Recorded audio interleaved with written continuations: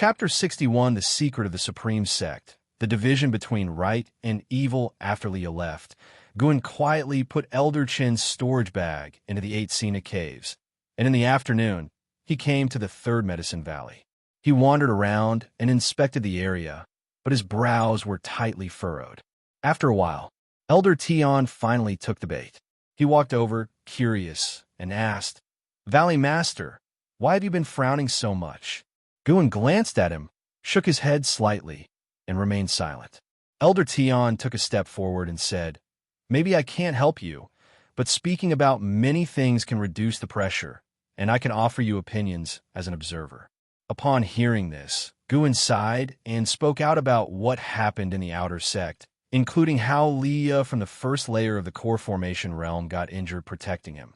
The reason he mentioned Leah was to ensure that the former sect leader remembered Li Ya's contributions.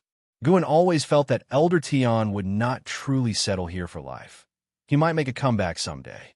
After he finished speaking, Elder Tian furrowed his brows. Guan couldn't hold back his complaints. The Outer Sect's Demon Extermination Hall has been catching Demon Path spies all day long, yet after so many years, demon cultivators still infiltrate the Supreme Sect. Can the Supreme Sect still be considered the #1 sect if disciples within it can't even be guaranteed safety? I don't mind being killed, but I worry about my disciples. Speaking of this, he sighed again, feeling quite anxious and aggrieved. Even he praised his own acting skills. If acting skills could be added to the attribute panel, they should have reached a pinnacle, leaving some room for a return to simplicity. Elder Tian sighed and said, "It does sound troublesome, but the immortal cultivation world has always been like this. No sect would truly care about servant disciples. To put it bluntly, they don't even consider servant disciples as part of the sect." Guan frowned, this time out of genuine concern. Hearing such word from the former sect leader's mouth was very jarring. "But I heard that the new sect leader has a righteous heart, and is the one the Hall of Elders looks up to. Maybe he can change things, at least better than the former sect leader," Elder Tian continued. His expression remained unchanged, as if he was not belittling himself, and it was unclear whether he spoke with veiled sarcasm. Guan did not respond, just sighed, and continued to inspect the medicinal herbs. Elder Tian did not follow his pace, and he didn't mention it again, fearing that it would be counterproductive. An ancient hour later, Guan returned to the Mystic Valley. Recently, he planned to stay in the Mystic Valley and return to other places on the same day. The disciples of Mystic Valley were puzzled as to why Guan had been staying there so often lately. It wasn't until Wuxia and Tang Yu went to the outer sect that they learned that demon cultivators had recently infiltrated, making them nervous but also touched. The master cared for them. Since the establishment of the 3rd Medicine Valley, the disciples had felt distance from Guan, but now they felt close again.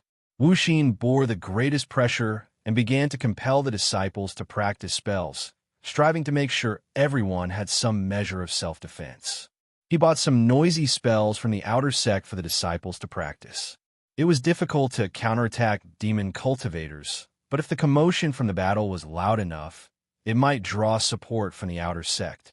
Guan did not stop him. Perhaps this could enhance the cohesion of the Mystic Valley and just as well train Wuxia's leadership and organizational skills. A few days later, Yilan came. She came for the same reason as Leah, worried about Guan.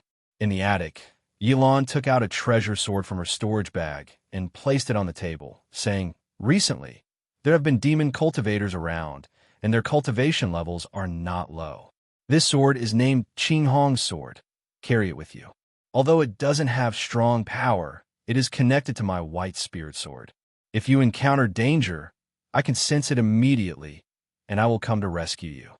Guan couldn't help but find it amusing and said, "Junior sister, your cultivation level is only a few layers higher than mine. Don't come to sacrifice yourself." Sacrifice herself? Yilan understood right away, glared at Guan, and hummed, "Senior brother, if we really fought, I could subdue you with one move. I may act gently in front of you, but others face a different side of me. It seems my junior sister is indeed strong. I underestimated you," Guan said with a smile. then picked up the Qinghong sword. The scabbard was exquisite, carved with an image of a wild goose soaring above the clouds. Very elegant.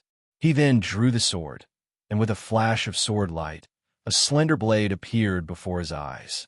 "It really looks good. From now on, I will wear on my waist," Guan said with a smile.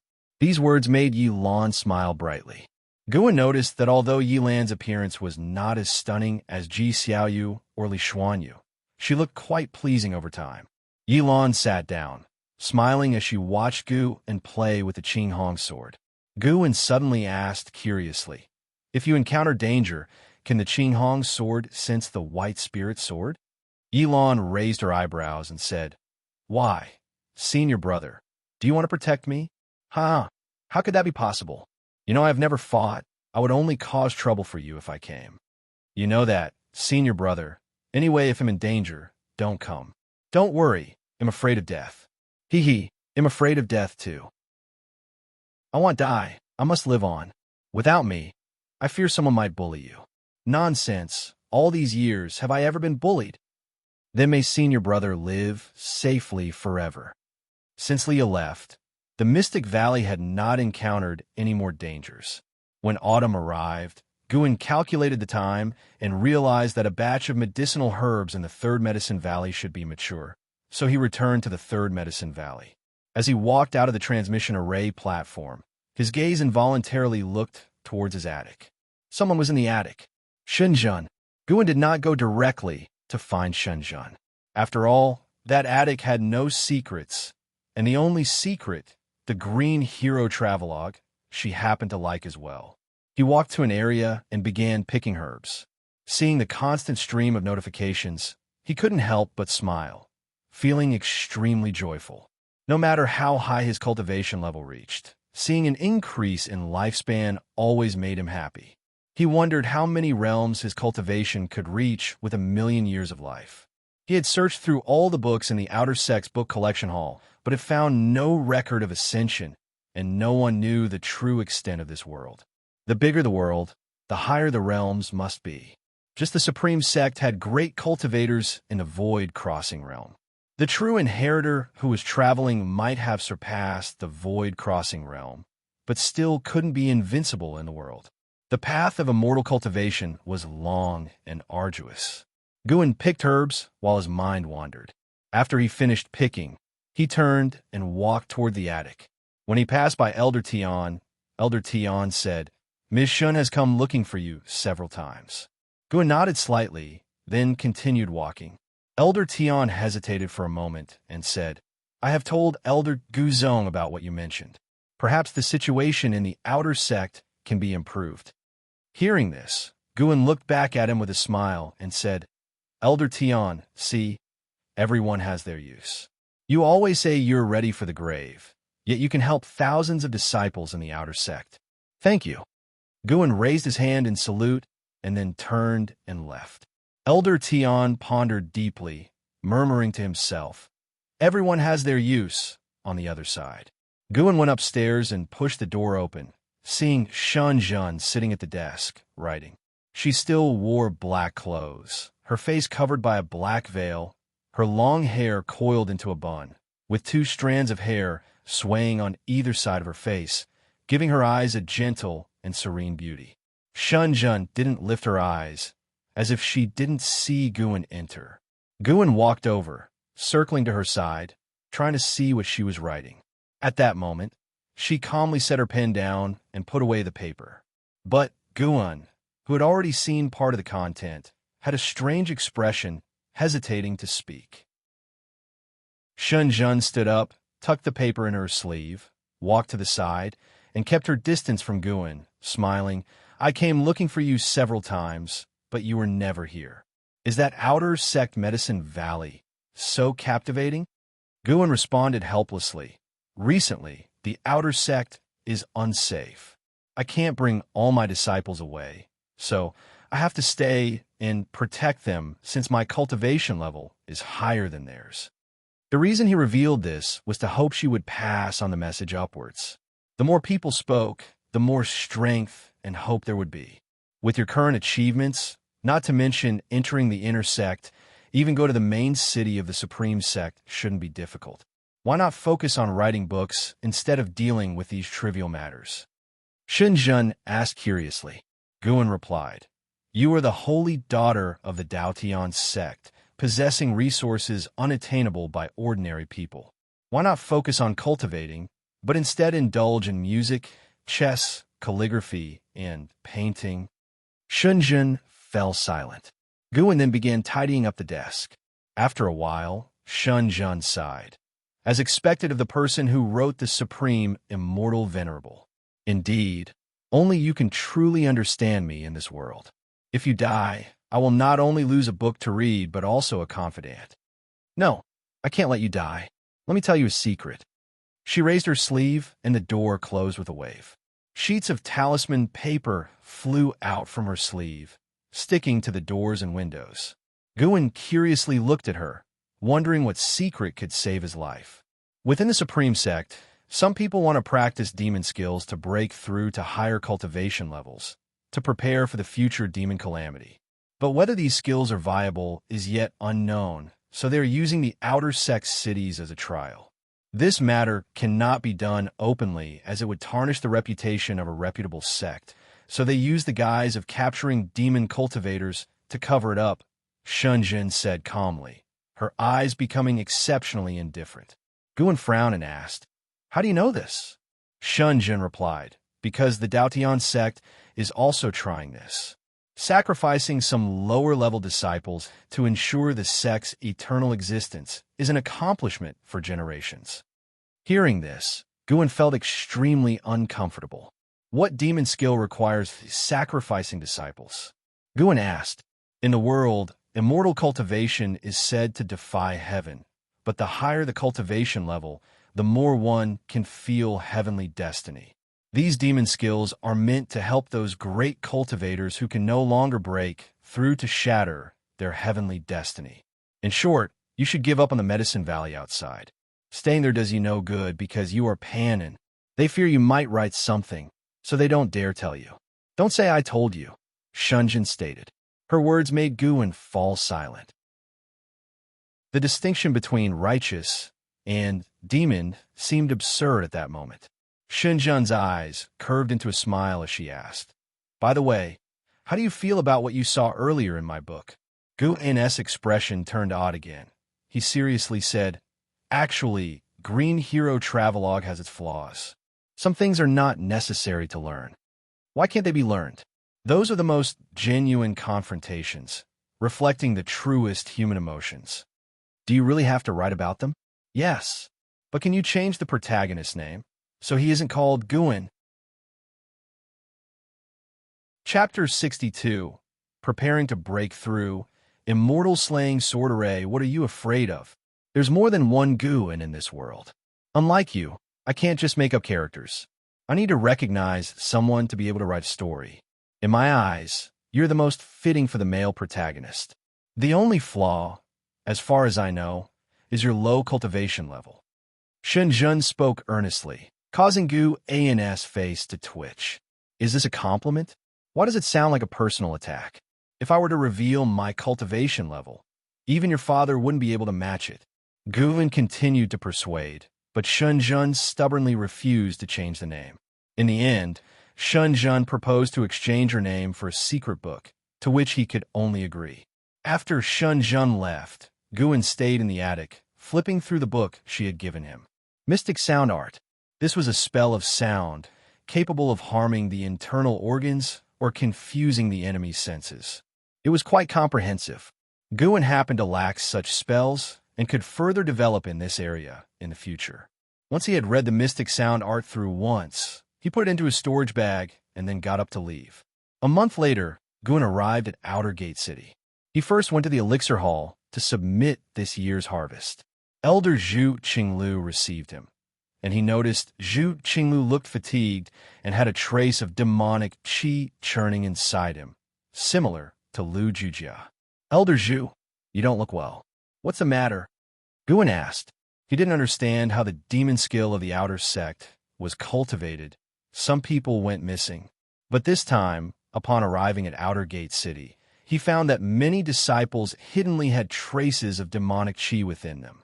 These disciples were almost all from different halls, not ordinary disciples. Was it collusion or a setup? He couldn't tell, and Shun Jun didn't say much either. Zhu Qinglu smiled. Cultivation, nothing serious. Don't you have a medicine valley in the inner sect? Move there quickly, don't stay in the outer sect. Lately, demon cultivators are rampant, and it's too dangerous outside. Guan cautiously asked, many people have told me the outer sect is very dangerous right now. If it's so dangerous, why don't they send more people to eradicate the demons? Also, what is the area under construction in the city? It's taking up nearly a quarter of the city. Just arriving at Outer Gate City, he saw numerous disciples laying stones in the center of the city. Those stones were not mortal stones. They all contained spiritual energy. To him, it seemed like a huge sacrificial platform was being set up. Zhu Qinglu nonchalantly said, naturally, those above have their considerations. We can't speculate. The best we can do is to protect ourselves as best as we can. As for the construction in the city, it's an array platform which can protect the outer sect in the future. Looking at him, Guan felt he didn't seem like a good person and probably knew the inside story and even benefited from it. Guan didn't ask further. After a few courtesy exchanges, he left. After leaving the Elixir Hall, Guan stood on the street, looking at the array platform under construction from afar. The sky was covered with dark clouds, and the once bustling and sunny Outer Gate City appeared so gloomy, as if it were a land of the demon path. Guan stood still for a long time before turning to leave. The autumn wind swept through the streets, fluttering his clothes. The Qinghong sword at his waist swayed slightly, its scabbard glinting coldly. After leaving Outer Gate City, Guan went to manage those caves. When he arrived at Li Zuanya's cave, he found her inside. From now on, you don't need to come here. I'm going to the inner sect. This is your reward, Li Xuanyu said, sitting by the table. With a wave of her right hand, a pile of spirit stones stacked up on the table. Guan immediately bowed, then went forward to put the spirit stones into his storage bag. He didn't say much and turned to leave. Watching his back, Li Xuanyu suddenly asked, I heard your leg technique is quite impressive. Guan stopped, turned to look at her, and said, Did Senior Brotherly you say that? My leg technique can't compare to his. Recently, Li had stayed in Mystic Valley, saw Tangyu practicing the residual wind leg, and learned that Guan had once subdued Meng Lang with it. He didn't expect him to tell Li Xuanyu so quickly. Yes, I just asked casually, Li Xuanyu said calmly. She paused, and then said, I look forward to the day you enter the inner sect. Then we can compete. Guan, puzzled, said helplessly, How can I compare with you, senior sister? I can't catch up with you. Go back. Li Xuanyu didn't respond to his words. Instead, she issued an order to leave. Guan could only leave. After leaving her cave, Guan didn't feel much psychological burden, as long as he never admitted it. What could Li Xuanyu do to him? At night, Guan walked through the forest. In the afternoon, he had already told Wuxia he was going out and would return tomorrow. He said so in advance because he was preparing to break through. Once he broke through, it would inevitably cause a commotion. If disciples looked for him and found him not in his room, they might become suspicious. Since going to the Outer Gate City, Guan had felt an intense atmosphere of danger. Those in power were cultivating demon skills, and noble disciples were fleeing the outer sect. All these signs made him anxious. Although the 9th layer of the void-crossing realm was strong, it wasn't like the Supreme Sect had no void-crossing cultivators, so after struggling for several days, Guan decided to break through another major realm. At worst, the function of extending his lifespan by 1,000,000 years would be delayed by a year. This time, he circled far and walked 300 miles by night, stopping in a dense forest. He stopped because he sensed 2 nascent soul auras, one of which he had felt before. Zhuo Yijian, the maniac swordsman of Sanghu Lake, who had attained sword enlightenment near Mystic Valley and was injured by Gu in as the Flying Leaf Sword Immortal, had last been seen at the G Mansion. Guan had suppressed his aura to the lowest level, not afraid of being noticed by nascent soul cultivators. Miles away, above the forest, the blue-clothes Wu Yijian stood in the air. 5 treasure swords hovered around him, showcasing the demeanor of a sword cultivator.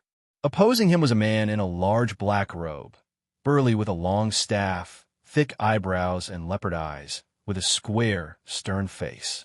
His black robe billowed violently, and his domineering aura pressed the forest below to the sides. Wu Yijian, instead of reading books and intersect, why come to stop me? The black-robed man asked coldly. Wu Yijian, expressionless, said, Chun Xianjin, as great elder of the outer sect, you cultivate a demon skill and harm your comrades. I'm not stopping you. You've committed many injustices. I come on behalf of the heavens to take you. Chun Xianjin laughed contemptuously. Don't you know who I am working for? He then struck his staff against the ground, releasing circles of purple light that formed complex and mysterious formations over 100 feet in diameter.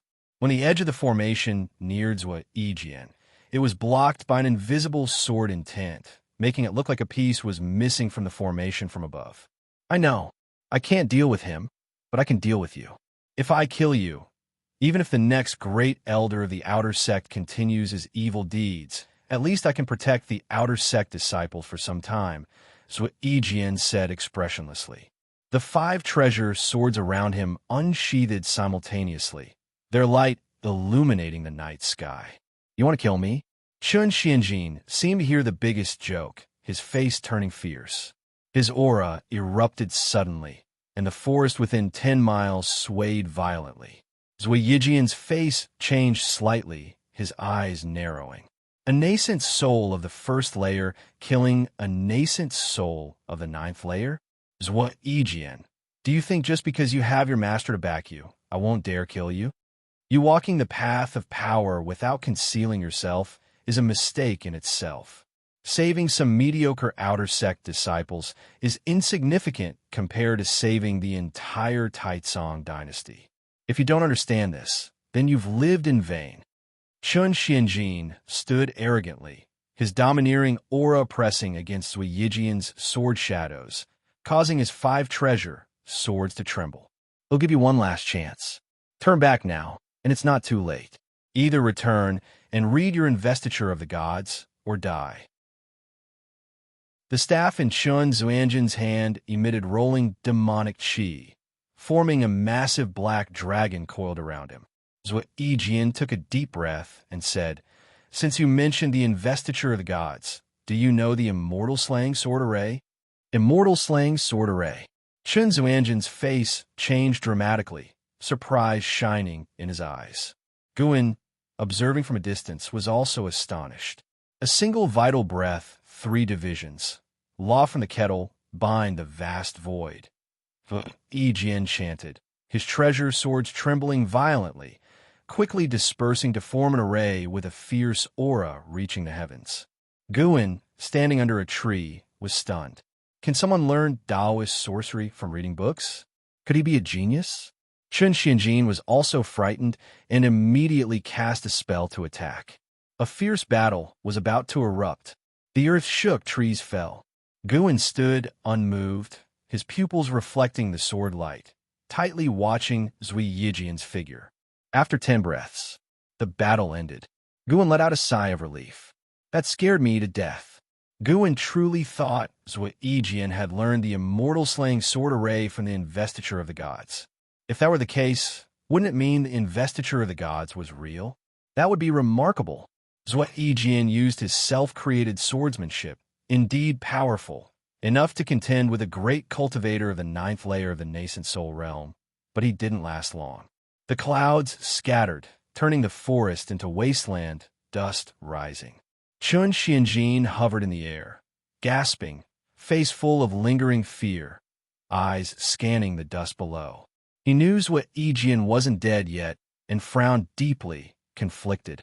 Though he wanted to kill Wu Yijian, reason told him that killing him might cause trouble. Though a nascent soul cultivator in the supreme sect, he was still a pawn. At this moment, a piercing sound approached, startling Chun Xianjin. who looked quickly and his pupils dilated. A cold light sped from the horizon, dispelling the dust and raising numerous leaves, like a sword cutting through time itself. In the ruins, Zhuo Yijian sensed something, instinctively opening his eyes. The dust above rapidly dispersed, the night sky reflected in his pupils, and amid the darkness, a bright light shone brilliantly. "It's him!" Zhuo Yijian's eyes widened, witnessing a leaf surrounded by sword chi pierce Chen Zuanjin's chest, blood scattering in the night sky. At this moment, Zhuo Yijian understood. The flying leaf sword immortal hadn't harmed him maliciously, but was guiding him. Otherwise, how could he have survived? Now, the flying leaf sword immortal saved him, making him both delighted and ashamed. Who exactly was this senior? Chapter 63: Breakthrough to the Unification Realm. After being pierced through the chest by a leaf surrounded with sword chi, Chen Zuanjin's spiritual power collapsed within his body. His eyes widened, and he was scared out of his wits.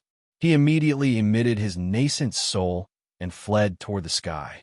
In the shaking forest, Guan quietly watched Chen Xianjin escape. He intentionally did not kill Chen Xianjin.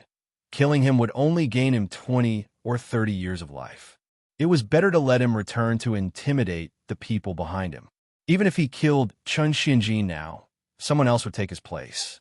It would not solve the root problem. If he could not intimidate them, and they threatened his mystic valley, Guan would have to take matters into his own hands. Under the black night, Guan's gaze was so cold. He turned and quickly disappeared into the forest. Among the ruins, Zhuo Yijian struggled for a long time before he managed to stand up. He was covered in blood and dirt, looking extremely battered. He called out loudly for the seniors, but no one responded. He had to sit cross-legged and cultivate his energy to heal on the spot. Meanwhile, Guan moved quickly, traveling thousands of miles before he finally stopped. He was still hiding in the forest. He lifted his robe, sat down in front of a tree, and then summoned his attribute panel.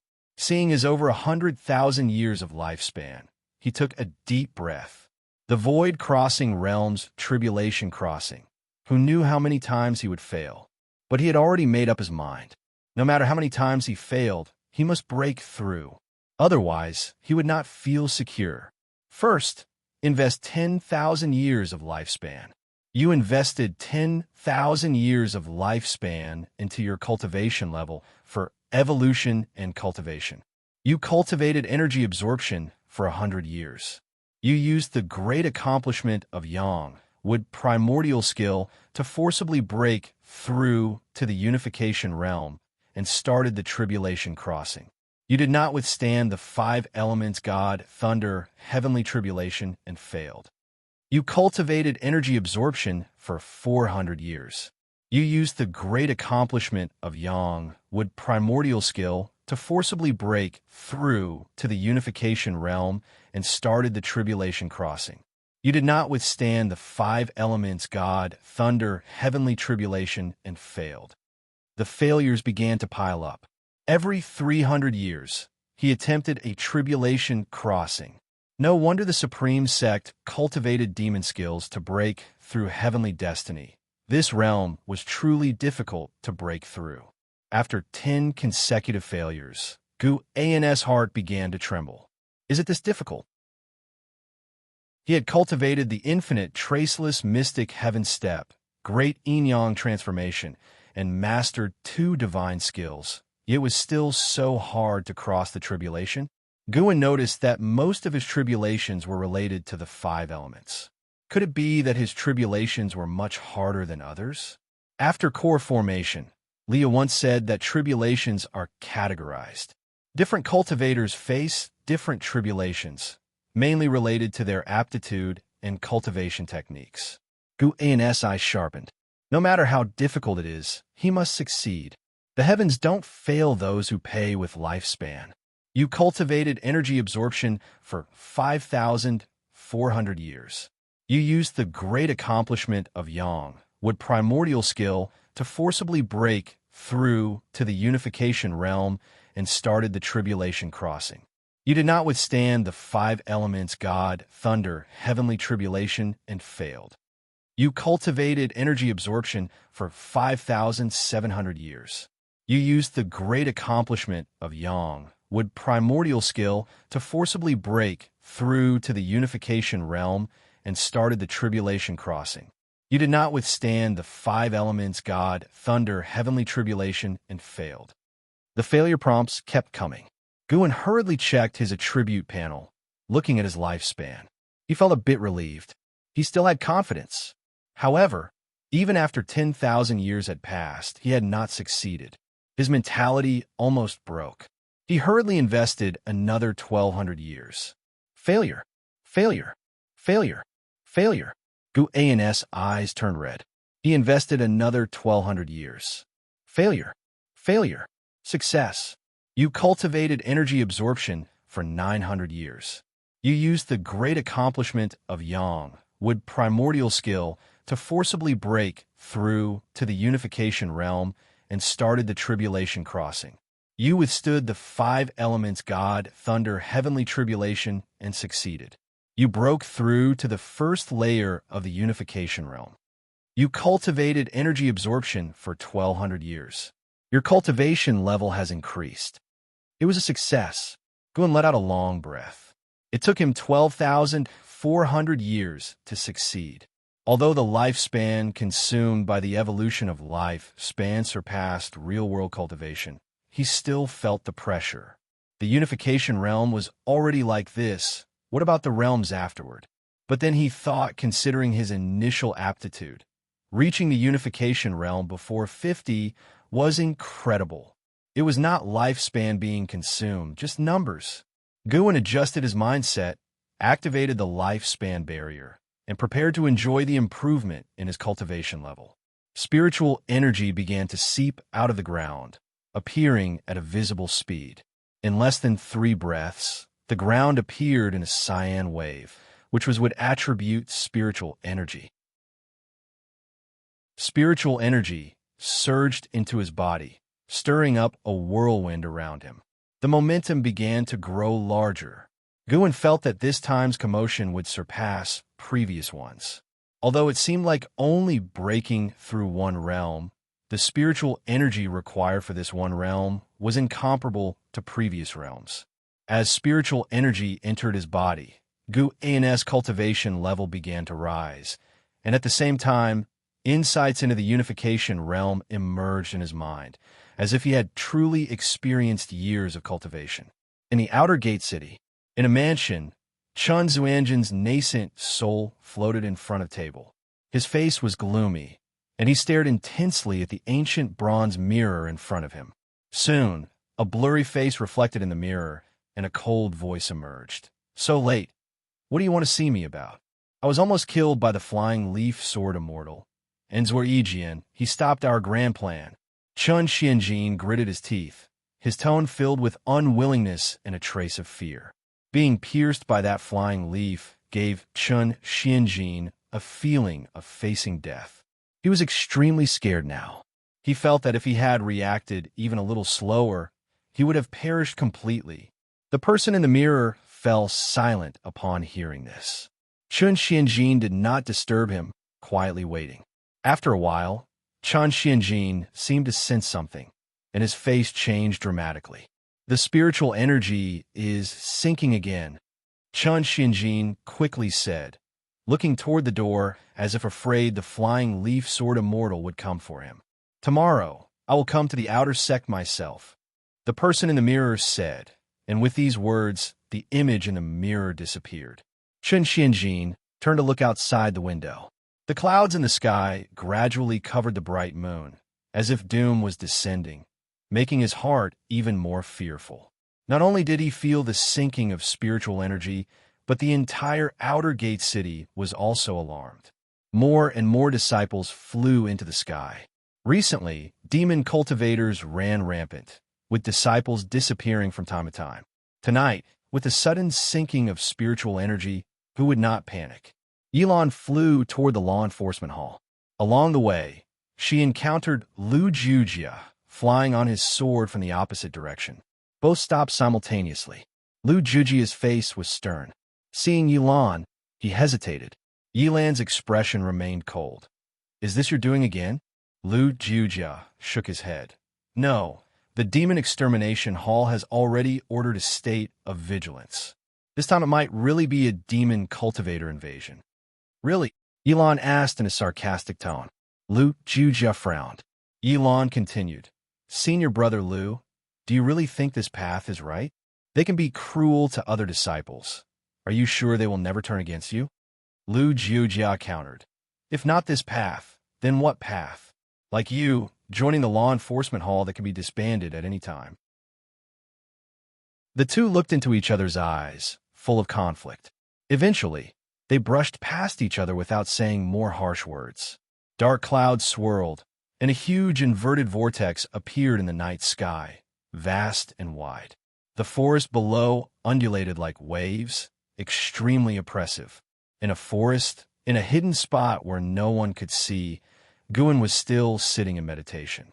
An entire hour had passed, but his cultivation level was still increasing, not yet breaking through to the unification realm.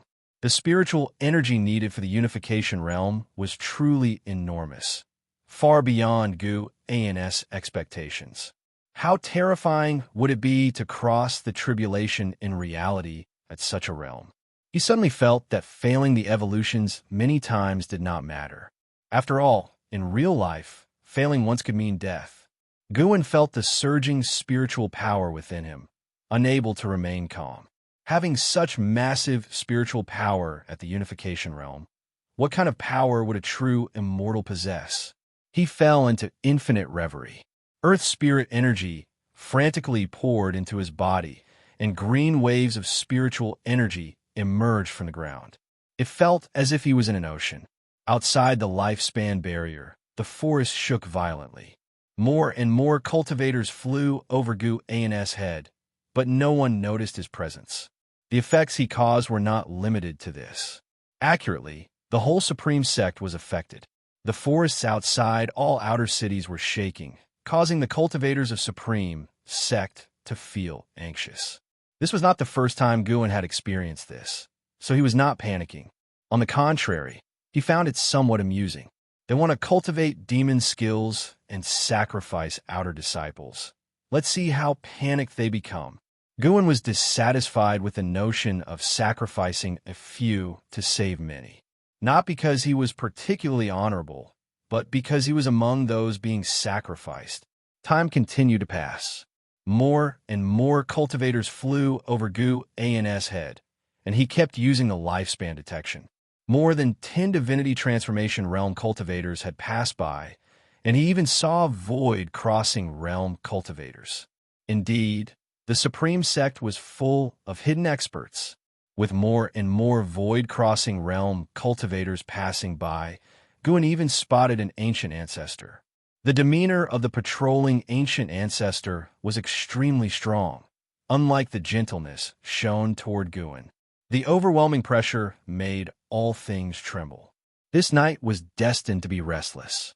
Another half an hour passed, and Guan finally broke through to the unification realm, transforming his entire perception. He felt that his body and his primordial spirit were more in harmony. The process of his primordial spirit emerging from the body became much easier, and his control over both his body and primordial spirit had greatly improved compared to before. This feeling was so wonderful, so much so that he could not describe it.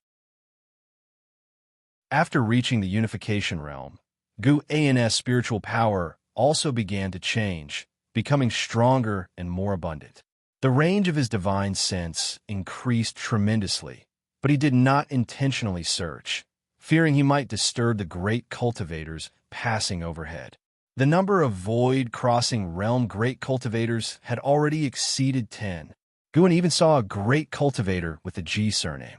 No wonder the G family dared to open a mansion in the Supreme Sect. This person had not appeared during Ji Xiaoyu's banquet before. A little more than half an hour later, Guan's spiritual power growth began to slow down. This indicated that the breakthrough was near its end. Guan's mind gradually calmed down. This lifespan barrier already consumed more than 1,000 years, but he did not feel any regret. After all, the barrier helped him avoid detection by over 100 great cultivators. The great cultivators he identified were at least at the nascent soul realm. And this was just one direction of the supreme sect. How many great cultivators would there be when counting those overseeing the other 7 outer gate cities? What reassured Gu was that he did not see any unification realm great cultivators for the time being. Although this could not completely prove that the supreme sect did not have any unification realm great cultivators, it at least indicated that the unification realm was at the top level within the supreme sect. Chapter 64. Heavenly Repair Platform. Mysterious big formation. The morning sun pierced through the mountains and rivers, swept over the outer gate city, and countless disciples were flying in and out, busy and oppressed. In a mansion, Chen Xuanzhen's nascent soul floated inside the hall. He lowered his head, full of tension. In front of him, a man sat on the high seat, dressed in a dragon-patterned black robe, his face young and handsome. However, the majesty between his eyebrows gave him a sense of oppression that did not match his appearance. His long hair was coiled under a silver crown with Qilin carvings, exuding an air of supremacy just by sitting there. Your brother was killed by the demon cultivators of the 1,000 Autumn Pavilion. Now you are seriously injured by the flying leaf sword immortal. Do you think Zui Yijian's master might have something to do with the 1,000 Autumn Pavilion? The black-robed man spoke slowly. His tone was calm, as if talking about a trivial matter. Chen Xianjin quickly raised his head and said, "It's possible. It's not uncommon for the 1,000 Autumn Pavilion to place spies in the Supreme Sect. Didn't you say that the high levels definitely have spies from the 1,000 Autumn Pavilion? Now, one of them has emerged. Offending Zui Yijian would certainly bring endless trouble. If he could overthrow Zui Yijian's backer, Chen Xianjin would not fear Zui Yijian." The black-robed man squinted, his eyes falling on Chen Xianjin, scaring him into lowering his head quickly. The hall fell silent again. After a long time, the black-robed man said in a deep voice, "Prepare the formation just in time for the recent disturbance from the demon cultivators. After this, the blame can be placed on the 1,000 Autumn Pavilion." Chen Xianjin hurriedly said, "But in my current state, I'm afraid. This time, I'll handle it personally." "What? No, it can't be done. Whether this plan will succeed is still uncertain. The Daotian sect is also waiting for us to try it. Nothing in this world is guaranteed to succeed. The path of immortal cultivation is one that treads through thorns. This plan has been in the making for 100 years. The supreme sect must proceed. We cannot let those in the shadows sabotage our grand scheme. You need not persuade me further." Hearing this, Chen Xianjin could only suppress his worries and agree to the matter. On the other side, Mystic Valley, Gu was leading the disciples through practice. The commotion of the previous night had left them restless, so they were chatting in small groups. Tang Yu asked, "Master, why are you back so soon?" The others looked at Gu and snorted. "Didn't you feel the disturbance last night?" "I returned quickly because I was afraid something might happen to you." Upon hearing this, all the disciples felt ashamed, thinking they were too weak and always worried their master. Xiuchuan anxiously said, "Senior brother, why don't you go to the Inner Sex Medicine Valley? We could disband and find our own ways in the outer gate. That way, you'll be safe." He was not afraid of death. He just did not want Guan to be too overworked. Guan had already reached the Foundation establishment realm, with a future they could not compare to. Why should he be constantly worried for their safety? Guan said, "If you want to go to the outer gate city, you are free to go, but I must remind you, the outer gate isn't necessarily safer than Mystic Valley. Disciples often go missing in the city. This is neither a threat nor a hint. I respect your choice, whether you stay or leave. The bond of Mystic Valley remains." He spoke from the heart. He pursued longevity and was prepared to face countless partings in the future. He had long since prepared himself not to concern himself with others' fates. Unless someone truly made him reluctant to part, he would follow his heart. Hearing his words, The disciples fell silent, looking at each other. Wuxia hesitated to speak, but held back. Why leave? Becoming servant disciples elsewhere, who will make elixirs for us like the Master. Mystic Valley doesn't need so many servant disciples, but the Master still took us in without reducing our benefits. We must not forget our gratitude. Tang Yu was the first to speak. His greatest regret was not rushing to the front like Su Han during Qiu Qianli's chaos. In those days, Su Han chased after him. Now Su Han had reached Foundation establishment, while he still didn't know if he could ever reach it. This gap began at that calamity. Tang Yu did not resent Guan, only felt ashamed. He vowed to perform well and regain Guan's favor. As he spoke, the other disciples chimed in, the atmosphere becoming lively, not as oppressive as before.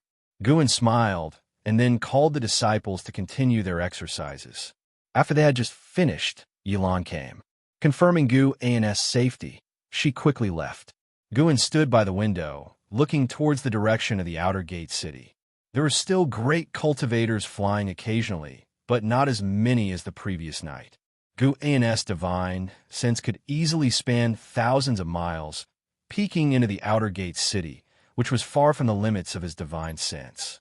He saw the huge array platform being accelerated in construction. Some disciples had even started transporting spirit stones. He silently watched, unable to discern what formation the array platform was for. The matter of the sinking spiritual energy caused turmoil within the Supreme Sect, and the tense atmosphere lasted nearly 10 days before easing. Guan was affected. Several outer disciples were relocating their caves, losing him channels for collecting life energy. These outer disciples were clearly fleeing the outer gate city. Guan was not disappointed. He now had 3 pieces of the Medicine Valley, with increasing life energy in the future. He was even preparing to expand the 3rd Medicine Valley. He was now just waiting for the matter of the outer gate to end quickly, as long as it did not threaten his Mystic Valley or the few people he cared about.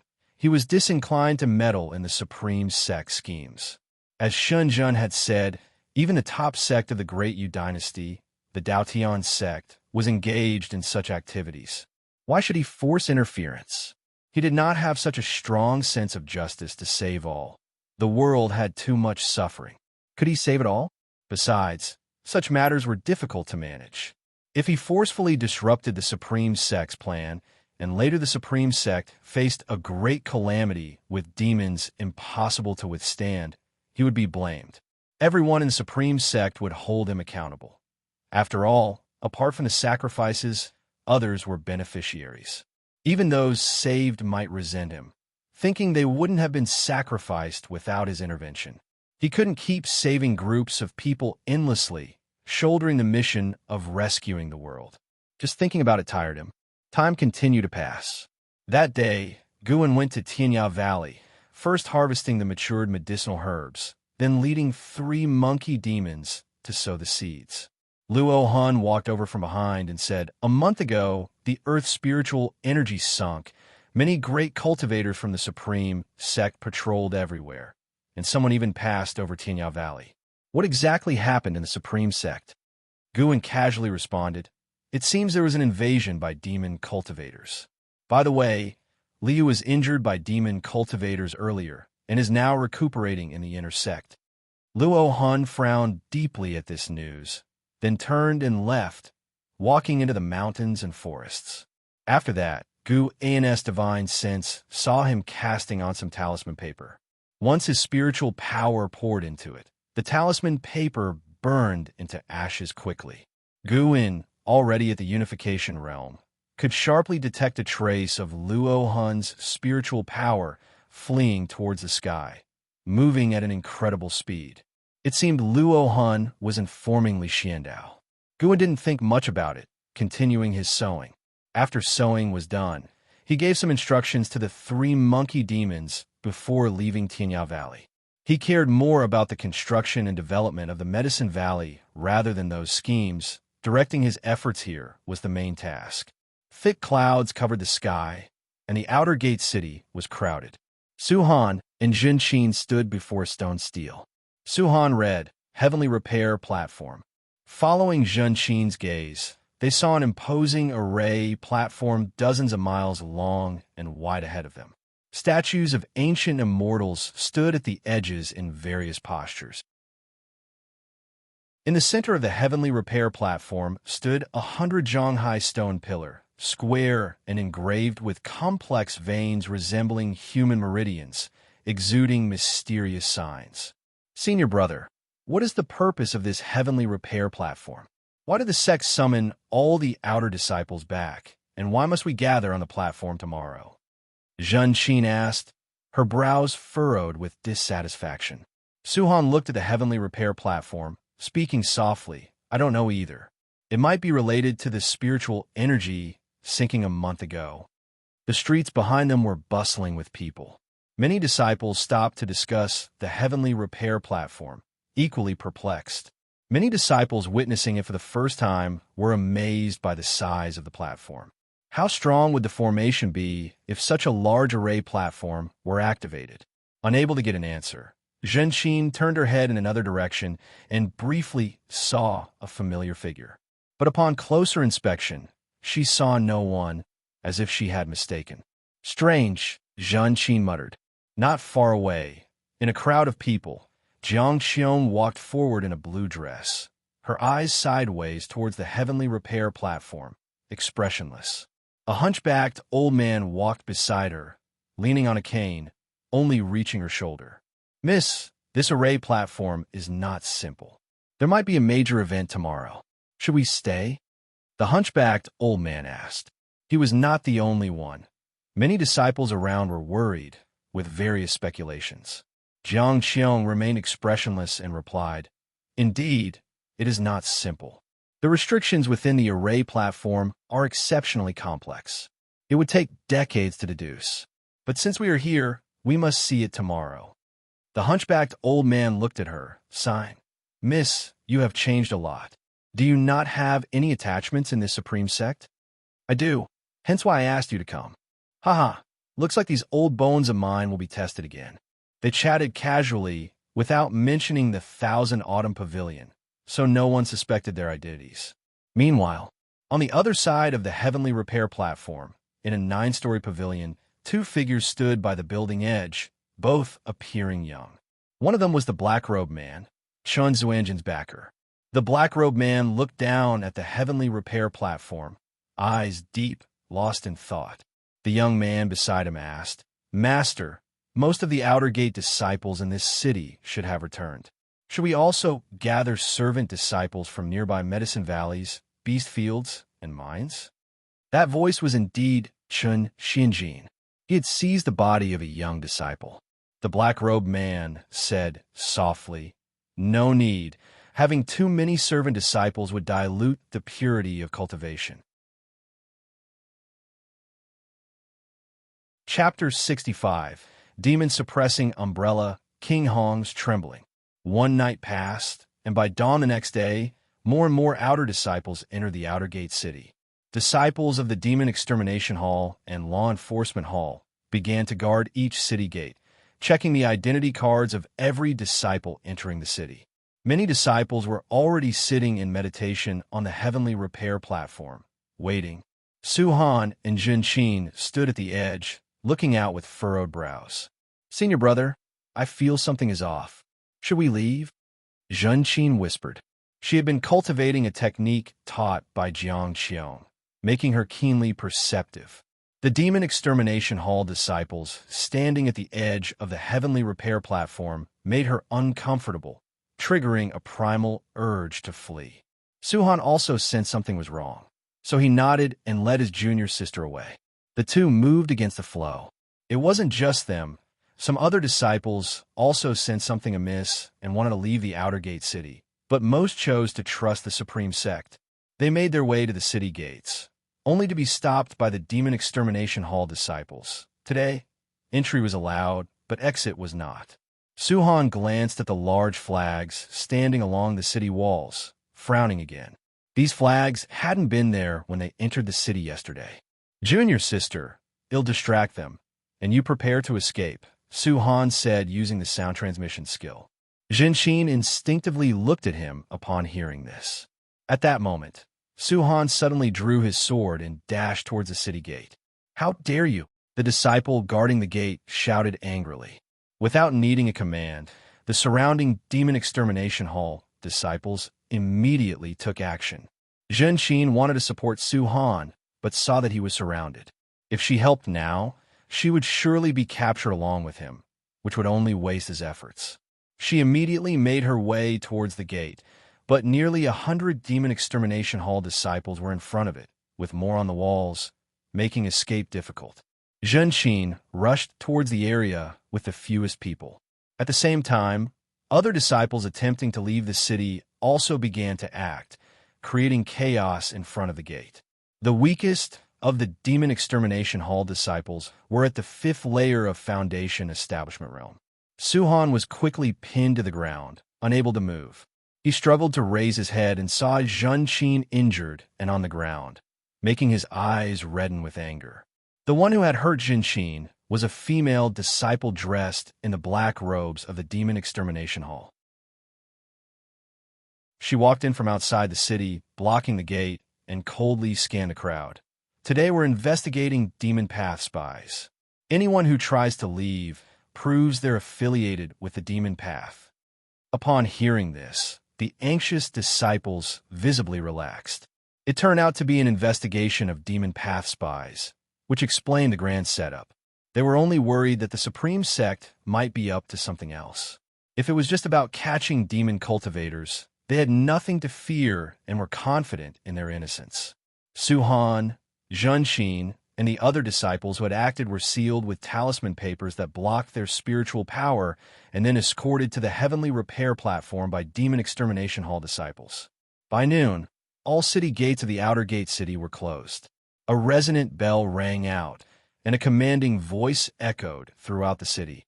All disciples must immediately gather at the heavenly repair platform.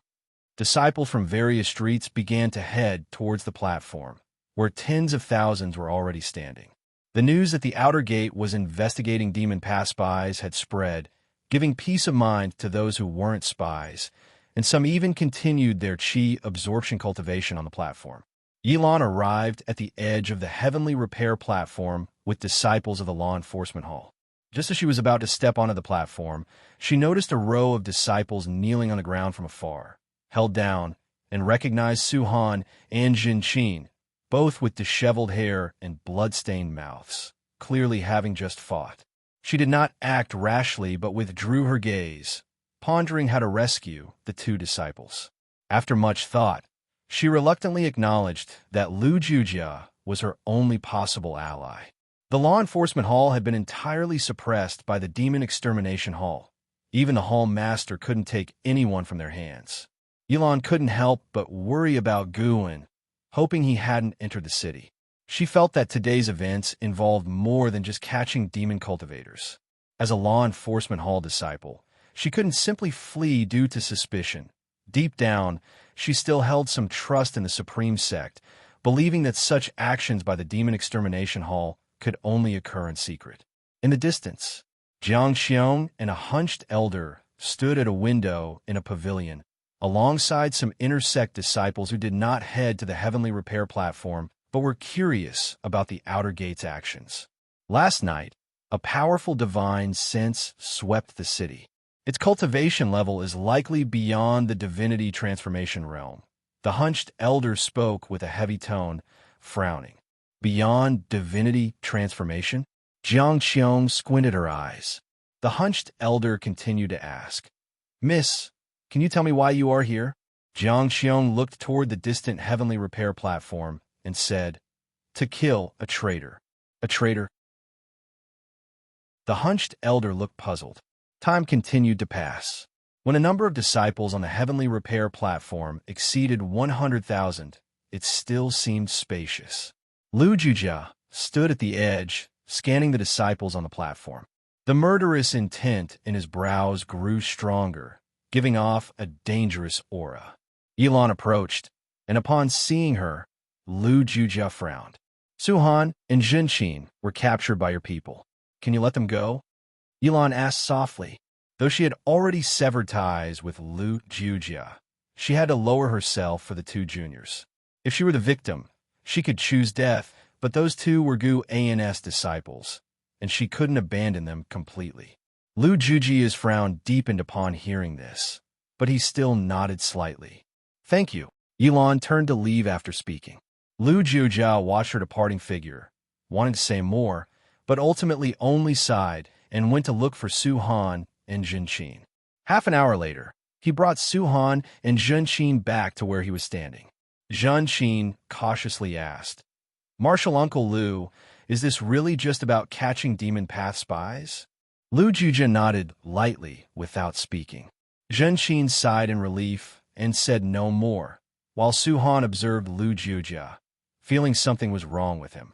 Suddenly, a red umbrella rose from behind a large building on the east side of the heavenly repair platform, quickly flying to the center above the platform, drawing many gazes. The red umbrella opened, releasing white jade beads that dangled on thin threads, swinging and clattering against each other, producing a clear sound. With a boom, the red umbrella erupted with powerful spiritual power, a faint golden light spreading and quickly covering the entire outer gate city, connecting with the flags on the city walls. Everyone in the city looked up, some curious, others fearful. A figure appeared out of thin air beneath the red umbrella, a man in black robes. "I am Chu Xian, an elder of the Supreme Sect's main city. I am here to cleanse the outer gate of demon path spies," the black-robed man named Chu Xian announced. As his words fell, the vast void-crossing realm aura enveloped the entire outer gate, letting everyone feel his immense power. Yilan looked up at the high and mighty Chu Xian from the crowd, her eyes full of shock. What kind of cultivation could produce such a presence? Not only her, but Lu Jujia, Su Han, and Zhenqin were also stunned. Most outer disciples looked at Chu Xian as if he were an immortal, awestruck and reverent. The Demon Extermination Hall has captured many demon path spies over the years, but there are still demon cultivators causing harm. We will first investigate the Demon Extermination Hall. Chu Xian's voice was cold and indifferent. As his words ended, the red umbrella above him shook, emitting an eerie sound that echoed throughout the city. Lu Jujia's expression changed drastically. Clutching his chest with both hands, he fell to his knees with a thud. Not only him, but all the surrounding Demon Extermination Hall disciples did the same. Some even screamed in agony. "Martial Uncle Lu, what's wrong?" Zhenqin asked urgently, extremely nervous. Lu Jujia felt as if countless bugs were biting him all over, the pain excruciating. He couldn't respond, only signaling Zhenqin and Su Han to stay away with his hand. The outer disciples on the platform looked towards the outer edge where the Demon Extermination Hall disciples were, murmuring in alarm. "The magic artifact above me is the Demon Suppressing Umbrella. Under its light, demonic chi is cleansed, and anyone practicing demon skills will turn to blood." Chu Xian's voice echoed once more. The heavenly repair platform erupted. Could the Demon Extermination Hall really be full of demon cultivators? The Demon Extermination Hall had captured countless people over the years, making many despise them. Now, knowing they were demon cultivators, how could anyone not be furious? Shouts and curses rang out. Lu Jujia was in unbearable pain, his forehead pressing against the ground, his body trembling. "Damn it, I knew it." Lu Jujia gritted his teeth, his face twisted in agony. He couldn't mobilize his inner spiritual power, and his heart plunged into unprecedented fear. Black chi emanated from him, rising into the air.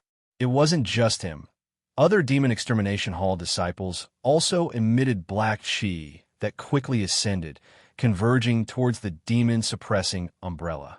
Yilan stepped out from the crowd, seeing Lu Jujia's painful state.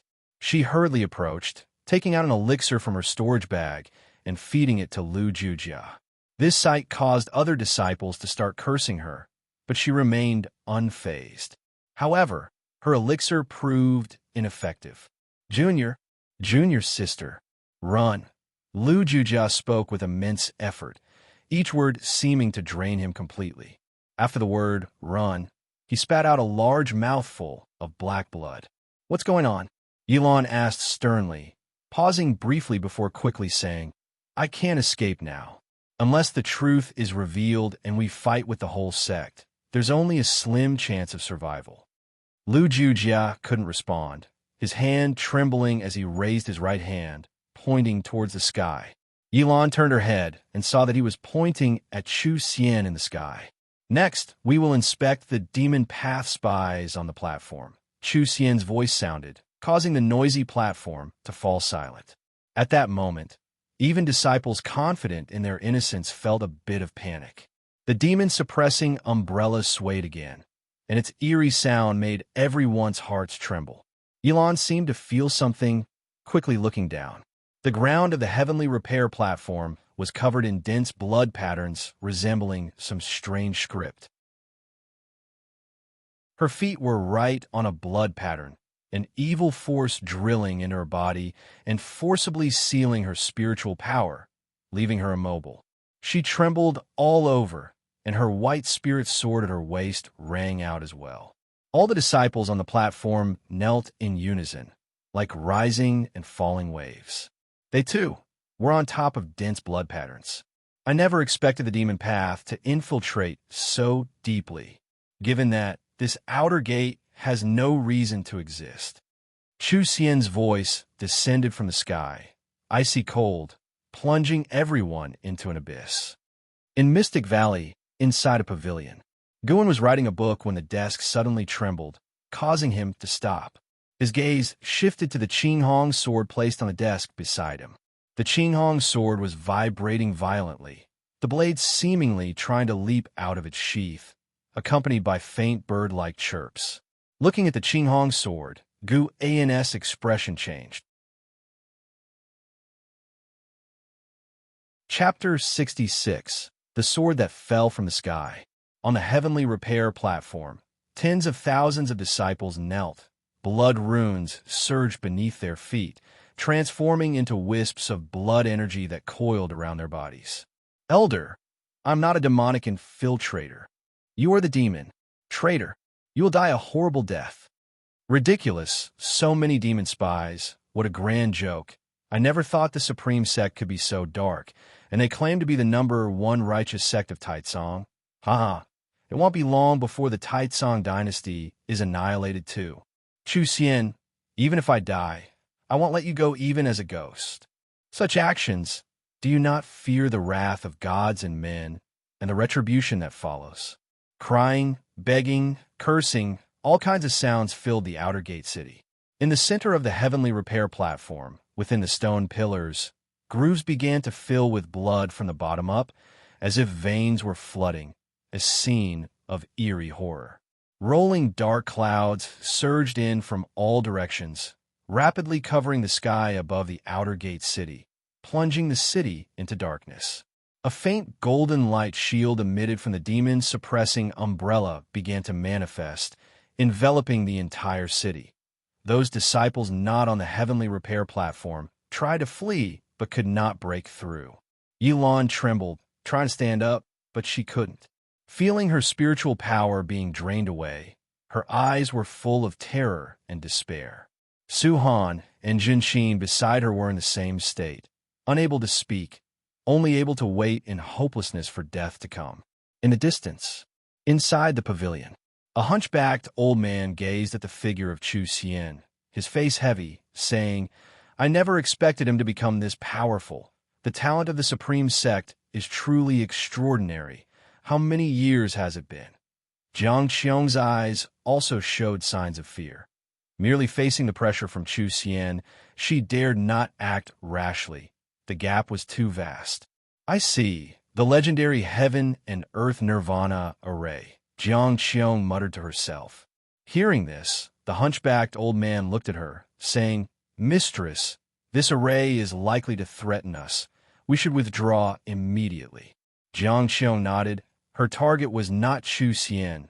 His appearance was unexpected, especially the Heaven and Earth Nirvana array, which had a great impact on her. The two immediately turned around, preparing to leave the outer gate city. Boom! Thunder rolled through the dark clouds in the sky, like a roaring heavenly god, oppressive and loud. Chu Xian looked up, his expression calm. After just a glance, his gaze returned to the city. Looking at the tens of thousands of struggling disciples below, his eyes showed a trace of compassion. For the eternal prosperity of the supreme sect, making a sacrifice is not in vain for your lifetime of cultivation. He muttered, seeming to comfort himself. The compassion in his eyes gradually disappeared, his gaze becoming indifferent. He raised his hand, grabbing the demon-suppressing umbrella, preparing to increase the force and refine the cultivation of all the disciples on the platform in one go. Yilan was already lying on the ground. She painfully raised her eyes to look under the billowing thunderclouds. Chu Xian's figure was so terrifying. But at that moment, she saw not Chu Xian, but another figure. She worried that Guan wouldn't escape this calamity. Regret filled her heart. She should have sought Guan yesterday, to let him leave the supreme sect early. Today's actions were against the heavens and humanity. Chu Xian would surely kill all the servant disciples belonging to this outer gate city. More and more blood-colored runes covered her body, like chains, pulling her tightly, as if they wanted to drag her into the ground.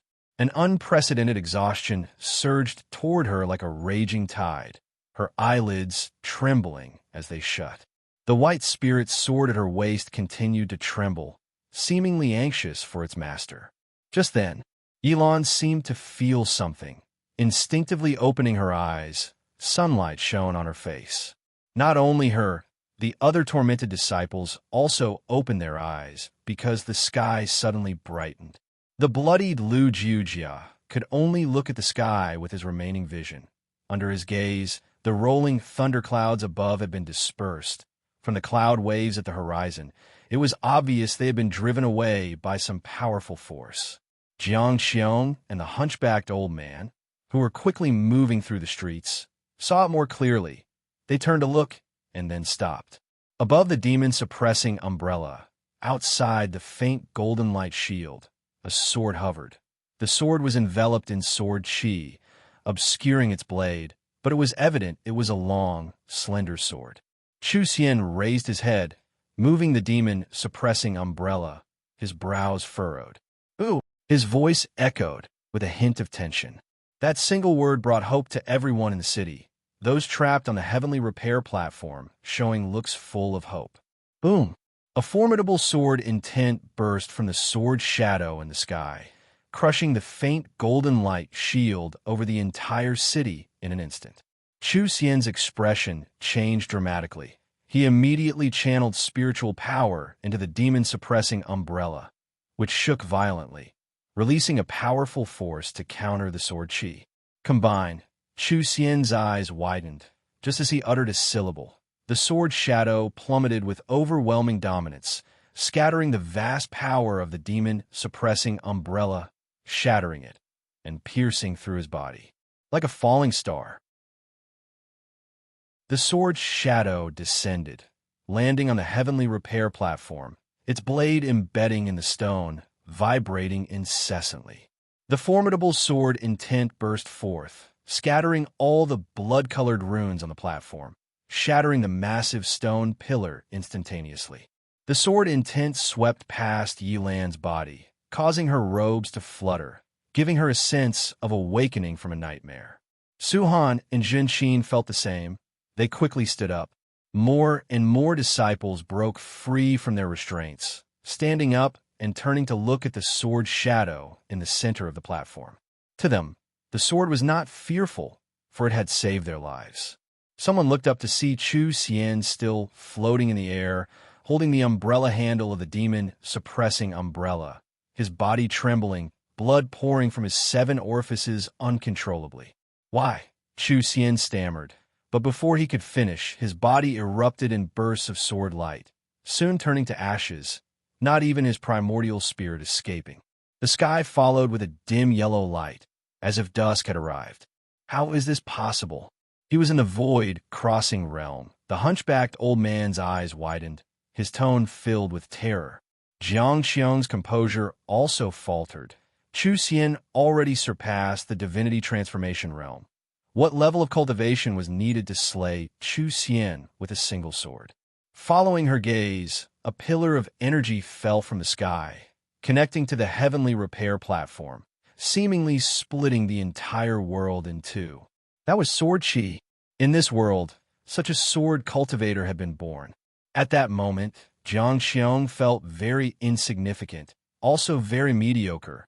The century of injury seemed to have eliminated her from the immortal cultivation world. Meanwhile, the third Medicine Valley, under a large tree, Elder Tian gazed towards the direction of the outer gate city. Even from a great distance, he saw the pillar of sword chi above the heavenly repair platform. Unification, Elder Tian muttered, his voice heard only by himself. On the mountain top at the edge of the Medicine Valley, Yin stood against the wind. A strong gust suddenly blew. Pulling his robes backward, he held a long spear, his posture as steady as a pine, unmoved. He squinted, looking at the pillar of sword chi in the distance, filled with wonder. Dozens of miles away, Shun Jun stood on a cliff. Behind her was the entrance to her cave. The wind blew her black robes and veil, revealing the lower half of her face intermittently. In her pupils reflected the pillar of sword chi, her eyes full of curiosity.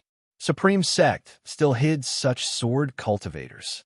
She couldn't help but think of the flying leaf sword immortal, plucking leaves and killing nascent souls. How high was his realm? No one knew, not even who he truly was. Elon stood at the edge of the heavenly repair platform.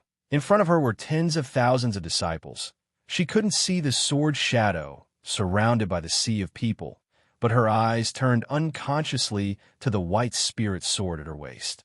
The sword continued to tremble slightly. Her eyes revealed a complex expression. At that moment, the outer disciples stepped back, making a thunderous noise. Yilan's attention was caught by a sharp sound. It was the sound of the sword blade grinding against stone. She immediately leapt, stepping on her flying sword, ascending into the sky. Not only her, but tens of thousands of disciples did the same, scattering into the air, creating an immensely spectacular sight. All who reached the sky widened their eyes, for they saw the sword shadow that had killed Chu Xian moving swiftly, the blade still embedded in the platform stone, sliding all the way, sparks flying, sword intent spreading. Elder Lu Chong of the book collection Hall frowned deeply, reciting, "Righteous path." When the sword shadow finished carving the last stroke, it flew up, brushing past the heads of all disciples, disappearing into the horizon in an instant. Everyone turned their heads to look at the heavenly repair platform. At its center were two large characters engraved. Righteous path, the strokes filled with vigor, exuding extreme sharpness and an aura of death. Jiang Xiong and the hunchbacked old man also flew into the air. Seeing those two characters, the two demon cultivators from the Thousand Autumn Pavilion were also deeply shaken. Taitsong Righteous Path committing to demonic deeds, but ultimately stopped by a mysterious sword cultivator who left behind the two characters, Righteous Path.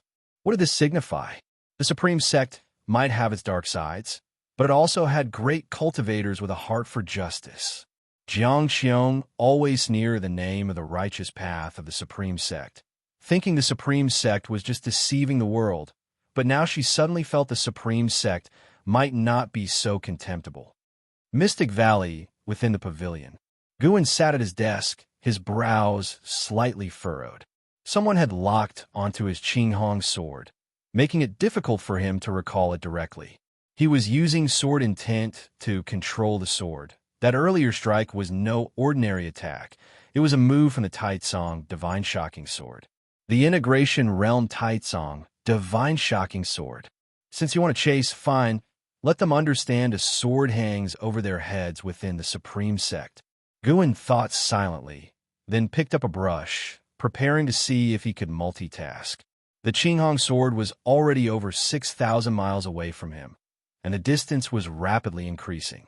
Above the sea of clouds, the Qinghong sword wove rapidly, leaving a long trail of energy waves that extended to the edge of the sky. Suddenly, the Qinghong sword stopped, suspended above the clouds. In less than 3 breaths, a golden light shot from the horizon, quickly arriving in front of the Qinghong sword, within less than 100 meters. The golden light dispersed, revealing a man in a blue Taoist robe, holding a horsetail whisk, appearing immortal-like. Only his expression was somewhat solemn. "Who are you exactly?" A unification realm sword cultivator unheard of within the Taizong dynasty. The Taoist robed man asked, his tone grave. Chapter 67. The Angry Vice Sect Leader. The voice of the man in the Taoist robe echoed above the sea of clouds, his gaze constantly fixed on the Qinghong sword. He couldn't discern the true form of this sword because his divine sense couldn't penetrate the sword qi on its surface, which made him quite alarmed. This person's sword Dao accomplishment was absolutely the strongest he had ever encountered. However, he didn't get a response. The entire world seemed to be left with only him and this sword, with no second person present. But he could sense a trace of divine sense fluctuation on the Qinghong's sword, indicating that it was being controlled by someone, which made him highly alert and on guard. At this moment, the Qinghong sword burst out with powerful sword intent. In an instant, rolling thunderclouds poured in from all directions, dimming the entire sky and earth. The terrifying sword intent locked onto the man in the Taoist robe, causing him to be moved. Thousands of lightning bolts intertwined in the thunderclouds above. Each bolt was like a group of dragons thrashing in the sea of clouds. The sword qi on the Qinghong sword surged wildly, burning like raging flames. The man in the Taoist robe immediately wielded his horsetail whisk, and streams of gang qi were released, gathering around him into a gigantic golden light mountain. On the mountain rose numerous statues, as if silently shouting. Suddenly, torrential rain arrived, and strong winds howled through the clouds. Under the flashing lightning, the Qinghong sword, wreathed in sword qi, seemed like an unparalleled demon sword, giving the man in the Taoist robe immense pressure. The Qinghong sword flew up, its tip pointing toward the man in the Taoist robe. The man in the Taoist robe immediately struck out with his palm, and the giant golden light mountain on his body burst into dazzling brilliance. All the statues simultaneously struck with their palms, spiritual power transforming into a grand light mass towards the Qinghong sword, resembling a river of stars crossing the sky. The Qinghong sword moved. Bang! With a single sword strike, it targeted the man in the Taoist robe. The sword moved, the wind and thunder roared, and the heavens and earth trembled. A cold light radiated across the sky, and the Qinghong sword was like the fastest light, the fiercest thunder, shattering all obstructing objects with unstoppable force. The river of stars was directly driven away, and the giant golden light mountain on the man in the Taoist robe shattered instantly. He immediately dodged and jumped away, but the next second, the Qinghong sword had already reached before him, relentlessly pursuing. He struck out with his palm, and the space in front of him seemed to solidify. An invisible barrier forcibly halted the Qinghong sword. Ripples spread around, giving the barrier a shape. Suddenly, the face of the man in the Taoist robe changed, darkly thinking something was wrong. Crash! The sound of shattering glass rang out, and the man in the Taoist robe instinctively retreated. Time seemed to slow down, and in his pupils the tip of the Qinghong sword was getting closer and closer to him. The sword qi blossomed like a flower, so brilliant and magnificent. Bang! A strong wind came at the man in the Taoist robe, blowing off his hair crown. His black hair floated freely, and his Taoist robe was fiercely pulled backward. The sea of clouds behind him scattered, the thunderclouds above tore apart, and the sunlight poured down as if a giant crack had been cut through the sky, extending to the horizon. The man in the Taoist robe widened his eyes, looking at the sword suspended in front of him, unable to calm his emotions. This sword could completely harm him, but stopped at a point he couldn't defend against. Under his gaze, he saw the Qinghong sword slowly descending. He seemed to understand something, neither dodging nor striking back. The Qinghong sword gently tapped his chest 3 times, then turned and left, its speed even faster than when he had chased. This time, the man in the Taoist robe didn't pursue because he knew it was pointless. He was simply not the opponent of the other party. His face gradually darkened. Though the sunlight shone on him, it felt so glaring to him.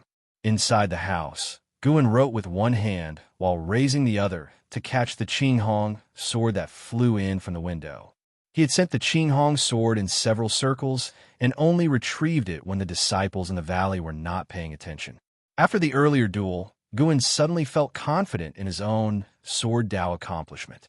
Killing Chu Xian in the void-crossing realm granted him 93 years of lifespan, and the Taoist robe man he encountered later was also at the unification realm. Judging by his aura, he was probably at the initial unification realm like Gu In, at most not above the 2nd layer, but he was still not a match for Gu An's Taitsong, Divine Shocking Sword. He had always thought his actual combat ability in the same realm was weak, but now he realized he might have underestimated himself. Even without much combat experience, his cultivation in spells and ultimate skills was solid and genuine, not mere fantasies. Not everyone could spend thousands of years cultivating spells, while the vast majority of cultivators dedicated most of their time to chi absorption cultivation. Of course, fighting with a higher realm against a lower realm was always more stable. Guan sheathed the Qinghong sword and placed it on the table. He turned his head to look at the outer gate city, where many great cultivators from the Supreme Sect had already gone. Tens of thousands of outer disciples survived, and Chu Xian's crimes could not be concealed. Yilan and the others were safe. He believed that the Supreme Sect wouldn't practice that demon skill again in the short term. The 2 big characters Guan carved at the heavenly repair platform became the focus of attention for cultivators, with great cultivators marveling at his sword intent, and outer disciples indignantly cursing Chu Xian, demanding a thorough investigation from the higher-ups. Because Chu Xian had used a formation to isolate the outer gate city in advance, the servant disciples of Mystic Valley didn't hear the commotion, but some disciples outside saw the turbulent sea of clouds and took notice. An hour later, more cultivators started flying over Mystic Valley, causing the disciples in the valley to talk incessantly. Guan didn't go downstairs, pretending to be unaware of the matter. Today, the Supreme Sect was destined not to be peaceful. After a night, in the early morning, Yilan, Su Han, and Zhen Qin returned. Guan welcomed them in the attic, and Wu Xin and Xiaochuan insisted on joining the fun, so Guan let them in as well. Zhen Qin began recounting the events of the previous day, her voice full of surprises, making Wu Xin and Xiaochuan experience emotional ups and downs. Yilan was uncharacteristically silent, no longer staring at Guan all the time. Guan roughly guessed the reason and pretended not to notice her unusual behavior. After Zhen Qin and Su Han finished speaking, Wu Xin sneered, "I knew long ago that the Supreme Sect wasn't as righteous as it's rumored to be outside. I didn't expect it could be so shameless, sacrificing tens of thousands of fellow disciples. Even the Thousand Autumn Pavilion hasn't done something so heinous." Feeling vexed, Xiaochuan gritted his teeth and said, "Brother, why don't we switch to another sect? Planting herbs elsewhere is still planting." Guan glared at him and said, "Nonsense. Don't say such things in the future. In any case, this matter has been interrupted. There are still righteous people in the Supreme Sect." He was reluctant to give up his foundation, especially the 8 Sina Caves. Cultivators from the main city of the sect have already come to seek justice. They said they would give an explanation to the outer disciples. Let's see how the sect handles this. The commotion yesterday was too big to be hidden, and word will surely spread to the immortal cultivation world, Yilan said, still not looking at Guan while speaking. Su Han, thinking of something, hurriedly said, "Master, Martial Uncle Liu is severely injured. Even if he survives, I'm afraid. Guan had noticed Liu Jujia's tragic condition the day before, but was powerless to help. Liu Jujia's cultivation had been completely drained, and even if he survived, he would be a cripple, unlikely to cultivate immortality again. He wondered if Wuxia's Taoist expansion skill could help him. Tell him that if he doesn't mind, he can come to Mystic Valley to find me, and we can plant flowers and herbs together, living a peaceful life. Guan sighed. Mentioning Liu Jujia's fate cast a heavy atmosphere over the room. All right, everyone go now. I need to talk to Junior Sister Yi. Guan waved his sleeve. The others quickly saluted and then turned to leave. Zhenqin, being thoughtful, closed the door. As the door was about to shut, she gave Guan a playful glance, leaving him somewhat amused and exasperated. The room fell into silence. Guan could sense Yilan's unsettled aura. He smiled and said, "Junior sister, you must be frightened. How about staying in Mystic Valley for a few days to rest?" Yilan took a deep breath and turned to look at him, saying, "Indeed, I was frightened, but not scared. Senior brother, I suddenly understand your previous words. I truly was foolish. The path of immortal cultivation should primarily be about cultivating.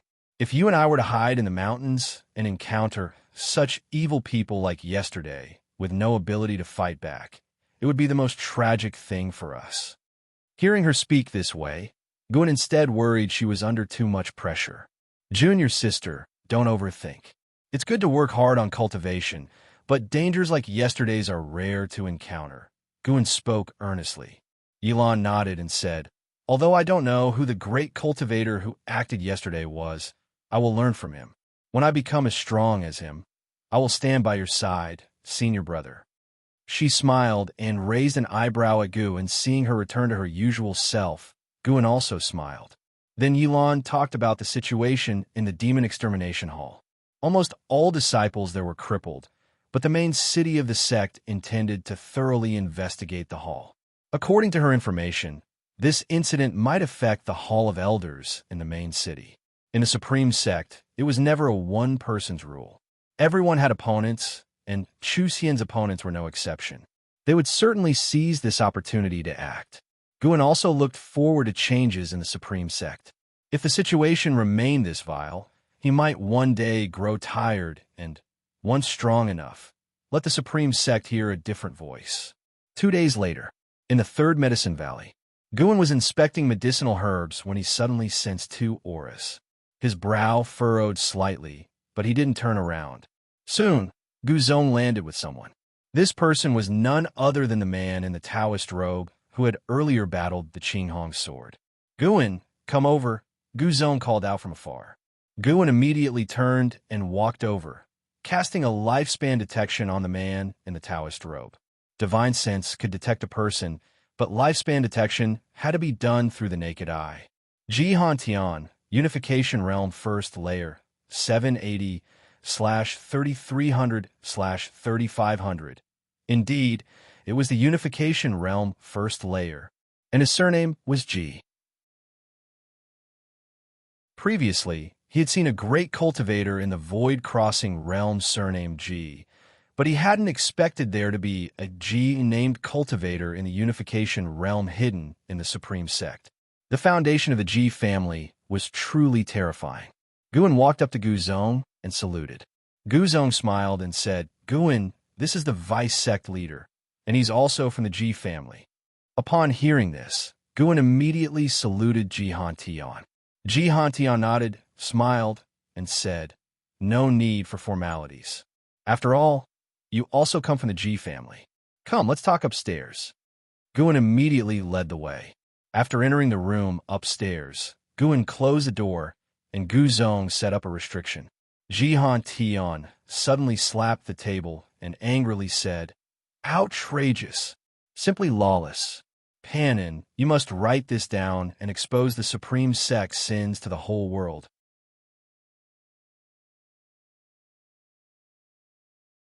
Chapter 68. Status Promotion. Searching for Pan, and you want me to write it? Guan didn't dare to respond. He had no idea why Jihan Tian was so angry. If Jihan Tian wanted Guan to defame himself, he certainly wouldn't do it. Why are you yelling so loudly? Gu Zong said discontentedly. He then sat down, gesturing for Gu and to sit beside him. Guan nodded and sat down on the stool next to him. Jihan Tian, trying to calm his emotions, said, "Using tens of thousands of disciples to refine a formation, is this truly the righteous path?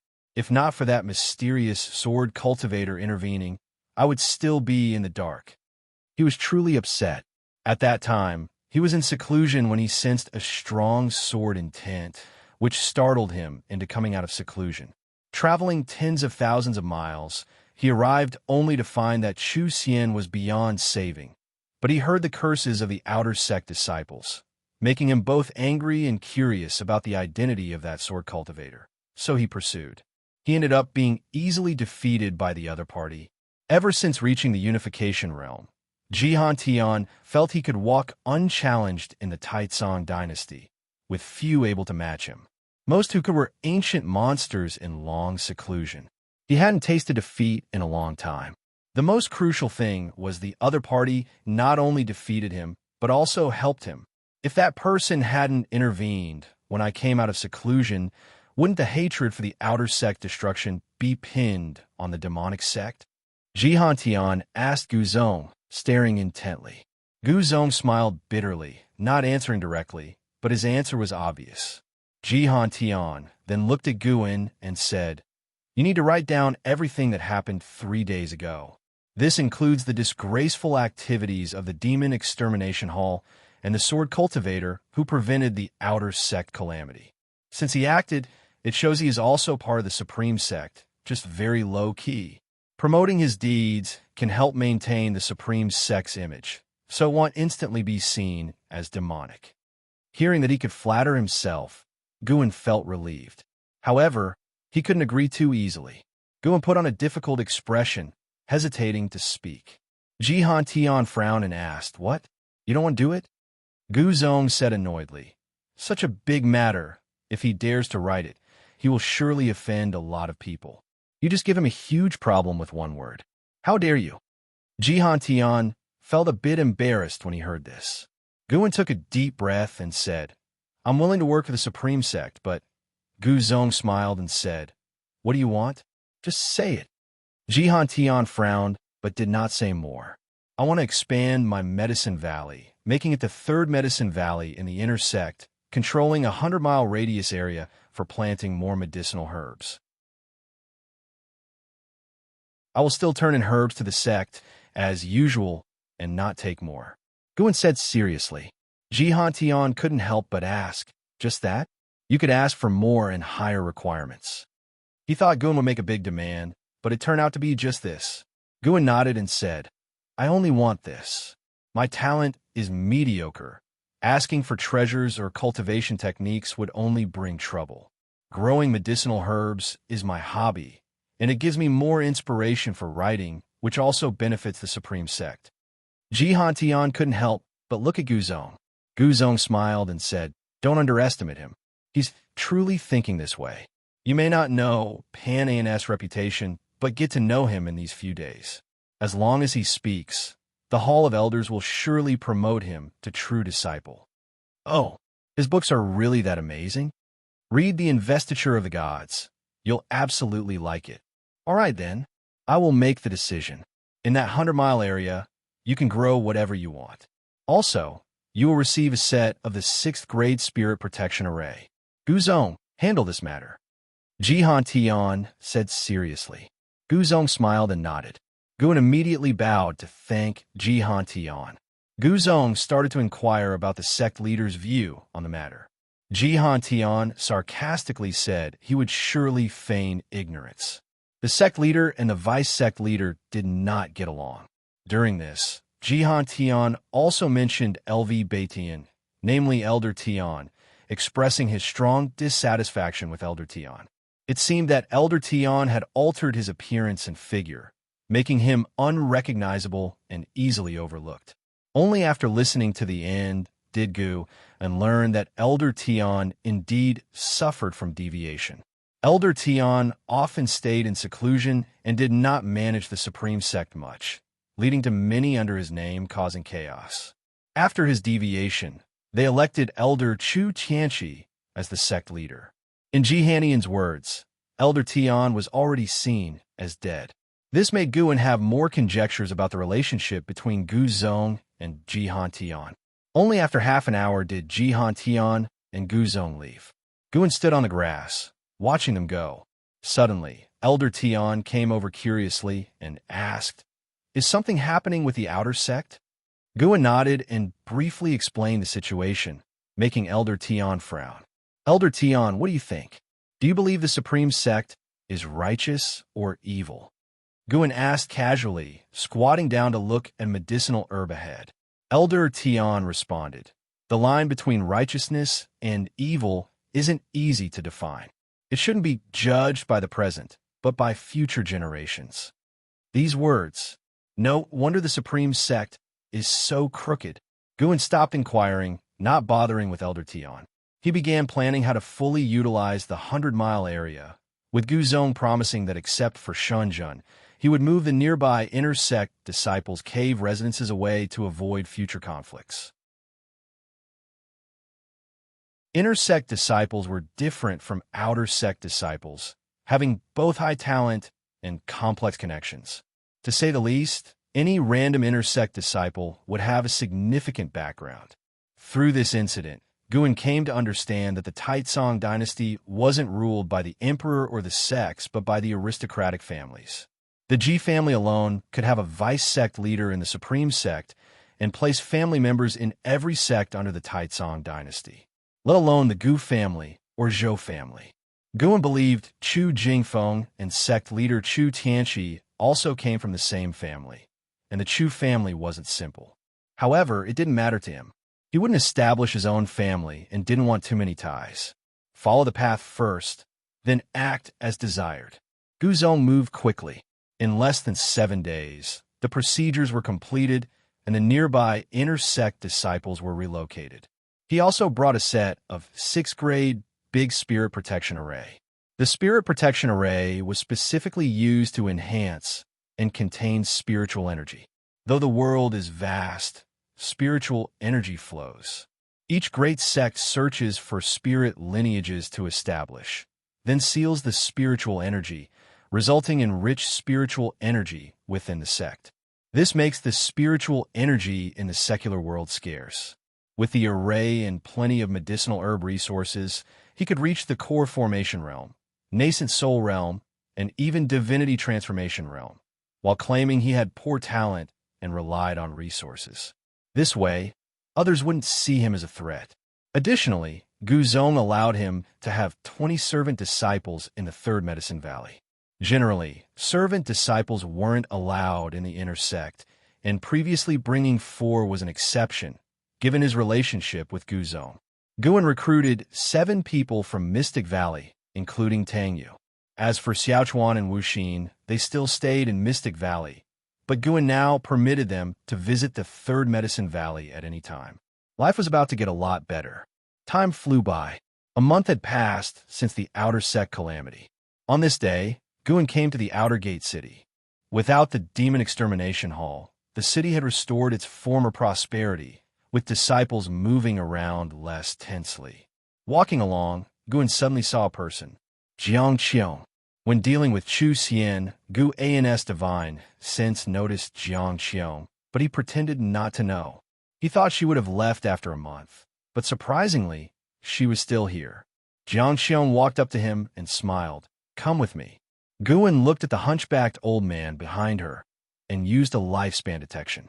Hu Mo, Divinity Transformation Realm, 9 layers 970/1300/1570. Guan could sense the hidden demonic chi inside the old man. Jiang Qiong was truly bold, not only coming herself, but also bringing a same realm companion, unafraid of being exposed. Seeing Guan hesitate, Jiang Qiong raised her hand and revealed a token. Outer Sect Great Elder, equivalent to the ruler of the Outer Sect. Guan looked at her in astonishment, wondering how she managed it. Xianxia smiled proudly and walked past him. He quickly followed her pace. Soon, Guan entered Xianxia's residence, where there were many servant disciples, none with demonic qi. Xianxia led Guan into a grand hall, while Hu Mo stood at the entrance. Guan could sense him casting a spell to isolate the area, preventing any spying. Guan watched Xianxia sit at the chief's seat, even crossing her legs, lacking any demeanor of the outer sect great elder. How did you manage it? Guan couldn't help but ask. Xianxia snorted. Your martial master's divine skills are vast.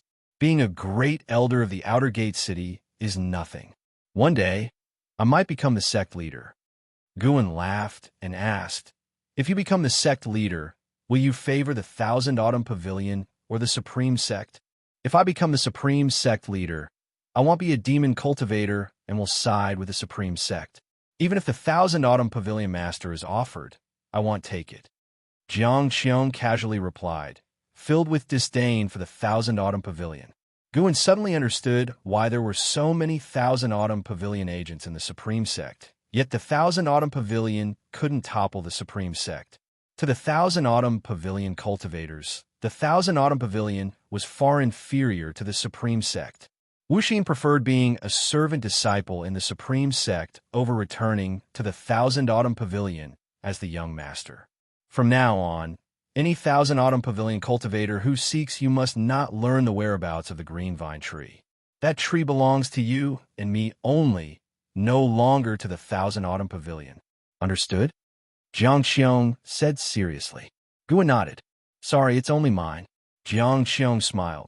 Grand disciple, tell me, what do you need? Feel free to ask.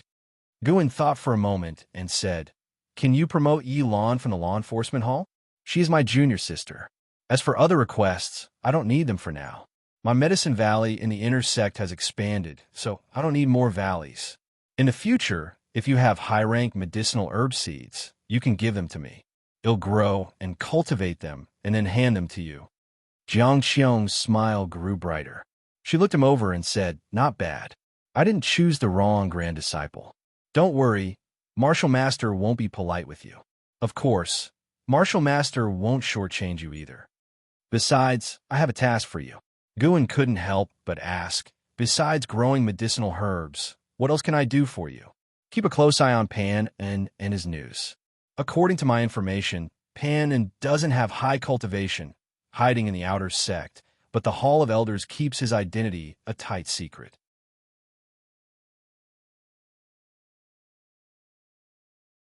Chapter 69, Sword Venerable Fudao, renowned throughout the world. Part 4. Looking for myself? Guan wanted to laugh, but restrained himself. Ji Hantian asked Gu to write about himself, and Xianxia asked him to find himself. Despite the different identities, he still found it absurd. What kind of matter is this?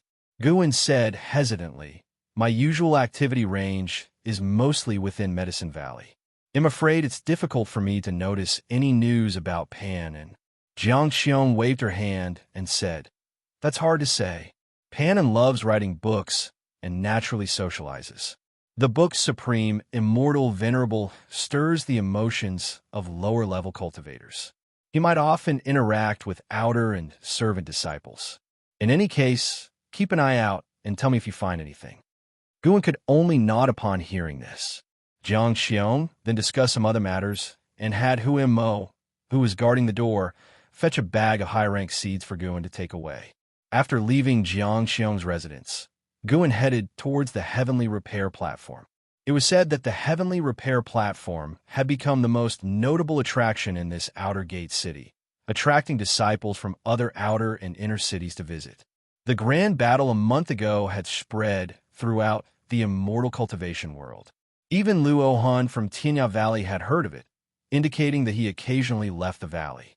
Upon reaching the Heavenly Repair Platform, Guan saw that at least 10,000 people were on the platform.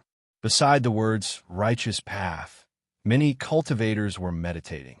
Guan first noticed two familiar faces, Zhua Yijian and Zhua Lin. This father and son pair were observing Gu An's sword intent.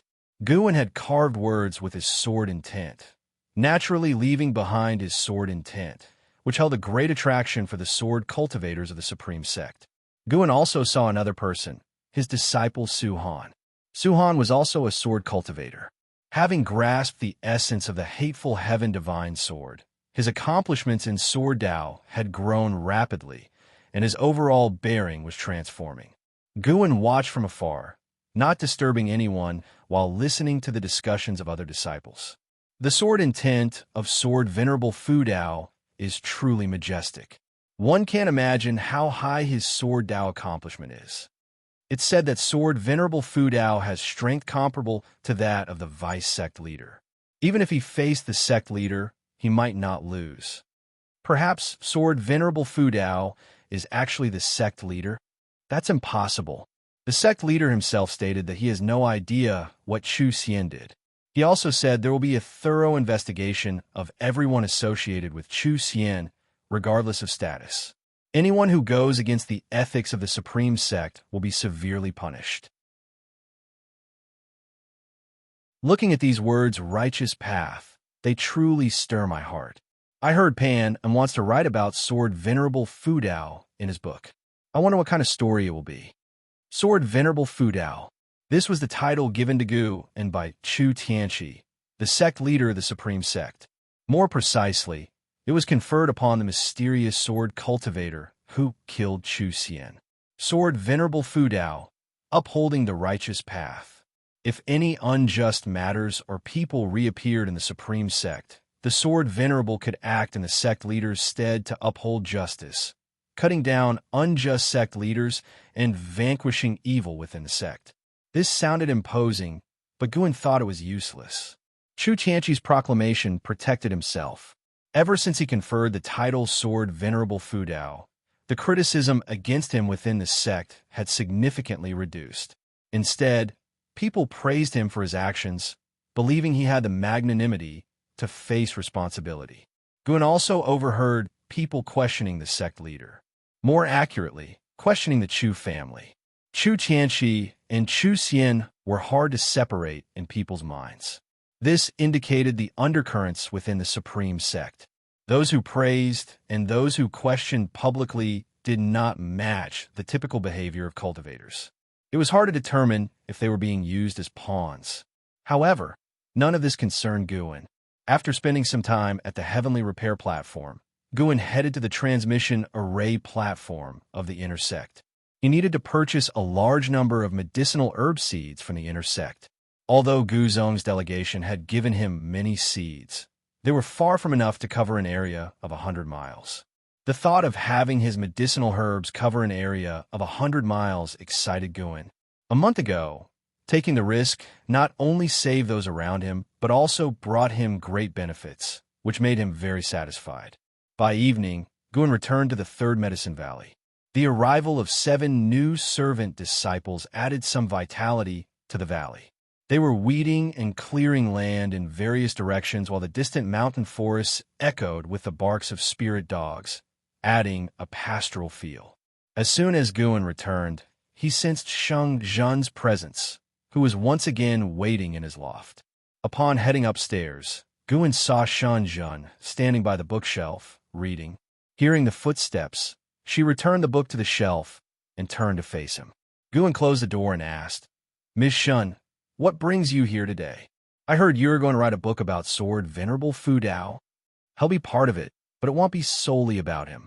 Mainly, it will recount the events from a month ago in the outer sect. Then you must be careful. The reputation of sword Venerable Fudao has spread beyond the Taizong dynasty. Just yesterday, I received a letter saying that sword cultivators from the Great Yu dynasty are preparing to challenge him. Many believe that since you're writing about sword Venerable Fudao, you must have a connection with him. They think finding you is easier than finding him." Shunjin laughed lightly as she spoke, her eyes gleaming with mirth. Guan sighed helplessly. How could I possibly meet sword Venerable Fudao? To write about him, I need to gather material from the outer sect. Don't worry, I haven't disclosed your identity to anyone. Even my father wanted to know about you, but I refused. As Shun Zhen spoke, she took out a book from her storage bag and placed it on the table. Though I haven't told anyone, you should still be careful. The power of Sword Venerable Fudao makes many sects uneasy. They all want to gather information about him. Additionally, here is the book I wrote. Within a month, the book collection hall will start selling it nationwide. You take a look first. With that, Shenzhen walked out, brushing past him. They were already familiar with each other, so Guan did not see her off. Instead, he went to the desk and picked up the book Shenzhen had written. Supreme Secret Records. It sounded very serious. Guan immediately started to read, but as he continued, his brows began to furrow. Really? He had thought Shenzhen's writing wouldn't surpass Green Hero Travelogue, especially regarding matters between men and women. To his surprise, she wrote in even greater detail. This person acted demure in front of him, but wrote so uninhibitedly in private. This content shouldn't be published, right? Guan hoped that the scrutiny of the book collection hall would do its job. Though he was displeased, he continued reading with great interest. This reading lasted the entire night. At dawn, Guan gathered the disciples to begin their exercises. As the number of disciples in the Third Medicine Valley increased, he believed tradition should be maintained, even getting Elder Tian involved. After the exercises, Guan began assigning tasks. He left 3 disciples to sow seeds while the others continued clearing the land. The dense forests around the Third Medicine Valley needed a significant amount of time and effort to transform into cultivable fields. Guan, even without using spells, did not feel tired and even told his disciples that it was also a form of cultivation. In truth, the disciples did not feel tired either and were very motivated. The larger the Third Medicine Valley grew, the more benefits they would receive, as Guan was generous in sharing the medicinal herbs, providing them with more elixirs. Life settled into a peaceful routine. Guan spent most of his time in the Third Medicine Valley, busy with clearing land and sowing seeds. 5 days later, Shenzhen came looking for Guan again, very angry because her book had been rejected by the book collection hall. Guan almost laughed, but he held it in. Shenzhen was very adamant. The more the book collection hall refused to publish her book, the more determined she was to publish it. She decided to print it herself and secretly spread it in the inner sect. Guan advised her to revise it, delete some content, and maybe it would pass, but she didn't listen. Either way, without the help of the book collection hall, Guan believed her book couldn't become popular, easing much of his concern. Winter snow gradually fell, blanketing the earth in white. At noon, Guan arrived at Qinghong Valley. To his surprise, there was an additional person inside the valley, and they had a formidable presence. Luo Hun, sensing Gu An's presence, leaped out of the forest like a flying swan, landing in front of him. You came just in time. Let me introduce you to someone. They were sent by His Majesty. From now on, let them take any medicinal herbs they need to help them break through as soon as possible. Luo Hun said, leading Gu into a distant area with lofts. Guan never coveted the herbs in Qinghong Valley. He only wanted to gather them. Afterward, it was up to Li Xiandao to distribute them, as they originally belonged to Li Xiandao. When they reached the loft, the door of a nearby house opened, and a white-robed man stepped out. Illusion Divinity Transformation Realm, 9 layers 466/1208/2850, Divinity Transformation Realm, 9 layers. His Majesty's forces were not weak either. Illusion looked to be in his early 40s, with an elegant and refined demeanor. His white robe highlighted the charming and reserved temperament typical of a swordsman. From across the wall, Illusion cupped his hands and said, I am Illusion. A pleasure to meet you, Valley Master. Luo Hun introduced. Senior E is the first sword servant by His Majesty's side. His sword Dao accomplishment is among the best in the Taizong dynasty. Only a few in the world can compare in sword Dao, countable on one's fingers. Guan raised his hand in greeting to Illusion. Illusion stared at Guan and asked, Valley Master, you're also a disciple of the Supreme Sect. Do you know anything about Sword Venerable Fudao? What exactly is his cultivation level? Sword Venerable Fudao was famed throughout the land, but everyone only knew he had slain Chu Xian of the Void Crossing Realm. Few were aware he had also fought vice sect leader Jihan. Jihan himself had not mentioned it, as if it had never occurred. I am merely an outer disciple of the Supreme Sect with limited knowledge. However, there is a remnant of his sword intent on the heavenly repair platform in the outer sect. Xianxia could take a look. Guessing that this sword cultivator sought a challenge with sword Venerable Fudao, Guan suggested the platform to make him realize the gap between himself and the sword Venerable. Indeed, upon learning of sword Venerable Fudao's sword intent at the Supreme Sect, Iluyan's eyes brightened, and he immediately leaped out of the valley, flying through the air. Guan looked at Luo Han and asked, "Can he go directly to the Supreme Sect?" Luo Han nodded. He has the Emperor's sword servant order, allowing him unrestricted access to all major sections. Upon hearing this, Guan asked no further questions and headed toward a certain garden area to harvest the nearly ripe medicinal herbs. An ancient hour later, he left Qinghong Valley. The new year arrived amid the winter cold. Right after the Lunar New Year, Guan returned to the outer gate.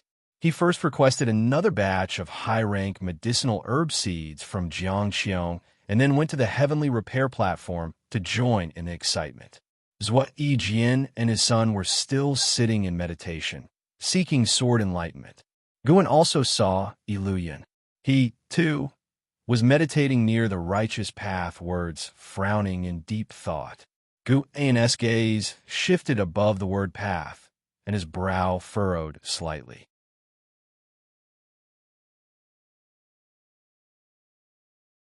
Chapter 69, Sword Venerable Fudao, Renowned Throughout the World, Part 4. Looking for myself? Guan wanted to laugh, but restrained himself. Jihan asked Guan to write about himself, and Xianxia asked him to find himself. Despite the different identities, he still found it absurd.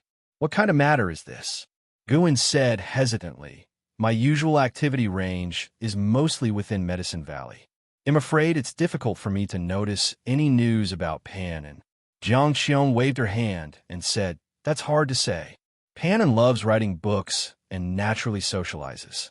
The book, Supreme, Immortal, Venerable, stirs the emotions of lower-level cultivators. He might often interact with outer and servant disciples. In any case, keep an eye out and tell me if you find anything." Guan could only nod upon hearing this. Xianxia then discussed some other matters and had Huimo, who was guarding the door, fetch a bag of high-rank seeds for Guan to take away. After leaving Xianxia's residence, Guan headed towards the heavenly repair platform. It was said that the heavenly repair platform had become the most notable attraction in this outer gate city, attracting disciples from other outer and inner cities to visit. The grand battle a month ago had spread throughout the immortal cultivation world. Even Luo Han from Qinghong Valley had heard of it, indicating that he occasionally left the valley. Upon reaching the heavenly repair platform, Guan saw that at least 10,000 people were on the platform. Beside the words righteous path, many cultivators were meditating. Guan first noticed two familiar faces, Zhua Yijian and Zhua Lin.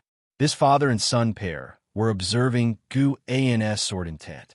Guan had carved words with his sword intent, naturally leaving behind his sword intent, which held a great attraction for the sword cultivators of the Supreme Sect. Guan also saw another person, his disciple Suhan. Suhan was also a sword cultivator. Having grasped the essence of the hateful heaven divine sword, his accomplishments in sword Dao had grown rapidly, and his overall bearing was transforming. Guan watched from afar, not disturbing anyone while listening to the discussions of other disciples. The sword intent of sword Venerable Fudao is truly majestic. One can't imagine how high his sword Dao accomplishment is. It's said that sword Venerable Fudao has strength comparable to that of the vice sect leader. Even if he faced the sect leader, he might not lose. Perhaps sword Venerable Fudao is actually the sect leader? That's impossible. The sect leader himself stated that he has no idea what Chu Xian did. He also said there will be a thorough investigation of everyone associated with Chu Xian, regardless of status. Anyone who goes against the ethics of the supreme sect will be severely punished. Looking at these words, righteous path, they truly stir my heart.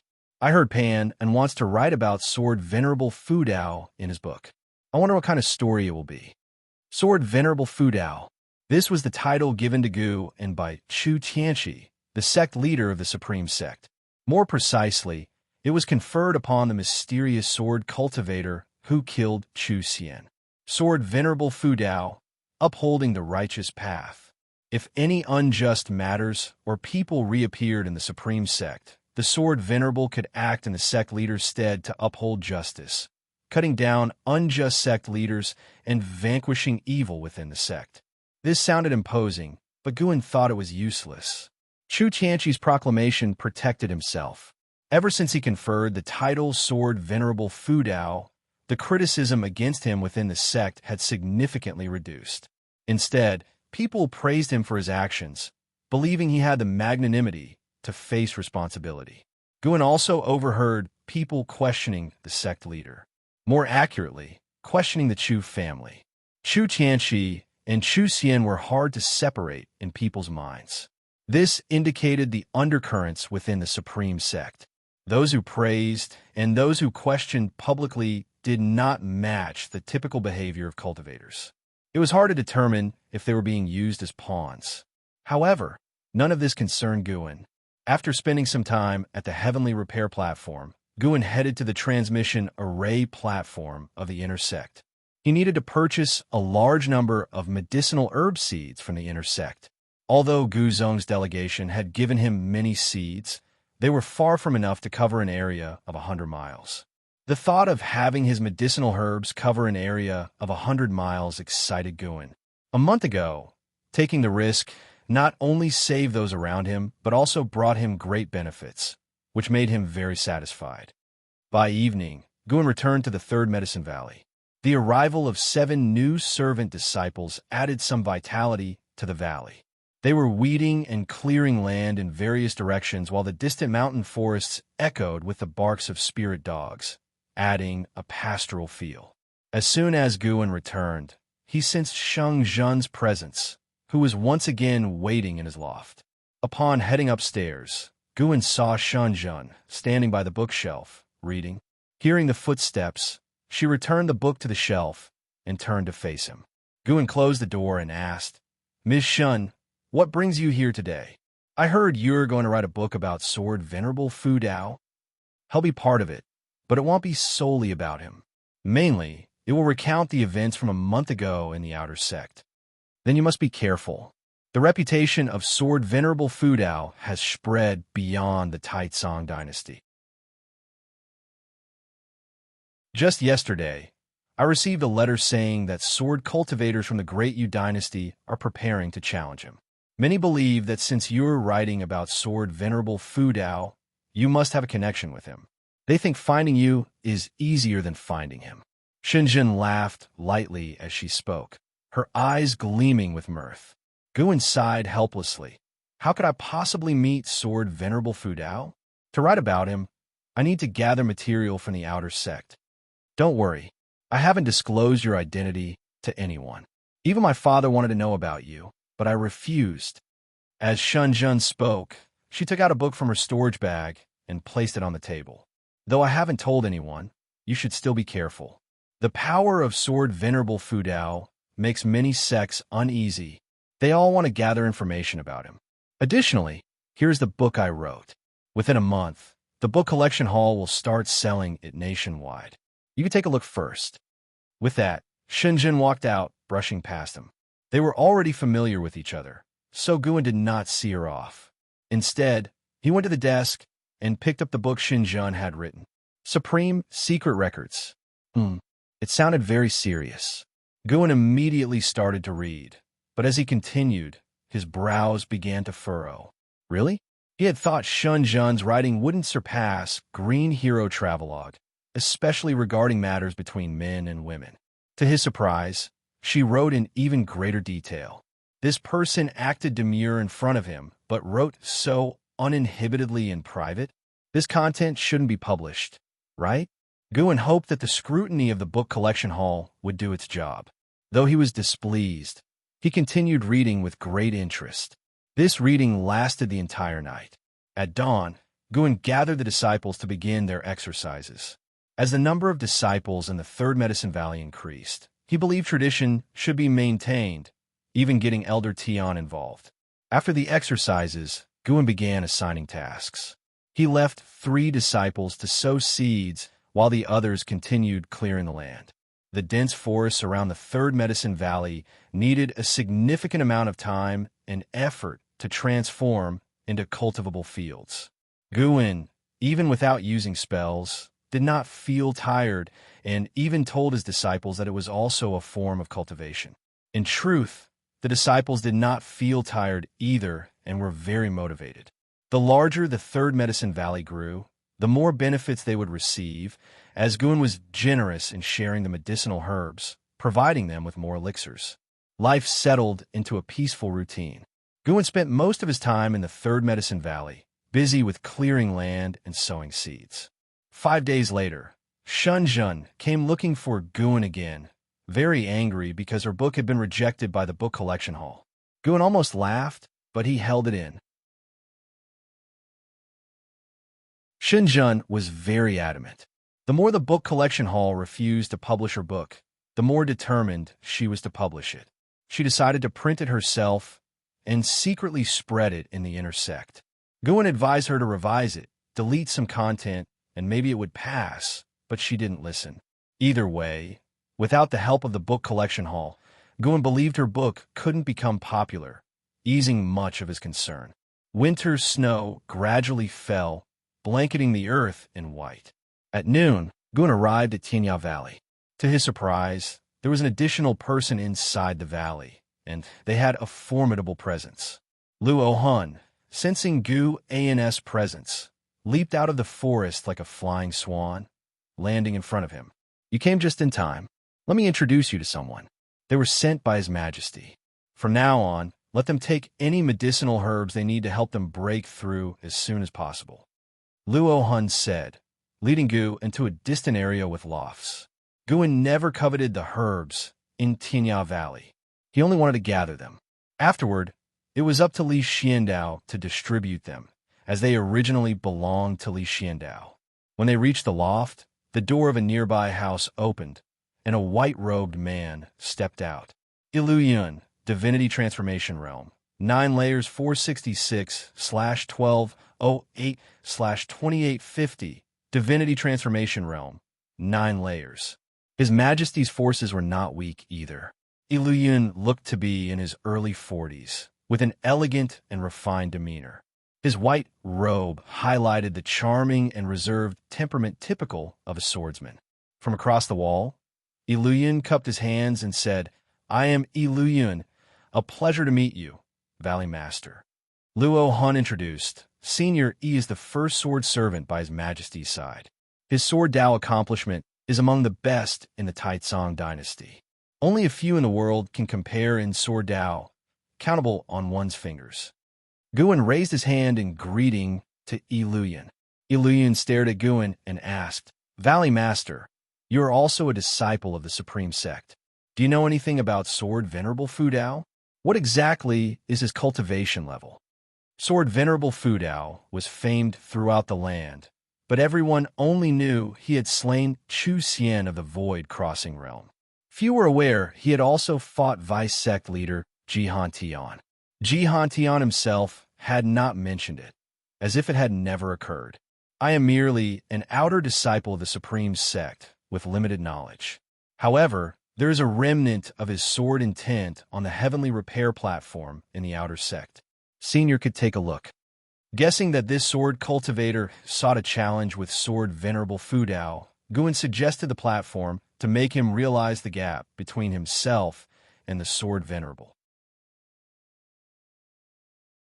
Indeed, upon learning of Sword Venerable Fudao's sword intent at the Supreme Sect, Illusion's eyes brightened, and he immediately leaped out of the valley, flying through the air. Guan looked at Luo Han and asked, "Can he go directly to the Supreme Sect?" Luo Han nodded. "He has the Emperor's sword servant order, allowing him unrestricted access to all major sections. Upon hearing this, Guan asked no further questions and headed toward a certain garden area to harvest the nearly ripe medicinal herbs. An ancient hour later, he left Qinghong Valley. The new year arrived amid the winter cold. Right after the Lunar New Year, Guan returned to the outer gate. He first requested another batch of high-rank medicinal herb seeds from Xianxia, and then went to the heavenly repair platform to join in the excitement. Zhua Yijian and his son were still sitting in meditation, seeking sword enlightenment. Guan also saw Iluyan. He, too, was meditating near the righteous path words, frowning in deep thought. Guan's gaze shifted above the word path, and his brow furrowed slightly. Source: Web Novel. Com. Updated on Envgo. Co.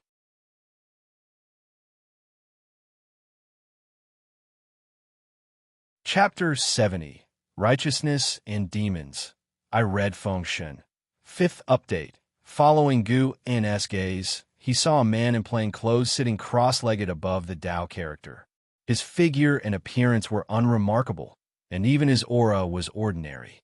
If it weren't for Gu and constantly using lifespan detection, he wouldn't have noticed anything extraordinary about this person. Underworld Demon Emperor, Void Crossing Realm 9th, Layer 3847/50/700/14,000. Turns out he's a demon. Guan knew that demons of the same realm tend to have longer lifespans than cultivators of the human race. But seeing the opponent's 14,000-year lifespan, he couldn't help but be shocked.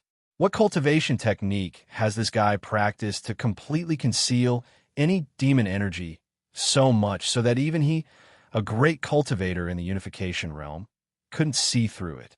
And most importantly, do demons like to practice swordsmanship? Guan couldn't help but think of his sky dragon, who was also obsessed with the sword Tao. He didn't keep staring at the underworld demon emperor, but continued to scan the other figures on the heavenly repair platform. Those who dared to sit and attain sword enlightenment had high cultivations. After all, those in the energy cultivation realm and foundation establishment realm were busy with energy absorption and hadn't reached the point of prolonged meditation and enlightenment. Guan realized he had underestimated the influence of sword Venerable Fudao. Although he hadn't heard of Chu Xian before, with Chu Xian's cultivation, he must be famous among the major forces in the immortal cultivation world, especially among great cultivators who were well aware of him. The fall of a void-crossing realm cultivator would undoubtedly shake the dynasty. It seemed he had to keep a low profile for the time being. With the spread of reputation, who knew how many troublesome entities might be attracted? After thoroughly looking at all the people on the heavenly repair platform, Guan left. He had developed the habit of using lifespan detection on anyone he met. Without checking the other's background, he felt uneasy. For the next few years, he planned to farm in peace until the immortal cultivation world forgot about Sword Venerable Fudao. He had already written the book about Sword Venerable Fudao and the outer sex scandal. Jihan Tian had been pushing him, and he finished writing it last month. This book wasn't a long novel, just a single volume was enough. Spring warmth blanketed the earth, and everything thrived. In the third Medicine Valley, Guan and Gu were drinking inside. Your righteousness and demons has spread throughout the Taizong dynasty. Now no one discusses the Supreme Immortal Venerable. They're all talking about the Supreme Sect and Sword Venerable Fudao, Gu remarked jealously. Guan laughed. After all, the Supreme Sect is the #1 righteous sect. With such an incident, anyone would be curious. Don't worry, in a few years, the immortal cultivation world will lose interest. By then, people will still chase after your legendary battle against the demon emperor of the exotic realm. Hearing this, Gu's expression brightened instantly, and he started praising how well Gu had written it while eagerly asking about the next part of the plot. Guan wouldn't reveal anything, making Gu itch with curiosity. By the way, I've recently gotten hold of a book, and the protagonist is named Guan. It's quite interesting, Gu suddenly said, taking a book out of his storage bag. The Supreme Secret Records. Seeing the title, Guan's heart skipped a beat. Darn it, it actually made its way out. My reputation is ruined. Gu Yu shook the supreme secret records in his hand, snickering. Brother Gu, have you read this book? Guan curiously asked. What's this book about? It's a good book. Be honest, did you write it? Gu Yu asked with a smile. How could that be possible? Let me take a look. Is it really that good? Guan snatched the supreme secret record from his hand and began flipping through it. Gu Yu raised an eyebrow and asked, Are you sure you didn't write it? Or did someone close to you write it? After reading the first page, Guan frowned as if he was genuinely seeing it for the first time. Seeing him frown, Gu Yu refrained from teasing him and instead poured himself a drink. As Gu An's expression grew increasingly unpleasant, Gu Yu thought for a while and said, This book started circulating in the inner sect. You don't seem to know many inner sect disciples, so it must be a coincidence. After all, the name Guan isn't uncommon. Guan closed the supreme secret records, took a deep breath, and asked, Does the book collection hall allow such a book to circulate? This book didn't go through the book collection hall. It's being passed around privately by the disciples. Gu Yu replied helplessly. Guan remained silent. Seeing the atmosphere turn awkward, Gu Yu got up to leave, consoling Guan a few more times before departing. After he left, Guan began to ponder the supreme secret records. He had to admit that Shun Jun had indeed studied the Green Hero travelogue thoroughly. At least this book, in his opinion, surpassed the original. Although some content was unsightly, the character of Guan in the book was full of a chivalrous spirit, with a carefree and unfettered personality, which was quite endearing and did not tarnish his name. After reading for an hour, Guan finally closed the supreme secret records and then stepped out of the pavilion to continue his work. His goal was to plant medicinal herbs over an area of 100 miles as soon as possible. Today, he planned to fence off the area to prevent intersect disciples from trespassing. Intersect City, G Mansion. Ji Xiaoyu sat upright at the table, holding a book. Across from her sat Ji Hantian. How is this righteousness and demons written? Ji Hantian asked, putting down his teacup. Ji Xiaoyu flipped through the pages as she replied, It's quite good. The narration is immersive and doesn't cover up the Supreme Sect's sins, depicting Chu Xian's hideous face in great detail. But the outer sect disciples' unity is also very moving. At least, after reading it, I don't think the Supreme Sect is utterly rotten. I can still feel the foundation and spirit of Taikang's #1 Orthodox sect. Ji Hantian's lips curled into a smile. Do you know who Panin is? Ji Xiaoyu remained silent. It's the house servant under your command. Guan unexpected, isn't it? Ji Hantian asked with a smile. Ji Xiaoyu said quietly, Actually, I already knew, but I didn't expect you to know as well. Grandfather, you didn't make him write this book, did you? It will cause him a lot of trouble. Ji Hantian feigned a cough and said, No worries, I will protect him. Thanks to this book, my influence in the Hall of Elders has increased. Overturning Chu Tianxi might not be impossible in the future. Ji Xiaoyu turned her attention back to the book in her hand, absent-mindedly saying, I actually think the Ji family shouldn't covet the position of sect leader. Things are quite good as they are, dispersed among various sects, not becoming a target. That's because you don't understand how hard it was for me under LV Baishan's pressure before. Otherwise, why would I let you join the Supreme Sect? It's to use your talent to gain face for me. Ji Hantian grumbled, getting agitated at the mention of LV Baitian. You've caused Guan so much trouble. Do you have any compensation for him? Of course I do.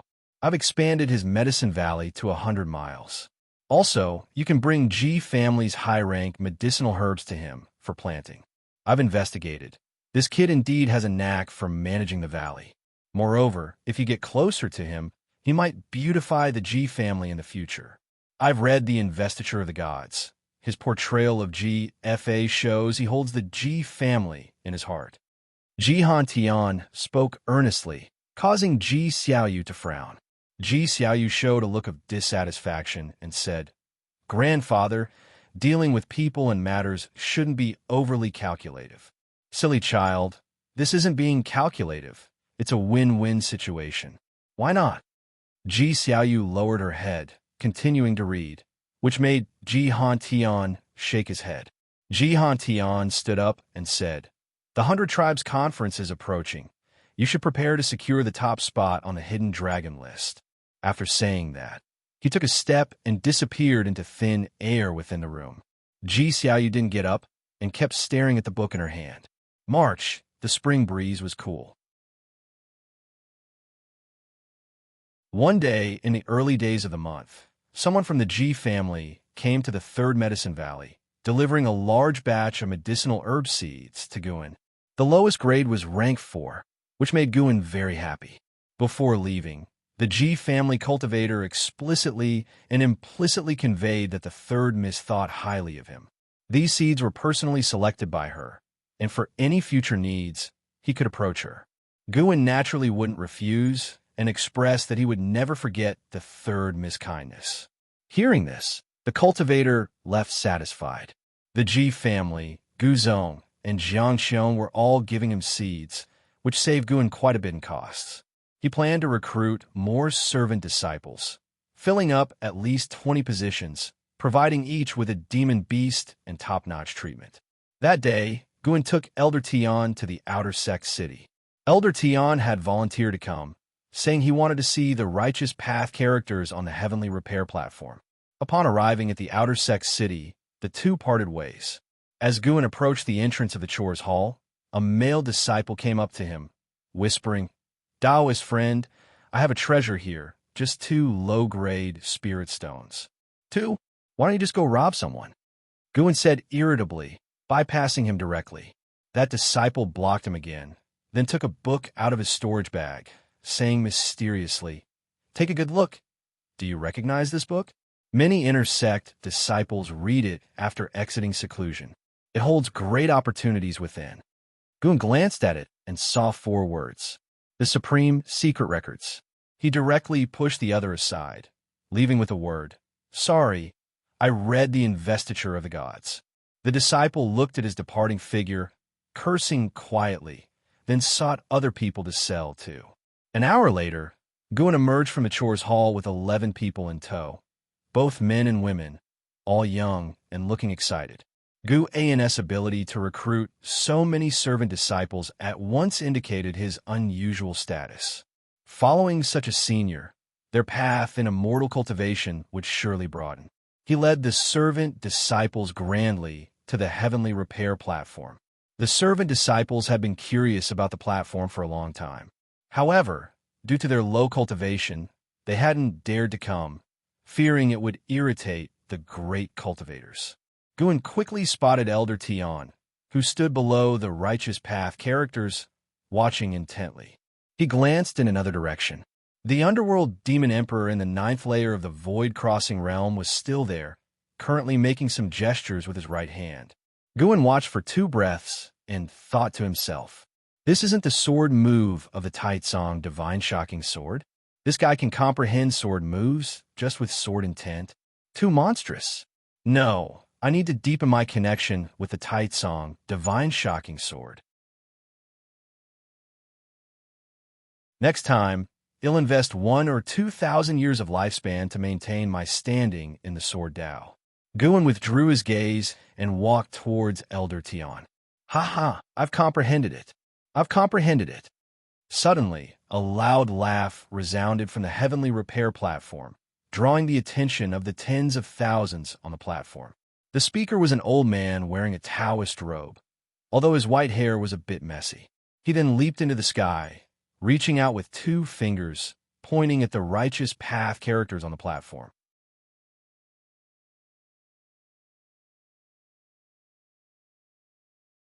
Chapter 71, Sword Tao Holy Land. Restart the plan. 6th update. Seeing the old man trying to destroy his writing, Gu's expression changed.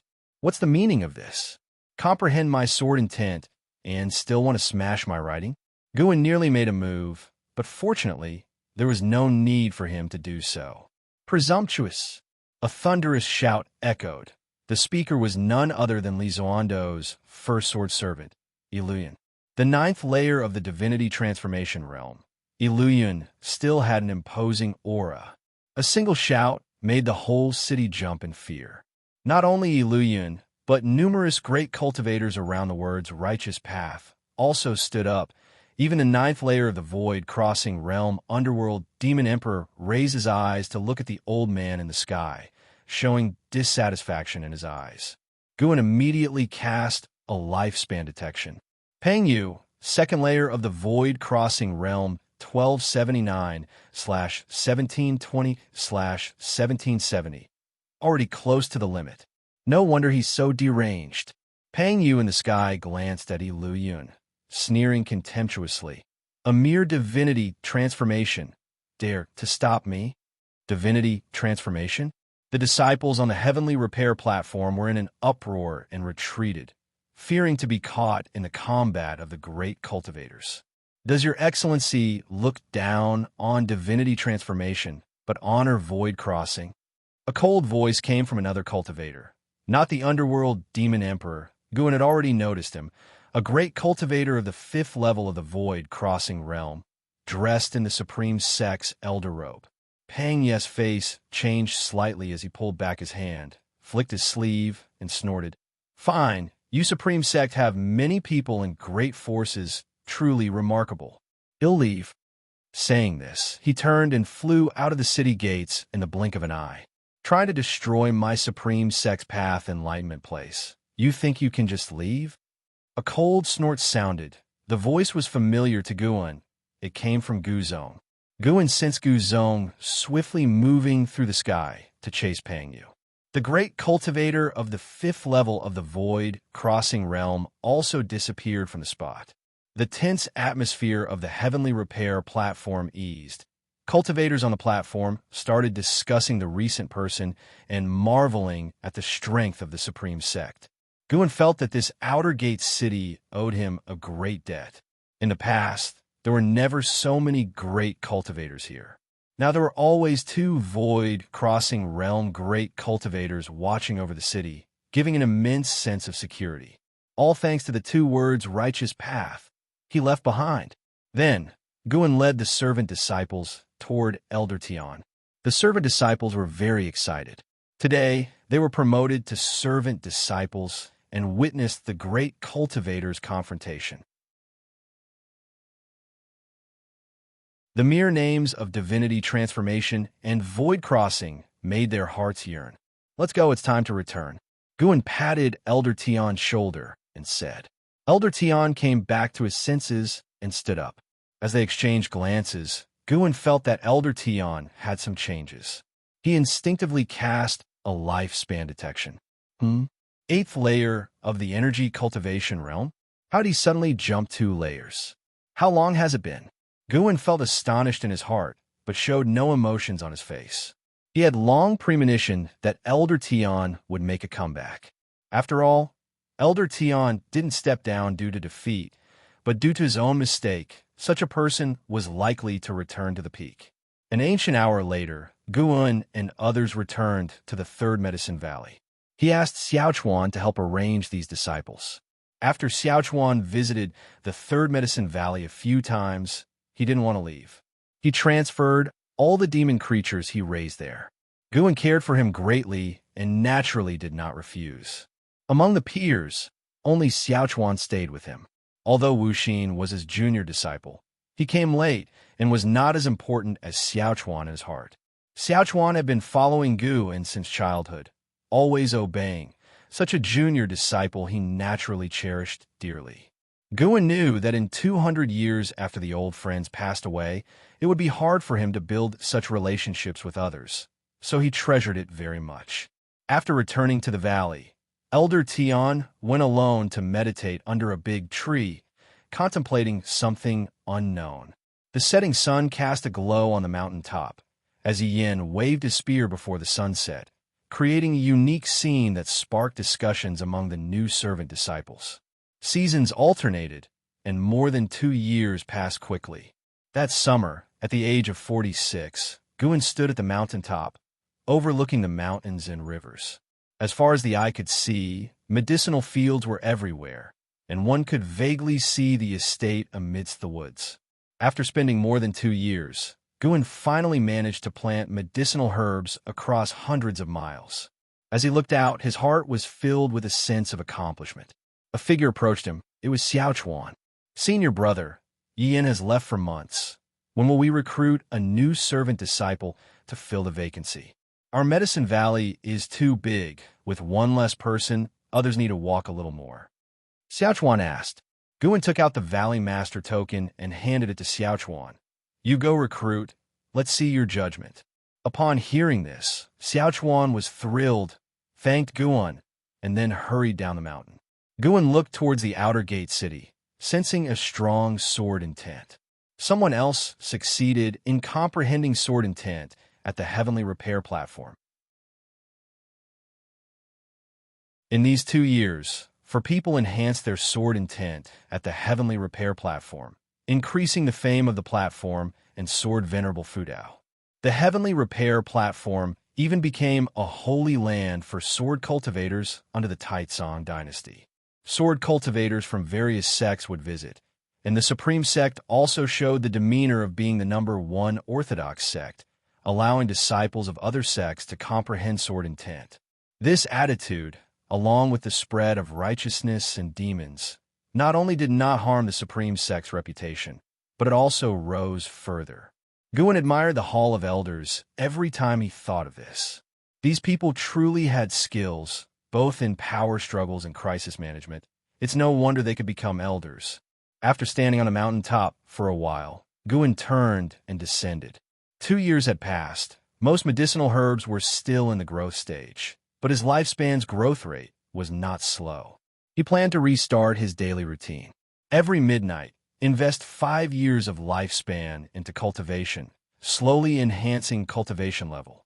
The first layer of the unification realm felt somewhat insecure, with more great cultivators at the Heavenly Repair platform. Who knows when an old monster of the unification realm might appear? As he walked down the mountain, there were more than 20 miles to his pavilion. He strolled daily to appreciate his foundation and never felt tired. Just like now, he enjoyed the scenery along the way, feeling joyful. Half an hour later, Guan walked along the riverside. A figure descended from the sky, landing behind him. "Long time no see." Leah patted Guan's shoulder, trying to scare him. Guan pretended to shiver as Leah practiced some energy-concealing method, landing silently. "Why are you here? How have you been these years?" Guan looked at Leah and asked joyfully. Leah proudly said, "Naturally good. After being severely injured by a demon cultivator last time, I started to cultivate diligently. Now I'm not the same as before." "Really, I don't believe it. Want to compete?" "Forget it. The gap between our realms is too big. It's unfair. You know it." Guan smiled, thinking to himself, "Brother, it would be unfair to you." They chatted while walking. Leah talked about his experience in the inner sect. Upon entering, he immediately sought the Hall of Elders, but before he got any results, chaos broke out in the outer sect. He was then worried about Guan's safety. He took a day to visit the Mystic Valley to see Guan, but Guan was not there. After confirming Guan's safety, he returned to the inner sect to focus on cultivation. He didn't want to lose again, nor always fight across realms. "Why visit me today?" Guan curiously asked. Leah laughed. "My father asked Li Xuan, you and me to attend the 100 Clans Grand Meeting." The meeting is not simple. It's a combat contest of talents among the great clans of the 9 dynasties, with strength rankings recorded and spread in the immortal cultivation world, and the winners gain unimaginable opportunities. It's a contest of both clan honor and personal fame. By the way, your Ji family's Ji Xiaoyu will also attend. Hearing this, Guan's mind filled with various scenes, feeling quite interested. But he had no qualifications to participate. Even if he did, he wouldn't go. Just hearing about it was enough. "Can you defeat our third miss?" Guan teasingly asked. "Couldn't before, now I'm not sure," Leah said confidently, making Guan glance at him. This guy's chi blood didn't seem normal. Why did he feel like demon beast chi blood? They continued chatting on their way back to the valley and drank late into the night, with other disciples gathered to hear Leah talk about the 100 Clans Grand Meeting. Even Elder Tian joined in the fun. By the way, former sect leader LV Batian once won the top of the Hidden Dragon list, Dragon and Phoenix list, and Immortal Fate list. He was invincible at every stage. It said he was the strongest sect leader in Supreme Sect's 3,000 years, but unfortunately, he deviated and perished. Li sighed. Guan raised his eyebrows. Elder Tian, was that formidable? He didn't look at Elder Tian to avoid revealing he knew Elder Tian's true identity. Tang Yu couldn't help asking, Martial Uncle Leah, can Zhou Tongyu win this Hidden Dragon list top position? The Hidden Dragon list ranked talents under 100 years old among various clans. Zhou Tongyu was already the number one of the younger generation. The book Supreme Immortal Venerable boosted his reputation. Many felt the Zhou Tongyu in the book was him. He had also visited Supreme Sect, sweeping the younger generation before leaving proudly. Leah glared at him, saying, what are you talking about? That top position is naturally your martial uncle's. What Zhou Tongyu watch? This time your martial uncle will make him taste defeat.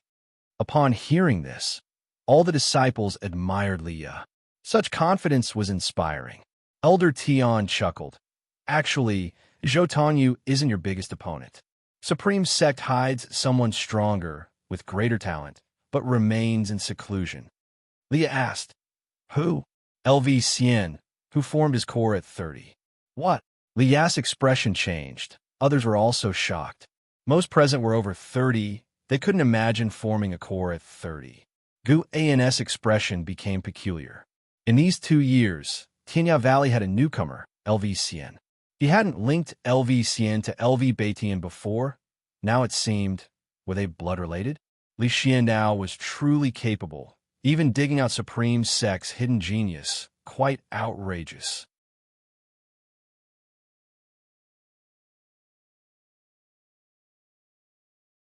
Chapter 72, Reincarnation of the Great Power, the name of Gu in 7th Update. Elder Tian mentioned LV Xian, prompting the disciples to ask questions, wanting to know what kind of person this top genius was. Li is secretly noted down the name, determined to defeat LV Xian in the upcoming competition and prove his own talent. That night, the Third Medicine Valley was lively. Even Elder Tian became talkative, laughing frequently. At dawn, Leah bid farewell to Gu in, "I'm leaving. Wait for me to become famous." Watching Li Ya's departing figure, Guan suddenly felt a bit envious. Li was always so energetic and ambitious, while Guan always thought a lot before doing anything, considering all factors. But thinking of Li Ya's miserable appearance when injured, his mouth couldn't help but turn up in a smile. Envy is fine, but don't imitate. After Leah left, the disciples of the Third Medicine Valley continued their work. With the territory expanding, daily patrols were needed. Guan returned to Mystic Valley, checked each area, then flew towards Qinghong Valley. Along the way, he found a place to secretly convert 5 years of lifespan into cultivation, then continued on his journey. Arriving at Qinghong Valley, Guan walked in from the valley entrance. As he climbed the hillside, he saw Iluyun and LV Xian sparring in a magical duel. LV Xian wore a red robe, his long hair flowing. At first glance, one might mistake him for a woman. He held a gourd-shaped fan and effortlessly countered Iluyun's sword strikes. The two of them moved back and forth in the air, evenly matched. Iluyun suppressed his cultivation, otherwise, LV Xian wouldn't stand a chance against him. Guan couldn't resist performing a lifespan detection on LV Xian again. LV Xian, Core Formation Realm. First layer 75/480/4900. He reached the Core Formation Realm at 30, but his cultivation hadn't advanced in the 45 years since. If not for the impressive lifespan of 4,900 years, Guan would find it hard to believe he was the Supreme Sect's top genius. Except for Ji Xiaoyu, who possessed a primordial Taoist talisman, LV Xian's 4,900-year lifespan was the most impressive talent Gu and had seen among the human race. LV Xian didn't seem injured. Perhaps he cultivated some miraculous skill like Wuxia.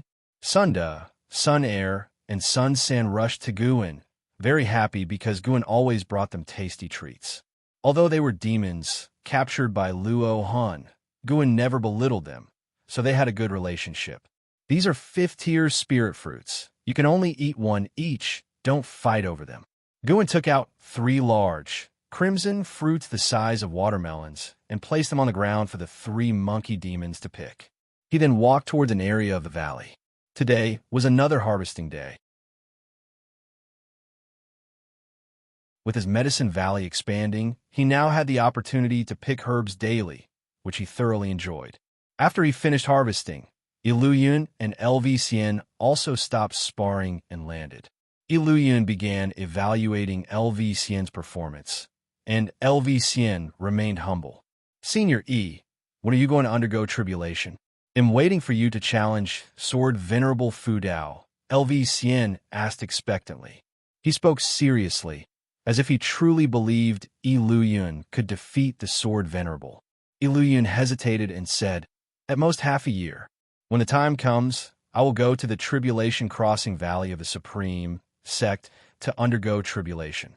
As for challenging the Sword Venerable Fudao, let's talk about it later." Ever since he visited the Heavenly Repair Platform, he had given up the idea of competing with Sword Venerable Fudao. The gap was too great.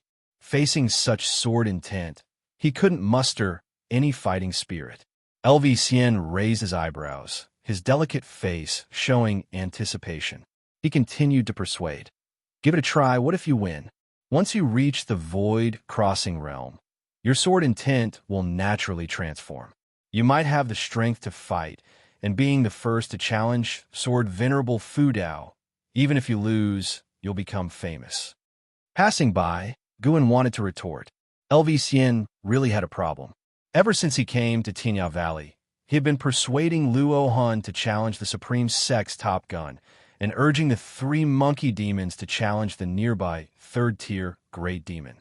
It wasn't occasionally. Whenever he encountered someone, he would persuade them. If this guy truly loved fighting, Li would have heard of him long ago. He'll think about it.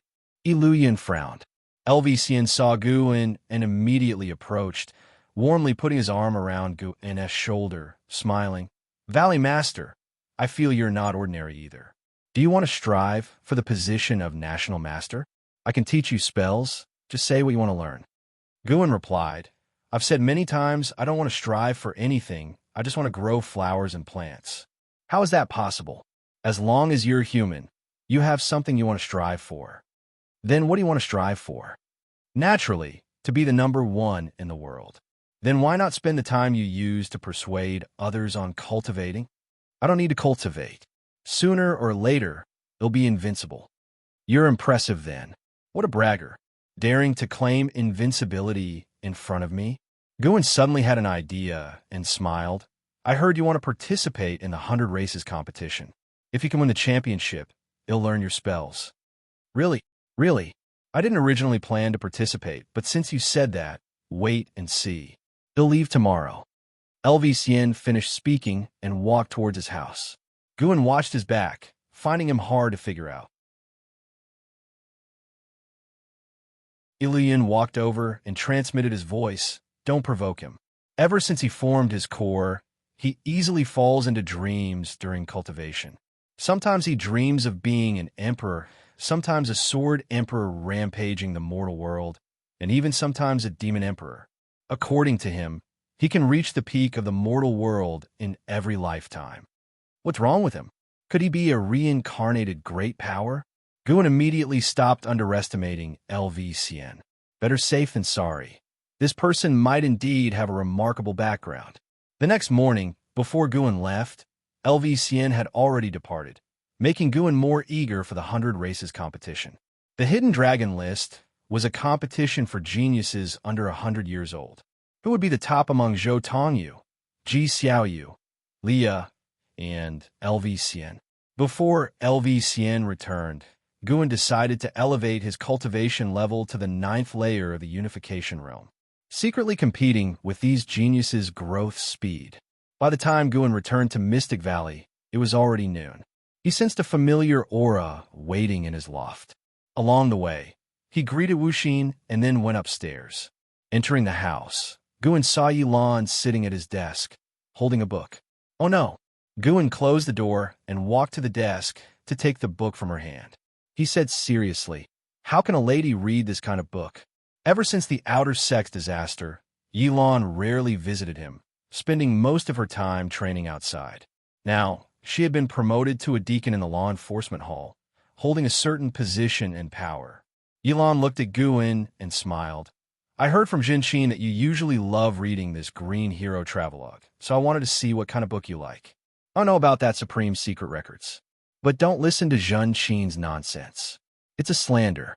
The green hero travelogue was left by my master. I haven't read it nor destroyed it, just kept it as a memento." "Really? When has your senior brother ever lied to you?" "Humph." Yilan took out a book from her storage bag and threw it on the table. Guin glanced at it, and his eyelid twitched wildly. "Supreme Secret Records. Oh no, how did this book become so popular?" Yilan looked at Guin and said softly, "Senior brother, I used to think it was a coincidence when I saw the protagonist named Guin. But now, after flipping through the green hero travelogue, I feel it's not a coincidence. Tell me honestly, did you write the Supreme Secret Records?" "How is that possible? I don't write books. I only love growing flowers and plants." "Yeah, do you think I'll believe you now?" "Senior brother, it's not that I'm telling you off, but if you want to read, couldn't you read something like Investiture of the Gods or Supreme Immortal Venerable? They're better than these kinds of books that disturb your Taoist heart." "I really didn't write it." Guin felt so wronged. It was all Shanzhen's fault. Yilan suddenly stood up, scaring him into taking a step back. She circled around the table, approached him, and raised her right hand. "Going to hit me?" Guin felt a headache. Luckily, Yilan didn't intend to hit him, but to straighten his robe. She slightly lowered her head and said softly, "Senior brother, if you do like this kind of thing, I can find the dual cultivation method and accompany you." Guin saw her ears turning red. He quickly stepped back and shook off her hand, saying seriously, "Junior sister, don't joke around." "If you keep joking," Yilan looked up at him, burst out laughing, and covered her mouth. "Look at you, acting like I'm a flood or beast. All right, no more joking. I came because of another matter concerning your disciple, Suhan." Yilan said seriously, her smile fading. Guin frowned and asked, "What's wrong with him? Do you know his ancestral swordsmanship called Hateful Heaven Divine Sword?" "I'm somewhat familiar. Is there a problem with this swordsmanship?" "Yes, it's not his ancestral swordsmanship, but a forbidden swordsmanship of the sword sect of the Great Yu Dynasty, not to be passed on. Suhan frequently used the Hateful Heaven Divine Sword to kill enemies during his training outside. Eventually, someone recognized this swordsmanship, causing quite a stir. It's said that the sword sect is preparing to capture Suhan." "That bad?" Guin was shocked. Could Suhan, with his talent, cause such a commotion like a novel's protagonist? Yilan nodded and said, "I've hidden Suhan in the law enforcement hall, but if the sword sect comes, the law enforcement hall won't be able to protect him. After all, they're also a great sect, and the supreme sect won't offend the sword sect for an outer disciple." Guin thought for a moment and said, "They'll try to come up with something." Yilan comforted him, saying, "If you're afraid of trouble, just ignore him. You can't protect him forever. I'm telling you because I don't know his significance to you and fear you might regret it later." Guin nodded and praised Yilan for being considerate. Yilan didn't stay long. After she left, Guin transported himself to the Third Medicine Valley and went to visit Shenzhen. Since Shenzhen ruined his reputation, she had to help. Shenzhen had invited him to her cave before, so he knew how to find her. A stick of incense time later, Guin entered Shenzhen's cave. "What a rare guest. It's not often you come to me voluntarily," Shenzhen smiled. In her cave, she wasn't wearing a veil, revealing a stunningly beautiful face, sweet and charming. She was holding a brush dipped in ink, and when Guin looked up, he saw the walls covered with paper sheets. This woman, was she drawing? Guin quickly looked away and said, "My disciple has encountered a problem involving the sword sect of the Great Yu Dynasty. Can you help?" "Sword sect? No problem. They must give face to our Dao Tian sect," Shenzhen said boldly. Guin then recounted the situation in detail. Shenzhen frowned and hesitated, saying, It seems there's a bit of an issue.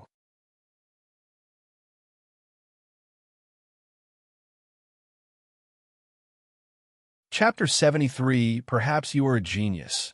Mad Swordsman wants to pass on magic. Is there a problem? Guin couldn't help but roll his eyes and said helplessly, "Next time, wait until I finish speaking before making a decision. Aren't you giving me hope only to extinguish it with your own hands?" Xinjin shook her head and said, "The problem doesn't come from a sword sect, but from the Daotian sect. The hateful Heaven Divine Sword is not just a forbidden swordsmanship of the sword sect, it is a forbidden technique throughout the Great Yu dynasty. Every time the hateful Heaven Divine Sword appears, there will be a bloody storm. 100 years ago, someone mastered the hateful Heaven Divine Sword and killed tens of thousands of people. He was severely injured by our sect's elders and eventually fled the Great Yu dynasty. The hateful Heaven Divine Sword is a swordsmanship that can break through heavenly destiny. The stronger the hatred, the stronger the sword intent.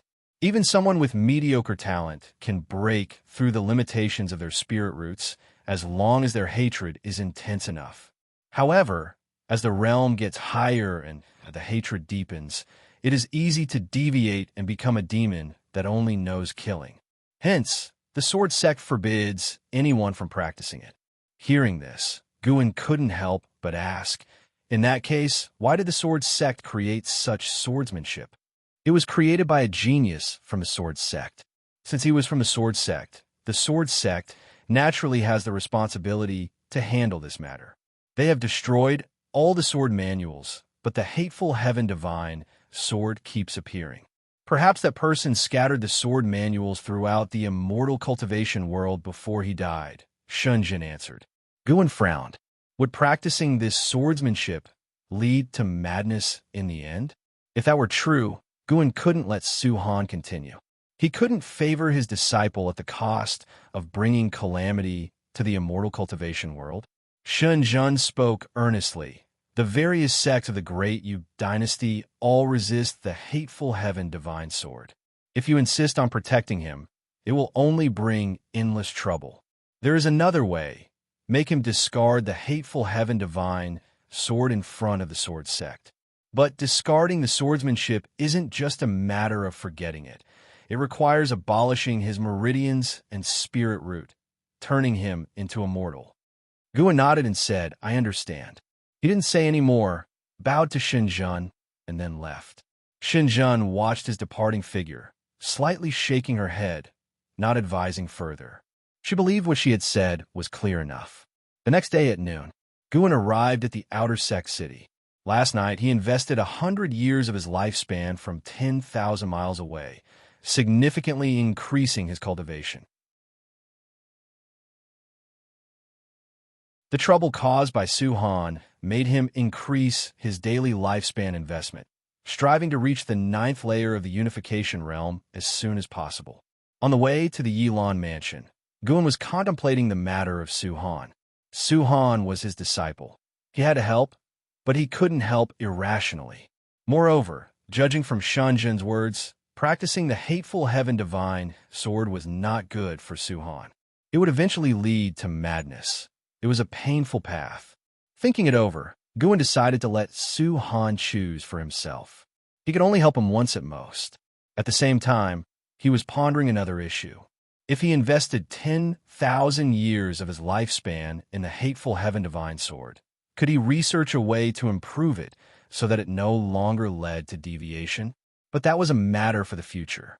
Even if he created it now, the sword sect wouldn't believe him. He couldn't demonstrate it himself. Could he? He wouldn't fully expose himself for Su Han. Though they had the title of master and disciple, he didn't owe Su Han anything. An hour later, Guin and Yilan walked out from the law enforcement hall's gate. Since he is determined, brother, you shouldn't interfere anymore. No one in this world should be responsible for another person's life entirely. I will arrange for him to leave the supreme sect quietly, Yilan said. Guin nodded. He had negotiated with Su Han for a long time, but Su Han refused to give up the hateful Heaven Divine Sword. Even if Guin promised he wouldn't have to abolish his cultivation, Su Han still wouldn't give up. Su-Han said that the hateful Heaven Divine Sword was passed down by his father. It was the only connection between them, and he wanted to use it to avenge his father. After such a declaration, Guan could only give up. Thank you for your trouble. Guan nodded to Yilan. After a brief conversation, Guan left. Walking on the street, watching the bustling crowd, Guan felt quite emotional. Lu Jijia had strayed from the righteous path for his own way and ended up crippled, now only able to cultivate the Taoist expansion skill in Mystic Valley with Wuxia, hoping for a chance to rise again. Su-Han pursued revenge, willing to be at odds with the immortal cultivation world without regret.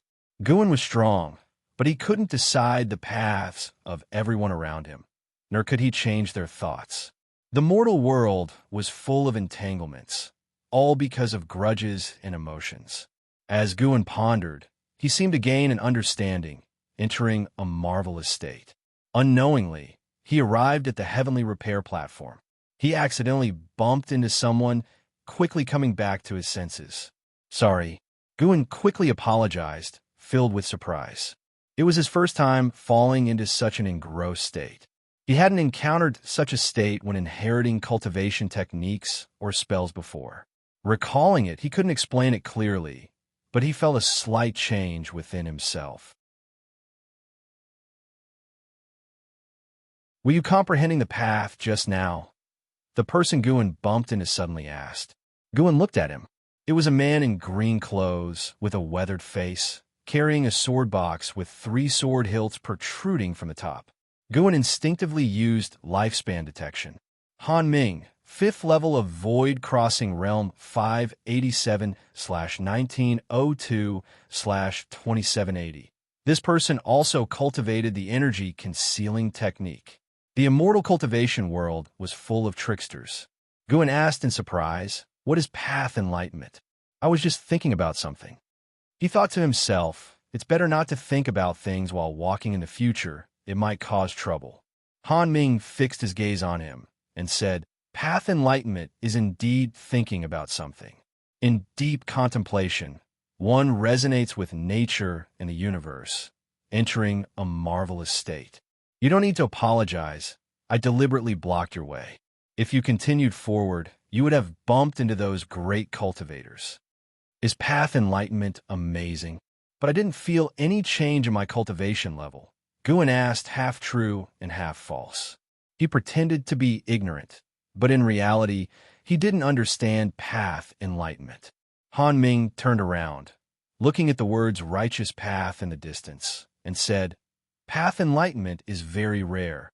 It cannot be taught or predicted, relying entirely on one's comprehension and blessing.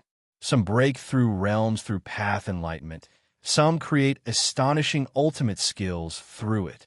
I once comprehended the path and created my own swordsmanship. Although I don't know what you are comprehending, you will feel its benefits in the future. Thank you for your guidance, Senior. May I ask your name?" Guan raised his hand and asked respectfully. Han Ming answered, "I am Han Ming from the Great Yu Dynasty. I came specifically to challenge Sword Venerable Fudao." Hearing this, Guan couldn't help but ask, "How does Senior plan to challenge?" Han Ming gathered his breath and suddenly shouted, "I am Han Ming, a sword cultivator from the Great Yu Dynasty. I have come to challenge Sword Venerable Fudao's Sword Dao. 1 month from now, I will have a sword competition outside the city. If Sword Venerable Fudao wins, I am willing to carve my Sword Dao on the city walls for the disciples of the Supreme Sect to cultivate. If Sword Venerable Fudao loses or doesn't dare to come, I will add 2 more words next to the righteous path." This voice was earth-shattering, echoing throughout the city and spreading far, reaching even the disciples of the Third Medicine Valley, who all looked up. Countless gazes from the heavenly repair platform focused on Han Ming. Guan instinctively retreated, not wanting to be associated with Han Ming. However, Han Ming walked towards Guan. "Don't come over." Guan was very helpless. "Young friend, may I invite you to your residence to discuss path enlightenment? We can exchange enlightenment experiences." To be honest, I also want to comprehend the path again. Regardless of success, I will teach you my swordsmanship. Han Ming asked with a kind smile. In the distance, Zuolin, meditating beside Zhuo Yijian, saw Gu-un and his eyes lit up. With his cultivation level, he could naturally hear Han Ming's words. Indeed, this kid is not simple. My previous intuition was correct. Zuolin wanted to get up, but was held back by Zhuo Yijian. Don't go looking for trouble. That Han Ming is not simple. He once killed a great cultivator in the divinity transformation realm with the cultivation of the nascent soul realm, shaking the world, and is known as the Mad Swordsman. Zhuo Yijian said in a deep voice, staring at Han Ming with sharp eyes. Zuolin was stunned upon hearing this. Under the gazes of many, Gu-un could hardly refuse and nodded, then quickly left, followed closely by Han Ming. The cultivators on the heavenly repair platform started discussing Han Ming's name, and many had heard of him. His deeds began to spread quickly. The elders in the void-crossing realm on the platform just glanced at Han Ming without stopping him. Gu-un thought for a moment and decided to take Han Ming to the Third Medicine Valley, curious to see what would happen when Han Ming met Elder Tian. In silence, Han Ming followed Gu-un, not knowing what he was thinking. When they reached the Third Medicine Valley, Han Ming couldn't help but ask, "Does this 100-mile area belong to you?" "Yes, why?" Gu-un asked back. Han Ming was silent for a moment, then said emotionally, "I wanted to take you as my disciple, but seeing such a vast medicine garden means the supreme sect values you highly. I can't help but feel a bit disappointed. You just challenged me and now want to take me as a disciple." Gu-un complained in his heart but smiled and said, "Thank you for your kindness, senior. I don't like fighting and killing or pursuing high cultivation levels, so I won't be your disciple." As they landed, attracting the attention of many disciples. In the distance, Elder Tian, napping under a tree, opened his eyes. Seeing Han Ming, his expression changed slightly, clearly recognizing him. Han Ming, however, didn't recognize him. They went upstairs and sat down. Han Ming began to talk about his path enlightenment process, and Gu-un listened attentively. Han Ming comprehended the path at the age of 200. At that time, he couldn't break through to the 9th layer of the core formation realm and thought his life would end there. He sat under a waterfall in a low mood for 7 days and nights. Then he enlightened the path. After one night, his sword heart enlightened, and his sword intent transformed. Listening to his words, Gu-un thought about the extreme lifespan concept. He wondered if path enlightenment could change the extreme lifespan. So far, Gu-un hadn't seen anyone break through the extreme lifespan, although current lifespan often changed. Cultivators of different realms had their current lifespan increase with higher realms, but each major realm didn't have a standard lifespan limit, since lifespan was related to state, cultivation techniques, natural treasures, and so on. Likely Xianxia, clearly in the divinity transformation realm, but some in the nascent soul realm had similar lifespans as him. Or Xiaoyu, who had over 800 years of lifespan in the 9th layer of foundation establishment, comparable to Li Xiandao in the 8th layer of the divinity transformation realm. If a person was seriously injured, their lifespan would change accordingly, like Elder Tian and Lu Jujia. People weren't just data, their values weren't fixed. He could only observe more. After Han Ming finished, he asked Gu-un to talk about his path enlightenment experience. This time, Gu-un didn't hide anything and honestly shared his worries, only leaving out the hateful Heaven Divine Sword. When he finished, Han Ming pondered and said, "Worrying about your disciples' safety, realizing you can't control others' destinies, that's your path enlightenment. You might be a genius. In a month, I will compete in a sword contest with Sword Venerable Fudao, and I might die. How about I teach you all my sword Dao within this month? What do you think?"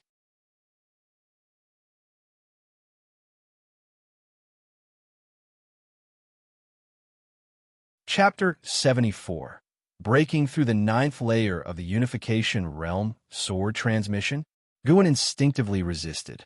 He had already mastered the Taizong Divine Shocking Sword, with Spirit Sword Technique, and even the hateful Heaven Divine Sword existed on his panel. There was no need to waste time and lifespan practicing other swordsmanship. After all, He could promote and upgrade his sword techniques through lifespan deduction. Why bother learning so many? Guven pretended to be in difficulty. Senior, I am not interested in sword Dao. To be precise, I am not interested in combat techniques at all. I don't even practice much in my daily life. Cultivating flowers and plants is my interest. Han Ming was momentarily stunned and then frowned. Guwen pretended to be panicked, explaining, Senior, I did not mean to disrespect you. You can go out and ask around. All the disciples in the valley know my character. My spirit root qualification is limited, and rather than wasting my limited lifespan on the illusory goal of immortality, I might as well live comfortably and enjoy my 200 years. Han Ming looked at him in silence. Gu did not say more. Could he possibly beg him not to teach? After a while, Han Ming sighed and said, I finally understand why you easily comprehend the path. Your mindset has surpassed most cultivators. You have let go of obsessions and appreciate the myriad phenomena of the mortal world. Perhaps this makes it easier to perceive the true meaning of heaven and earth. The two continued discussing the Tao. Han Ming no longer insisted on teaching swordsmanship. They talked for a full day and night before Han Ming left. He planned to wander in the Supreme Sect to find a suitable inheritor. Guwen then recommended someone, Zuolin. Coincidentally, Han Ming also knew Zui Yijian, so he agreed to assess Zuolin. After he left, Guwen began patrolling the Third Medicine Valley. Elder Tian caught up, curiously asking, Valley Master, that cultivator just now didn't seem ordinary, but his attire clearly indicated he was from the Great Yu dynasty. What was he looking for? He wanted to take me as his disciple and transmit his sword Dao to me. Did you agree? How could I? If I agreed, wouldn't that be a betrayal of the Supreme Sect? Although my strength is lacking, I am loyal to the Supreme Sect. Gu and casually dismissed the idea, speaking so nonchalantly that Elder Tian could feel his sincerity. He didn't think Guwen was acting. He had been in this medicine valley for many years, and Guwen always took his tasks seriously, treating servant disciples earnestly. Apart from not loving cultivation, Elder Tian couldn't find a flaw in Gu, and Elder Tian began to accompany Guwen on patrol, inspecting the medicinal herbs along the way as they chatted sporadically.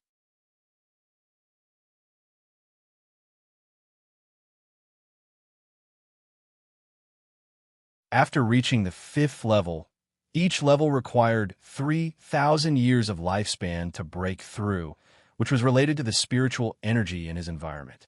It was acceptable to him, considering that advancing from the 9th level of the Void Crossing realm to the 1st level of the Unification realm had cost him over 12,000 years. Seeing that he still had over 200,000 years of lifespan left, Guwen felt joyful and began to enjoy the elevation of his realm. The forest trembled, and strong winds blew from all directions. Green waves of chi arose from the ground beneath him. Roar! A deafening roar resounded from afar. It was a demon beast howling. Guwen was secretly alarmed. The aura of this demon beast was no weaker than the divinity transformation realm. Such a terrifying demon creature was hidden in this area. Fortunately, he hadn't come this far for his previous breakthroughs, lest he be eaten by a demon monster, which would have been extremely unfortunate. Soon, more demon beasts began to howl, one after another, their voices growing in number. The combined roars seemed to be capable of overturning the night sky. The night sky was filled with swirling dark clouds, obscuring the stars and the moon, making it unclear whether it was clouds or demon energy. At that moment, Guwen felt as if he were in a demon domain or a magic realm. The howls and cries of demons and monsters surrounded him from all sides, chilling and horrifying. The forest ahead shook violently, as if it might uproot at any moment. In the darkness behind the mountains, a colossal mountain began to move. With his sharp vision, Guwen could see it was a giant demon, at least 300 feet high, resembling a turtle carrying a mountain on its back. As it moved forward, dust flew everywhere. Guwen saw numerous wandering ghosts circling around the mountain, like a following army. No wonder the Taisong dynasty couldn't eradicate all the demons and ghosts in the world despite having cultivators. Along the way, Gu An's divine sense had picked up the sounds of villagers in the mountains, confirming he hadn't yet left the Taizong dynasty. The Taizong dynasty was vast, seemingly even larger than Earth in his previous life.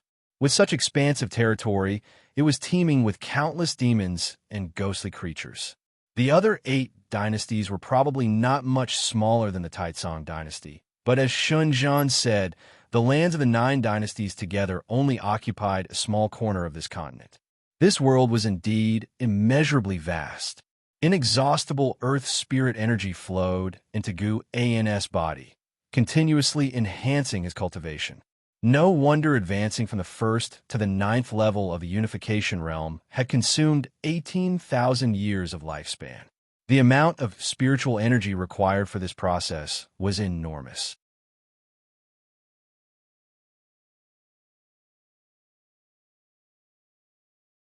Compared to his previous breakthroughs, the speed at which he absorbed spiritual energy had increased several times, yet the breakthrough time had still lengthened.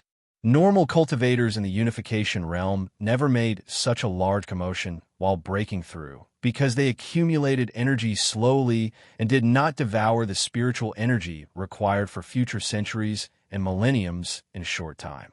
Guan waited patiently. Time passed quickly. As dawn broke, the first ray of sunlight pierced the sky. The sky was full of demon clouds, and the forest was shrouded in demon energy like a dense fog. Guan sat beneath the tree in meditation and suddenly opened his eyes. The 9th level of the unification realm, complete. Reaching this level, he clearly felt a significant enhancement in his divine sense and senses, even feeling his heart condensing spiritual power, as though something was about to grow. The rate at which he devoured earth spirit energy began to slow down. Guan felt 100 times stronger compared to before. The 9th level of the unification realm was not something the 1st level could compare to. Guan didn't believe any cultivator at the 1st level of the unification realm could kill him across realms. At that thought, he broke into a cold sweat. Almost ruined his Taoist heart. He couldn't think this way. Those who were killed across realms probably had this kind of mindset. He couldn't underestimate anyone and had to be mentally prepared for the possibility of being ambushed. Only then could he give it his all.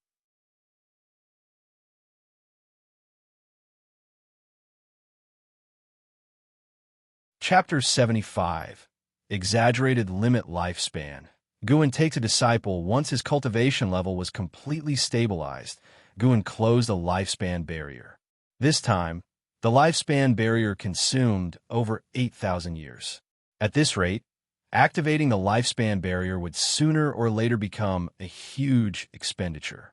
He still needed to work hard to earn more lifespan. Although he appeared wealthy now, if he wanted to make a comprehensive improvement, the lifespan would not be enough. Guan stood up, stretched lazily, and then touched his chest. The unification realm seemed like a transition, unlike the previous stages that had phases, but this transition was a great test of his cultivation accumulation. Guan could feel that the next realm was related to the heart, and the thing condensing on his heart was a sign. It was just that he couldn't determine what it specifically would be for now. He began to move forward. It was still the infinite, traceless, mystic heaven step, and he moved continuously, covering hundreds of miles with each step. Meanwhile, he spread out his divine sense, carefully feeling the differences in the 9 layers of the unification realm. Suddenly, Guan stopped walking, his eyes turned in one direction, and his brows furrowed slightly. He hesitated for a moment, but still moved towards that direction. By a small river in the mountains, a boy covered in blood and mud stood in front of a mountain wall. He held a large stone in his hand, and behind him stood a girl in a similar state of disarray, looking at the front in terror. On the opposite side of the river, a Zhangtao wolf demon emerged from the forest. It walked upright, its deep black fur glistening. Despite the morning light, its eyes shone with a terrifying gleam. The wolf demon opened its mouth, exhaling a thick breath while staring fixedly at the two in front. The boy trembled in fear, but still bravely took a step forward. Neither of them noticed a figure appearing on the mountaintop behind them. It was Gu and had temporarily changed into a white robe and wore a specially made mask. This was something he crafted in his spare time, containing restrictions to isolate divine sense probing. The breeze blew Gu-n's robe as he looked at the two people below, casting a lifespan detection upon them. Gooden, non-ranked 12/99/9999, Little Flower, non-ranked 12/78/230, a lifespan limit of 9,999 years? Guan doubted his eyes. This broke Ji Xiaoyu's record among the human race. Could it be that this boy also had a primordial Taoist talisman within him? At that moment, the wolf demon suddenly pounced on the boy named Gooden. Guan waved his hand, and a beam of sword chi fell between the wolf demon and Gooden. Stones flew and water splashed, terrifying the wolf demon into immediate retreat, turning around and fleeing. Dust blew in their faces, causing Gooden to shut his eyes and cough. When the dust settled, he opened his eyes wide to see a half-zhong wide, 100-zhong long crack by the riverbank, as if slashed by a giant sword. Footsteps came from the side, frightening Gooden into a shudder. He turned around quickly and saw Guan. Although Guan appeared human, the mask he wore led Gooden to retain his grip on the stone. "Are you a human or a demon?" Gooden cautiously asked, his voice weak and still trembling. Guan spoke, "Naturally human, otherwise why would I save you?" He changed his voice to sound old and weary, as if in his 40s or 50s. Upon hearing this, Gooden let out a sigh of relief, but did not put down the stone, making Guan's eyes flash with admiration. "Where is your home? I will take you back." Guan continued. Gooden fell silent immediately upon hearing this. At this moment, Little Flower behind him suddenly burst into tears. "My parents were eaten by the demon," she said intermittently, sobbing. Her emotional outburst made Gooden's eyes turn red as well. Then, Gooden recounted their experiences. A group of demons attacked their village, devouring all the adults and taking the children to this area. They saw their companions turned into soup every day. Last night, it was supposed to be their turn, but the mountains suddenly shook and the demon guards ran out. At dawn, they escaped the cave, but found no trace of the demons and started fleeing. Not long after, they were targeted by the wolf demon on its way. Guan listened in silence. It was his first true encounter with the hardships of the mortal world. He was born in the Ji family, never experiencing the threat of demons, and later went to the Supreme Sect, smoothly advancing by seizing lifespan. Compared to him, these two children had it incredibly tough. Guan felt a sense of compassion, but Gooden's exaggerated lifespan prevented him from taking them back. Such an extreme lifespan, if they pursued immortal cultivation, would definitely bring endless troubles. Guan even suspected that Gooden possessed a great fortune. Thus, his entire family perished, except for him. Just as he was about to be eaten, Guan broke through this area. Just as the wolf demon was about to catch him, Guan saved him. All these coincidences coming together meant it was no coincidence. A child of fate? Seeing that these two were already orphans with no kin to rely on, Guan couldn't bear it. After thinking it over, Guan decided to first take them to a safe place. He appeared behind Gooden in a single step, picked him up, then went to Little Flower and lifted her as well, moving quickly. Frightened by his movement technique, they stopped crying and stiffened. After 10 breaths of time, in a forest, Guan stopped and gently placed them on the ground. He took out a bottle of elixir from his storage bag and poured half into each of their mouths. The sudden feeding made them choke, but as the elixir went down their throats, they felt a warm flow spreading through their meridians, which was a wonderful sensation. They opened their eyes wide in disbelief. Guan then sat down cross-legged before them and asked, "Do you want to cultivate immortality?" He dared not take Gooden back directly, but could teach them the cultivation method and let them someday join the Supreme Sect on their own, keeping it unrelated to him.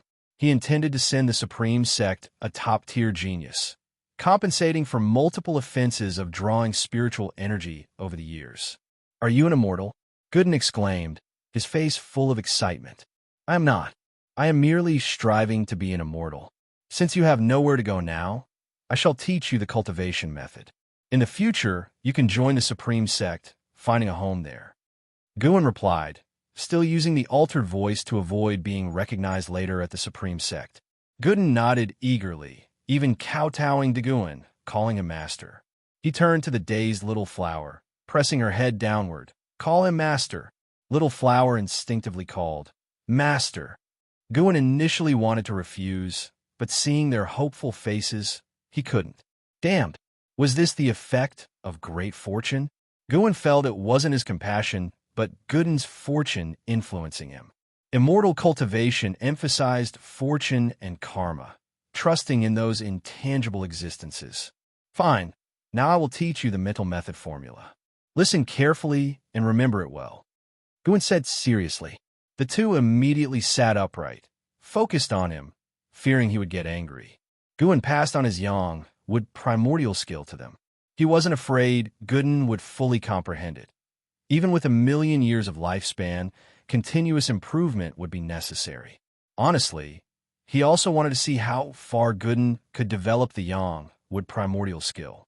So far, he wasn't sure what tier his cultivation techniques and ultimate skills ranked within the immortal cultivation world. Time flew by quickly. Guin spent half a day teaching, mainly to Little Flower. He taught the first layer of the mental method. Gooden memorized it after hearing it once. The extreme lifespan indeed didn't lie. Guin let Gooden go to the side and cultivate while he instructed Little Flower alone. "Master, I feel something inside my body. Is it spiritual power?" By afternoon, as Little Flower pondered carefully, Gooden suddenly shouted in excitement nearby. Little Flower, hearing this, opened her eyes wide in disbelief, followed by a look of gloom. Guin calmly said, "Don't make a fuss. Where are your manners? Do you want to attract demons?" Gooden quickly shut his mouth. As night approached, Little Flower finally memorized the first layer of the yang, with primordial skills, mental method. Another night passed.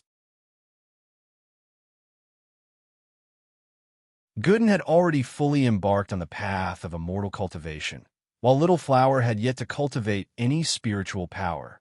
Typically, with a 5-spirit root qualification, it took a month to cultivate spiritual power, so Gooden wasn't disappointed with Little Flower.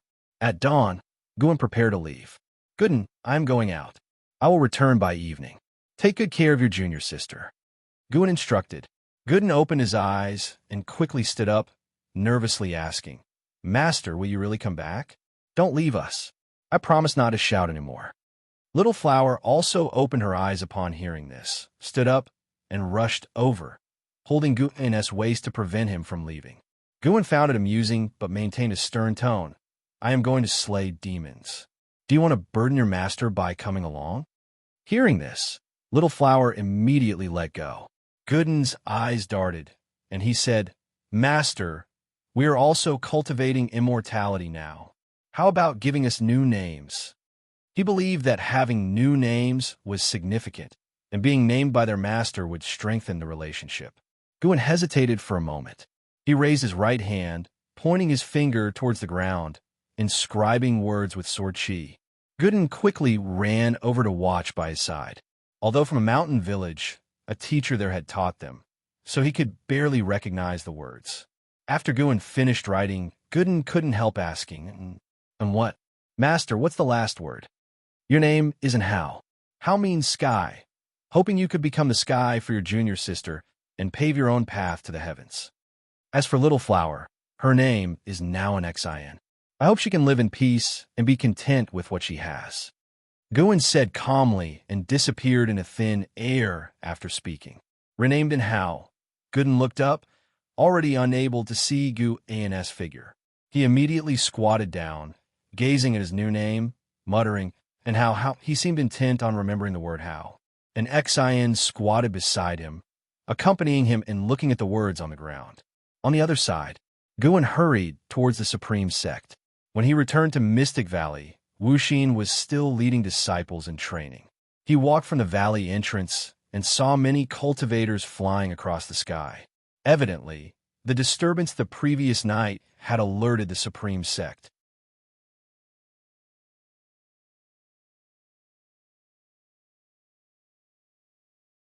Chapter 76. The World Watches. What is a sword cultivator? Seeing Guan walk towards the valley entrance, Wuxia quickly ran over. Lu Jujiao was also practicing with the servant disciples. Now, he was Wuxia's right-hand man. He merely looked at Guan from a distance without approaching. Even though it had been several years since his return, Lu Jujia still did not dare face Gu, and whenever he could avoid seeing him, he would, because he felt he had let Guan down. Guan had given him so many elixirs, yet he had strayed onto the wrong path and ultimately became a cripple. Every time he thought about it now, he felt regret. He even felt that he deserved his fate. After all, he had indeed committed many wrongdoings in the Demon Extermination Hall and deserved the punishment. Guan did not specifically try to guide Lu Jujia. This allowed the young man to reflect and contemplate. Senior brother, last night there was another incident of spiritual energy descending. Although it wasn't as severe as the previous times, you still need to be careful when you go out. Wuxia came up to Guan and reminded him. Guan nodded and said, I felt it too, which is why I came back. How's the situation in the Medicine Valley? It wasn't affected. By the way, senior brother, are you going to watch the duel between the Mad Swordsman of Great Yu and Sword Venerable Fudao? Has Sword Venerable Fudao agreed to participate? No, but the rumors are rampant, and Sword Venerable Fudao should show up. As they chatted, they walked towards a pavilion. Currently, the Mystic Valley had recruited another batch of servant disciples. These disciples frequently looked at Guan as they practiced. They were very curious about the true master of the valley.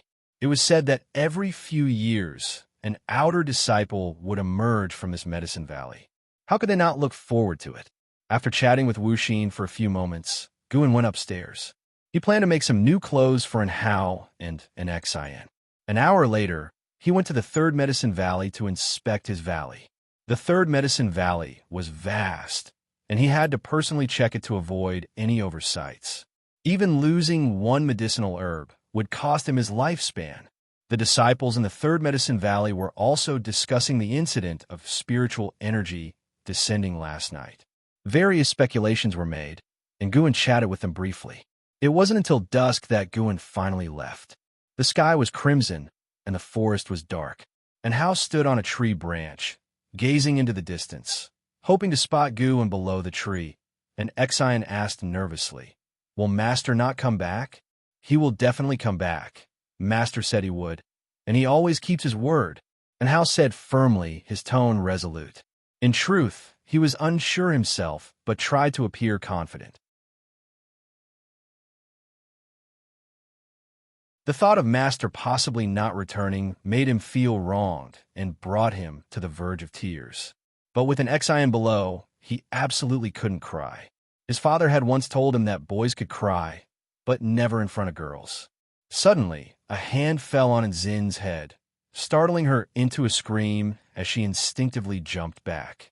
And Hao heard it and quickly turned around, only to see the figure he had been waiting for all day. He immediately shouted excitedly, Master! He jumped down and rushed towards Guan, hugging his waist just like an Xian had done that morning. Seeing that it was Guan, an Xian also became very excited and rushed over to hug him. Even though they've only known each other for 2 days, Guan had already become irreplaceable in their hearts. Guan placed a hand on each of their heads, gently pushing them away. He softly said, Train diligently. If you don't train hard, I will leave you behind. If we excel in our training, will you stay? And Hao asked. Guan took out 2 sets of clothes from his storage bag and said, Didn't I tell you before? You will eventually go to the Supreme Sect. I want to be with you forever. Once you can protect yourselves, I will leave. Upon hearing this, and Hao's face fell immediately. And Xian bit her lip, her eyes turning red. Ignoring their emotions, Guan handed them the clothes and led them toward the river in the forest. An hour later, and Hao and an Xian had changed into their new clothes and tidied their hair. These two looked like a perfect pair of golden children in their new outfits, which was probably why that demon kept them for last, being reluctant to eat them. Guan decided to spend every night with them from then on, returning to the Supreme Sect during the day. The area within 1,000 miles had no presence of strong demons, only numerous villages and towns, so it was very safe for them to train here. And so, the days went by. A month passed in a flash. The outer gate city was crowded, and even the mountain areas outside the city gate were filled with cultivators in meditation. Many disciples from the other 7 outer gate cities, for inner gate cities, and the main city of the sect came to watch the battle, as well as disciples from other factions. The Supreme Sect did not prevent this from happening, causing the entire immortal cultivation world of the Taizong dynasty to discuss the event. In front of the South City Gate, Han Ming stood proudly. He had his eyes closed, his sword box placed in front of him, and his hands resting on the top of the box, while the warm end-of-summer wind blew through his robes. Many cultivators stood on the city walls, watching him and discussing. I wonder if Sword Venerable Fudao will show up. I think it's better if he doesn't. If he does, his true identity will be exposed, causing endless trouble in the future. He will surely come. He is so powerful that even if his true identity is revealed, who could defeat him? It's said that Sword Venerable Fudao is actually the sect leader. He remains hidden to build another powerful force comparable to the sect leader within the Supreme Sect. I heard the Mad Swordsman of Great Yu has been surpassing the Divinity Transformation realm for years. If this fight truly takes place, it will be legendary. Zhuo Lin and his father, Jian, also stood on the city walls, looking down at Han Ming. Zhuo Lin's face was full of worry. He had already taken Han Ming as his master, so he naturally worried about his master's safety. Jiang Xiong and Huan Mo, who had a cultivation level of 9 layers of the Divinity Transformation realm, stood on top of a huge gourd, also discussing the upcoming battle. Yilan stood on the top of a tall building, gazing into the distance towards the South City Gate. The sky was blue, not a cloud in sight, while the mountains outside the city were rugged. There was no sight of Sword Venerable Fudao. Standing beside her were more than a dozen disciples of the law enforcement hall, all her subordinates, including Zhenqin. They were all very excited. 5 miles away, Shan Zhen, wearing a black veil, stood on the top of a treasure pagoda, also watching the South City Gate, his eyes filled with anticipation. This duel between sword cultivators, which had been brewing for a month, had captured the attention of the entire Supreme Sect and even the immortal cultivation world. Amidst the anticipation of everyone, Han Ming remained patient, keeping his eyes closed. Meanwhile, 15,000 miles away, in a vast forest, Guan was instructing Hao in sword practice. Hao had reached the second layer of the energy cultivation realm in just 3 days of energy absorption and was now at the 3rd layer. Today, Guan started teaching him the techniques of the Taizong Divine Shocking Sword so that he could have combat skills. Meanwhile, Xin was still cultivating, concentrating on gathering her first wisp of spiritual power. The difference in their talent was like a chasm. Guan only needed to demonstrate the moves once for how to remember them, making teaching him very easy. So this is what it's like to mentor a genius? No wonder the great cultivators favored geniuses. He was starting to favor Hao too. While practicing the sword, Hao asked curiously, "Master, what is the name of this sword technique?" He wielded a wooden sword, but even so, his sword strokes already produced a sharp wind. Taizong Divine Shocking Sword. You are the only one who has learned my sword technique. Do not disgrace it in the future. Guan said, given Hao's talent, he would certainly be revered if he joined the Supreme Sect. Adding that he was the inheritor of Sword Venerable Fudao's technique would make him even more extraordinary. In the future, the Supreme Sect would have to think twice about oppressing Hao, considering whether it was worth going against Sword Venerable Fudao.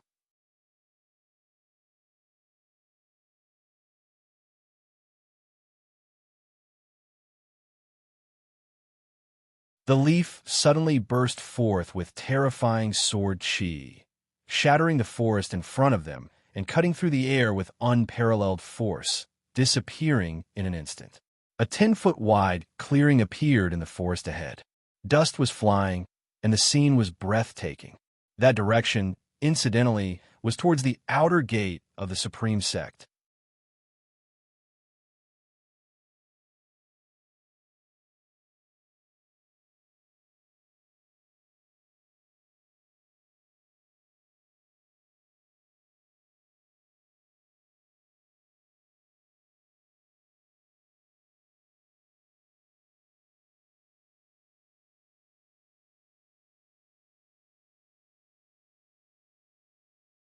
Chapter 78, Demon Guan.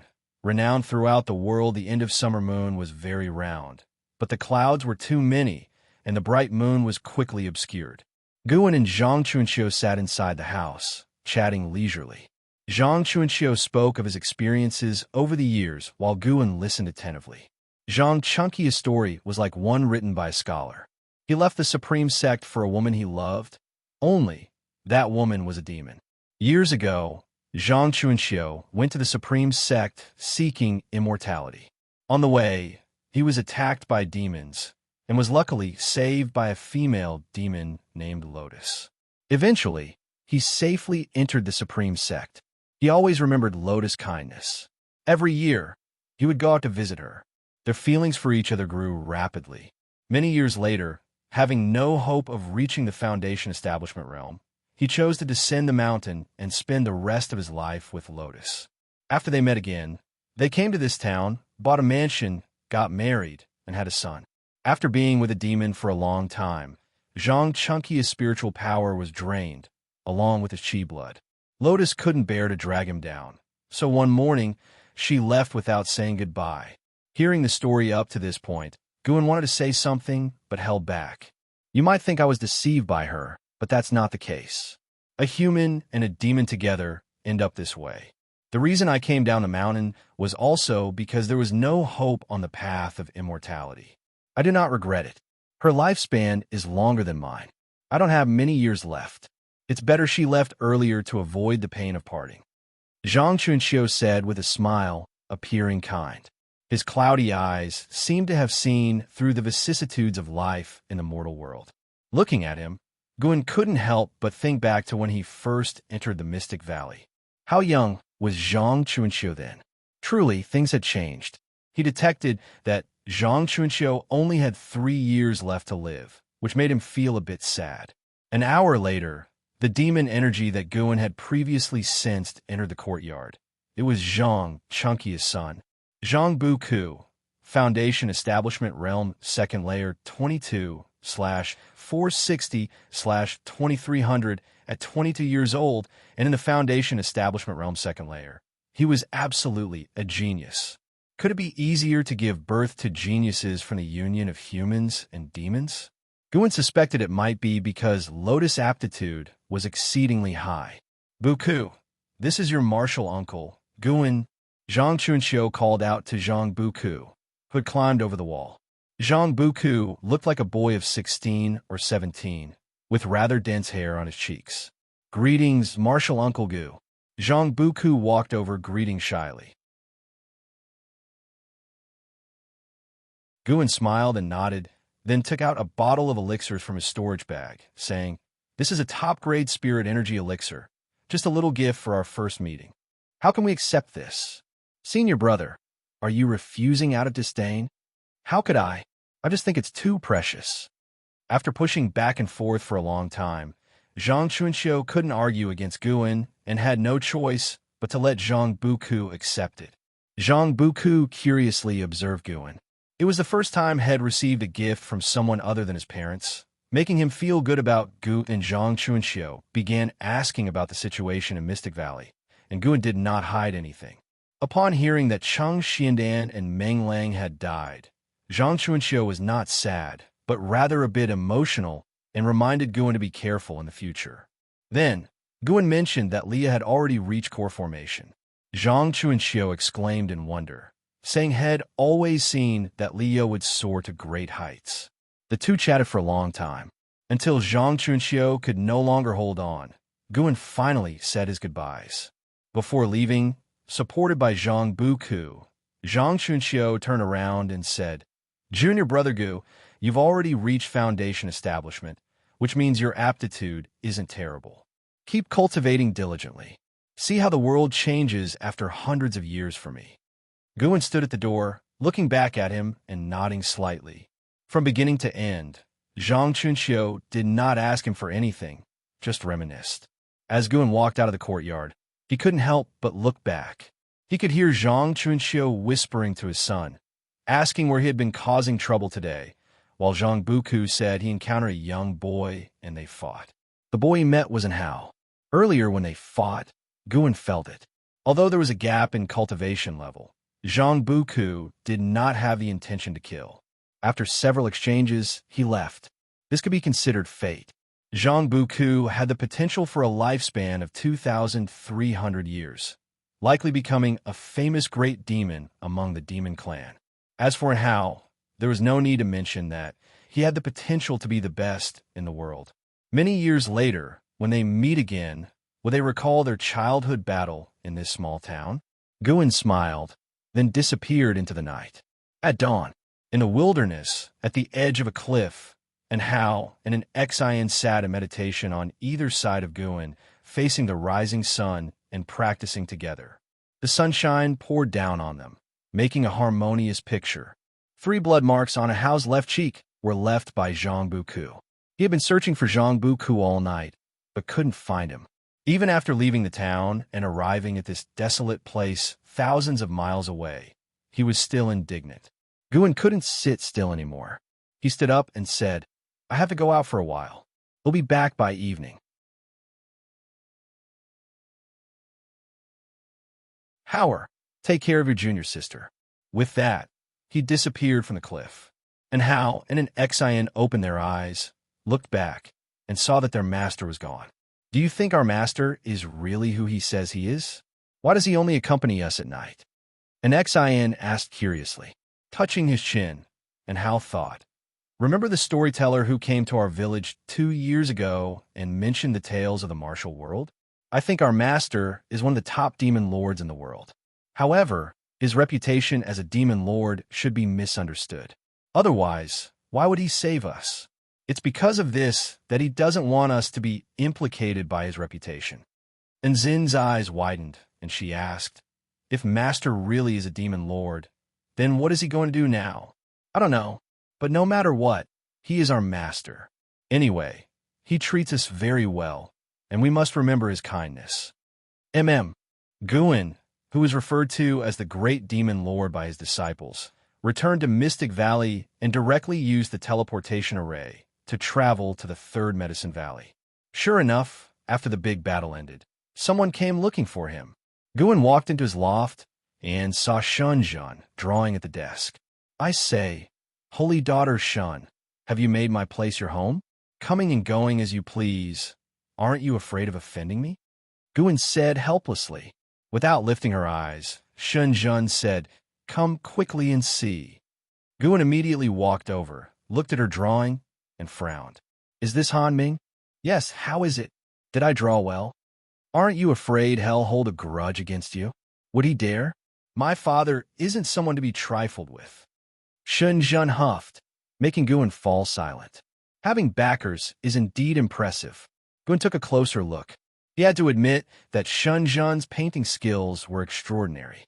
The scene of Han Ming being nailed to the city wall was depicted very clearly, including the cracks on the wall. "How is it? What do you think?" Xianxia asked proudly. Guan grabbed her brush and added a few strokes to the paper. Xianxia squinted at it, then her eyes widened. Guan had added some wind and shadow effects, making the scene more dynamic. This was a drawing technique from Earth Comics. Such a technique did not necessarily mean it was better than Xianxia's, but the key was that Xianxia had never seen this style before. Although it was just a piece of paper, it made her feel the movements, as if painting the process of Han Ming smashing against the wall. She turned to Guan and couldn't help but say, "You know how to draw?" "A little. What about poetry and song?" "I know a bit of everything." There was admiration in Xianxia's eyes, which made Guan lift his chin slightly. Showing off, are we? Well, after all, you did right investiture of the gods. Shenzhen sighed. Guan then asked, why did you draw this picture? Could it be that Shenzhen had a grudge against Han Ming?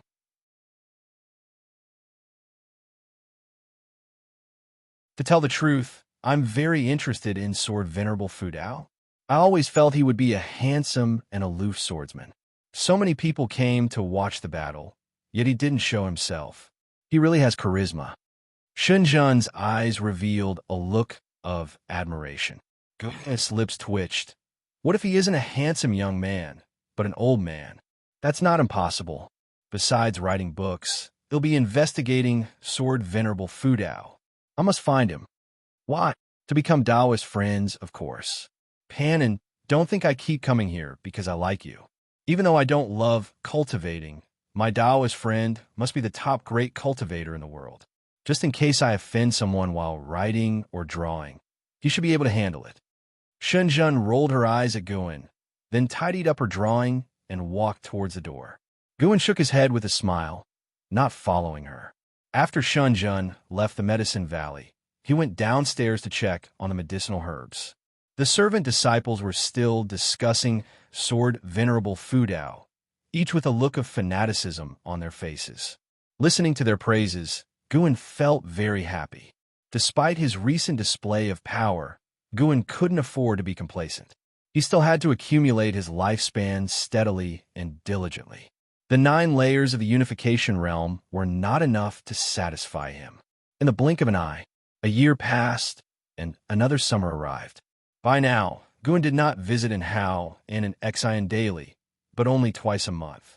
And Hao's cultivation had reached the 9th layer of the energy cultivation realm and could protect an Xian well. Last month, and Hao passed the test Gu and arranged, personally killing the wolf demon that had previously chased them. Guan had let the wolf demon go to leave it for Hao to kill. All right, he admitted, upon first seeing in Hao's aptitude, he had already thought of a plan to nurture him extensively. The reason they hadn't gone to the Supreme Sect was that in Zin's cultivation level wasn't sufficient yet. Besides, the two were still young and could learn more from Guan. One day at noon, Guan went alone to the outer sect, first heading to the Heavenly Repair platform. There were more and more sword cultivators on the Heavenly Repair platform, and many were not from the Supreme Sect. The news of Sword Venerable Fudao severely injuring the mad swordsman of Great Yu with 2 leaves swept the immortal cultivation world. Now, Sword Venerable Fudao had become the most revered figure among the Supreme Sect disciples. Even though a year had passed, every time Guan came to the Outer Gate City, he could hear the disciples talking about it. After the fame of that battle spread, more and more sword cultivators came to visit. The Supreme Sect did not refuse them, but increased the defensive forces in this part of the Outer Gate City. This also resulted in Jiang Qiong's authority rising significantly since she was the great elder of the city. Guan looked from afar and saw Han Ming standing by Zuolin, scolding him impatiently, while Zuolin sat on the ground with a sullen face. Guan laughed. He wanted to see this scene, which was why he recommended Han Ming to take Zuolin as a disciple. Zuolin was a genius in every aspect, except for his exceedingly poor understanding of Sword Dao. Yet he loved Sword Dao the most. Guan chuckled to himself, then shifted his gaze to the others on the platform, looking for any unfamiliar great cultivators. As he scanned, he really found one.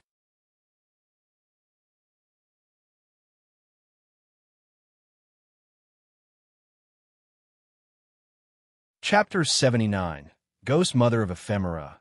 LV Cien returns, Ghost Mother of Ephemera. Second level of unification realm 3750/8090/54000. Second level of unification realm. This exaggerated lifespan. First the underworld demon emperor, now the ghost mother of Ephemera. Why do they all seem like characters from the underworld? Guan lamented silently. Even ghosts have lifespans, which means that even if they die, they can't exist forever. After thinking about it carefully, it made sense. If ghosts could exist forever, wouldn't this world be ruled by ghosts? Only tales of thousand-year-old evil ghosts are heard, never of million-year-old ghost emperors. Of course, it could also be that Guan's level wasn't high enough to encounter such beings, but at least this mortal world was still dominated by the human race. Perhaps there was a force in the dark that suppressed the existence of ghosts, maintaining balance in all things. The lifespan of the human race might be short, but they cultivated quickly. Each had its pros and cons. The ghost mother of Ephemera disguised herself as a female disciple of the Supreme Sect. Looking very young, her cultivation level suppressed to Foundation Establishment realm, making it difficult for others to detect her abnormality. Guan didn't look any further, afraid of drawing her attention. The Supreme Sect had countless demons and monsters. As long as they didn't threaten him, he didn't bother. Little friend Gu. Han Ming suddenly walked over, with a smile on his face. Despite experiencing a crushing defeat, he didn't feel humiliated. Instead, he felt fortunate. Sword Venerable Fudao had pinned him to the city wall with a leaf, and the sword intent contained in that leaf benefited him greatly, indicating a lesson in disguise. With Fudao's ability, had he wanted to kill him, he definitely wouldn't have survived. Guan looked at the approaching Han Ming and immediately saluted. Han Ming came forward, warmly grabbing his hand, and said, "Little friend Gu, since you're here, you must practice swordsmanship with me. The disciple you recommended to me is really too dull. It's driving my Taoist heart restless with anger." As he spoke, Han Ming pulled Guan in the direction of Zwolin. Guan, unable to break free from his hand while hiding his cultivation level, could only walk helplessly. Han Ming had Guan sit next to Zwolin, then started teaching swordsmanship techniques. Zwolin, seeing Guan, was very pleased and kept pulling him to talk endlessly, making Han Ming very irritable and scold Zwolin again. Zhua Yijian sat on one side, smiling as he watched his son being scolded, while also scrutinizing Guan. Besides being good-looking, his cultivation level seemed ordinary, and Zhua Yijian couldn't understand what caught Han Ming's eye about this child.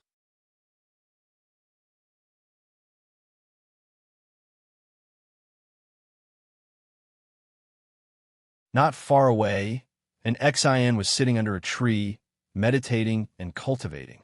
Her brows were furrowed, obviously finding her cultivation difficult.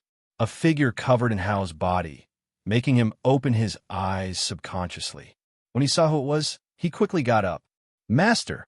And Hao quickly got up, rubbed his wet hair, and then cultivated energy to dry his hair with spiritual power, causing wisps of white smoke to rise from his head. Guan wore a mask and spoke in a hoarse, low voice. "I won't teach you swordsmanship today. They'll teach you leg techniques." Hearing this, and Hao's eyes lit up, and he became excited.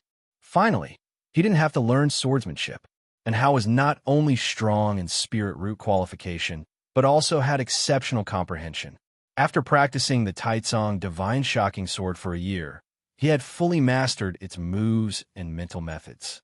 Now he only needed to cultivate his own sword intent. Guan lifted his leg, standing on one leg. This posture immediately stunned Hao, and even an Xian, who was absorbing energy, got drawn in. This leg technique is called Gale Shadowless Leg. Watch carefully, Guan said with a deep voice. Currently, only Elon inherited this move, while others practiced the residual wind leg. Although the residual wind leg was the basic leg technique of the Gale Shadowless Leg, it was hard to see their close connection when put together. He was not afraid that Yilan and Hao would recognize each other's leg techniques in the future. If they could recognize it, it meant they were fighting just in time for Hao to show mercy. After spending more than a year together, Guan had already treated Hao like his own child. Hao was not inherently bad and even had a chivalrous spirit deep down, only a bit carefree in personality. Guan's leg shot out, and in an instant, countless leg shadows burst forth. A gale arose, splashing water, and the trees in front of him toppled.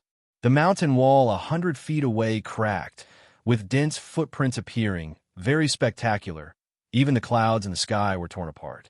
Hao was dumbfounded and trembling all over, while an Xian was also watching with wide eyes.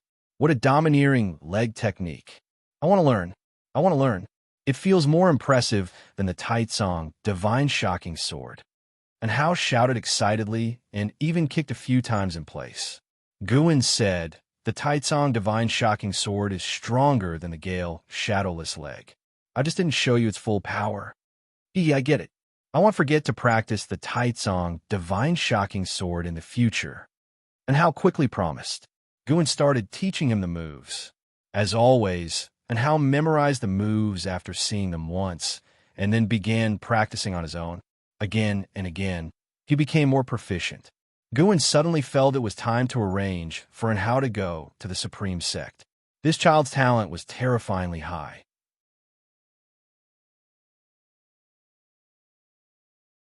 If he could join the Supreme Sect earlier, he might establish a better foundation, since Guan could only teach him cultivation techniques and ultimate skills. However, Guan thought of an Xian. Her qualification was too mediocre. Never mind, let them go. Qualification wasn't something he could change for now, so why worry for her? Guan decided to wait another 6 months before sending the 2 children to the Supreme Sect. In 10 years, Hao might become renowned. He wondered how long it would take for him to catch up with Li Yi and Ji Xiaoyu. Guan even began to look forward to the duel between Li Yi and Hao. Li Yi, being naturally competitive, would certainly clash with Hao one day. There were internal combats within the Supreme Sect. Although the two were over 30 years apart, they could be considered the same generation. The summer heat was intense, and Hao soon became drenched in sweat, yet he continued practicing legs tirelessly. Despite his young age, once his clothes were soaked with sweat, his body showed strong muscle lines, full of strength. Guan just stood there, quietly watching. Qinghong Valley. Guan was planting seeds, with Sun San following close behind, carrying a basket. To prevent being seen through, Guan didn't just harvest. Occasionally, he did other tasks. I'm back. A voice came from the valley entrance. Guan didn't have to look to know it was LV Xian. LV Xian walked in from the valley entrance, wearing a blue robe and holding a folding fan, looking more masculine compared to his previous red attire. How did it go? Smoothly? Sitting on the mountain top, Iluyun asked, his voice echoing through Qinghong Valley. Luo Han appeared in front of the pavilion with a long spear, welcoming LV Xian's return. Guan also had to show his respect. Compared to LV Xian, Guan was more concerned about Li Yi's situation in the 100 Races Assembly.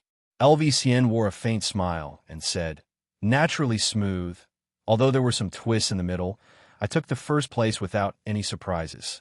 Hearing this, both Luo Han and Iluyun smiled. They all served Li Xiandao and would experience life and death together in the future. The stronger LV Xian was, the happier they would be. Iluyun asked again across the Medicine Valley. Did the talents from the Ji family, Gu family, and Zhou family pose any threat to you? LV Xian replied. A woman named Ji Xiaoyu from the Ji family gave me some trouble. Unfortunately, she withdrew halfway, and without defeating her head-on, I felt some regret. Other than that, there were less than 5 opponents who could contend with me. Was there anyone among His Majesty's children who satisfied you? Luo Han asked, with some expectation in his tone. LV Xian shook his head and said disdainfully, although I greatly admire His Majesty, his children are really not up to par, not even close to him. By the way, there was a prince named Li Yi who showed surprising ferocity.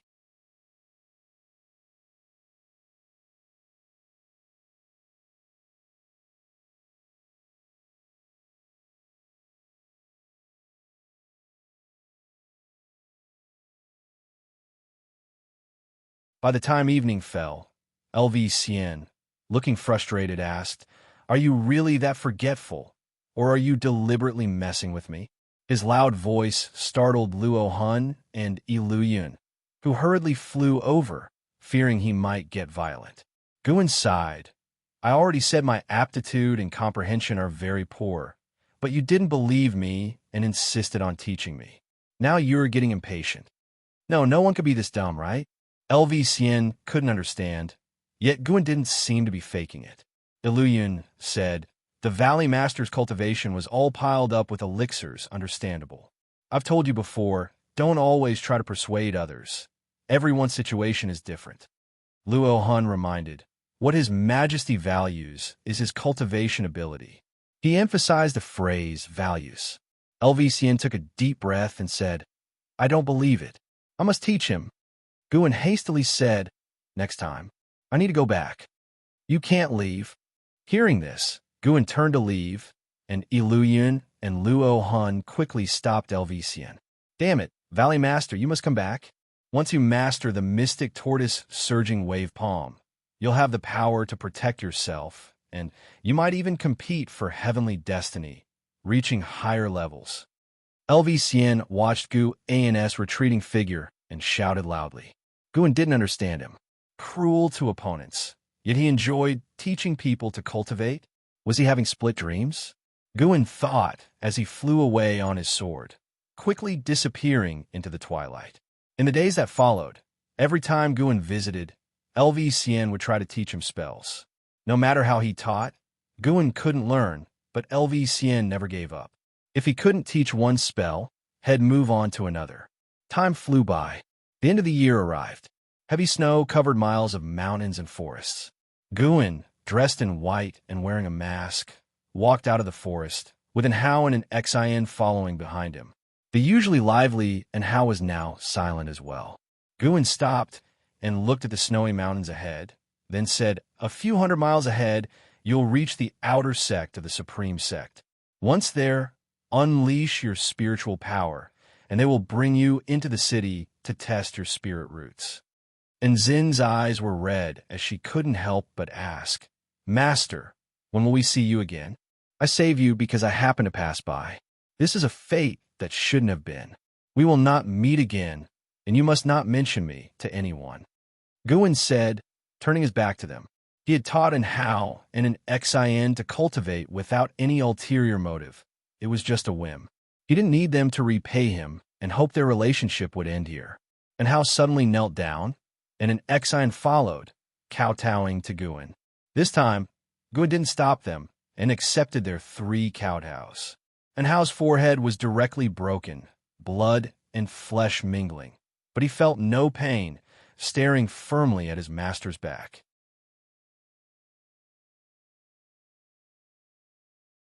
He could never forget the terrifying experience in the demon cave and the despair when facing the wolf demon.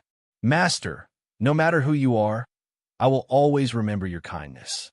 I will strive to cultivate, make a name for myself, and become the greatest person under the heavens.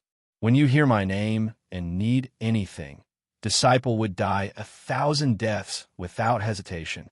And Hao said solemnly, though he had just turned 14, there was a determination in his eyes fiercer than that of an adult man.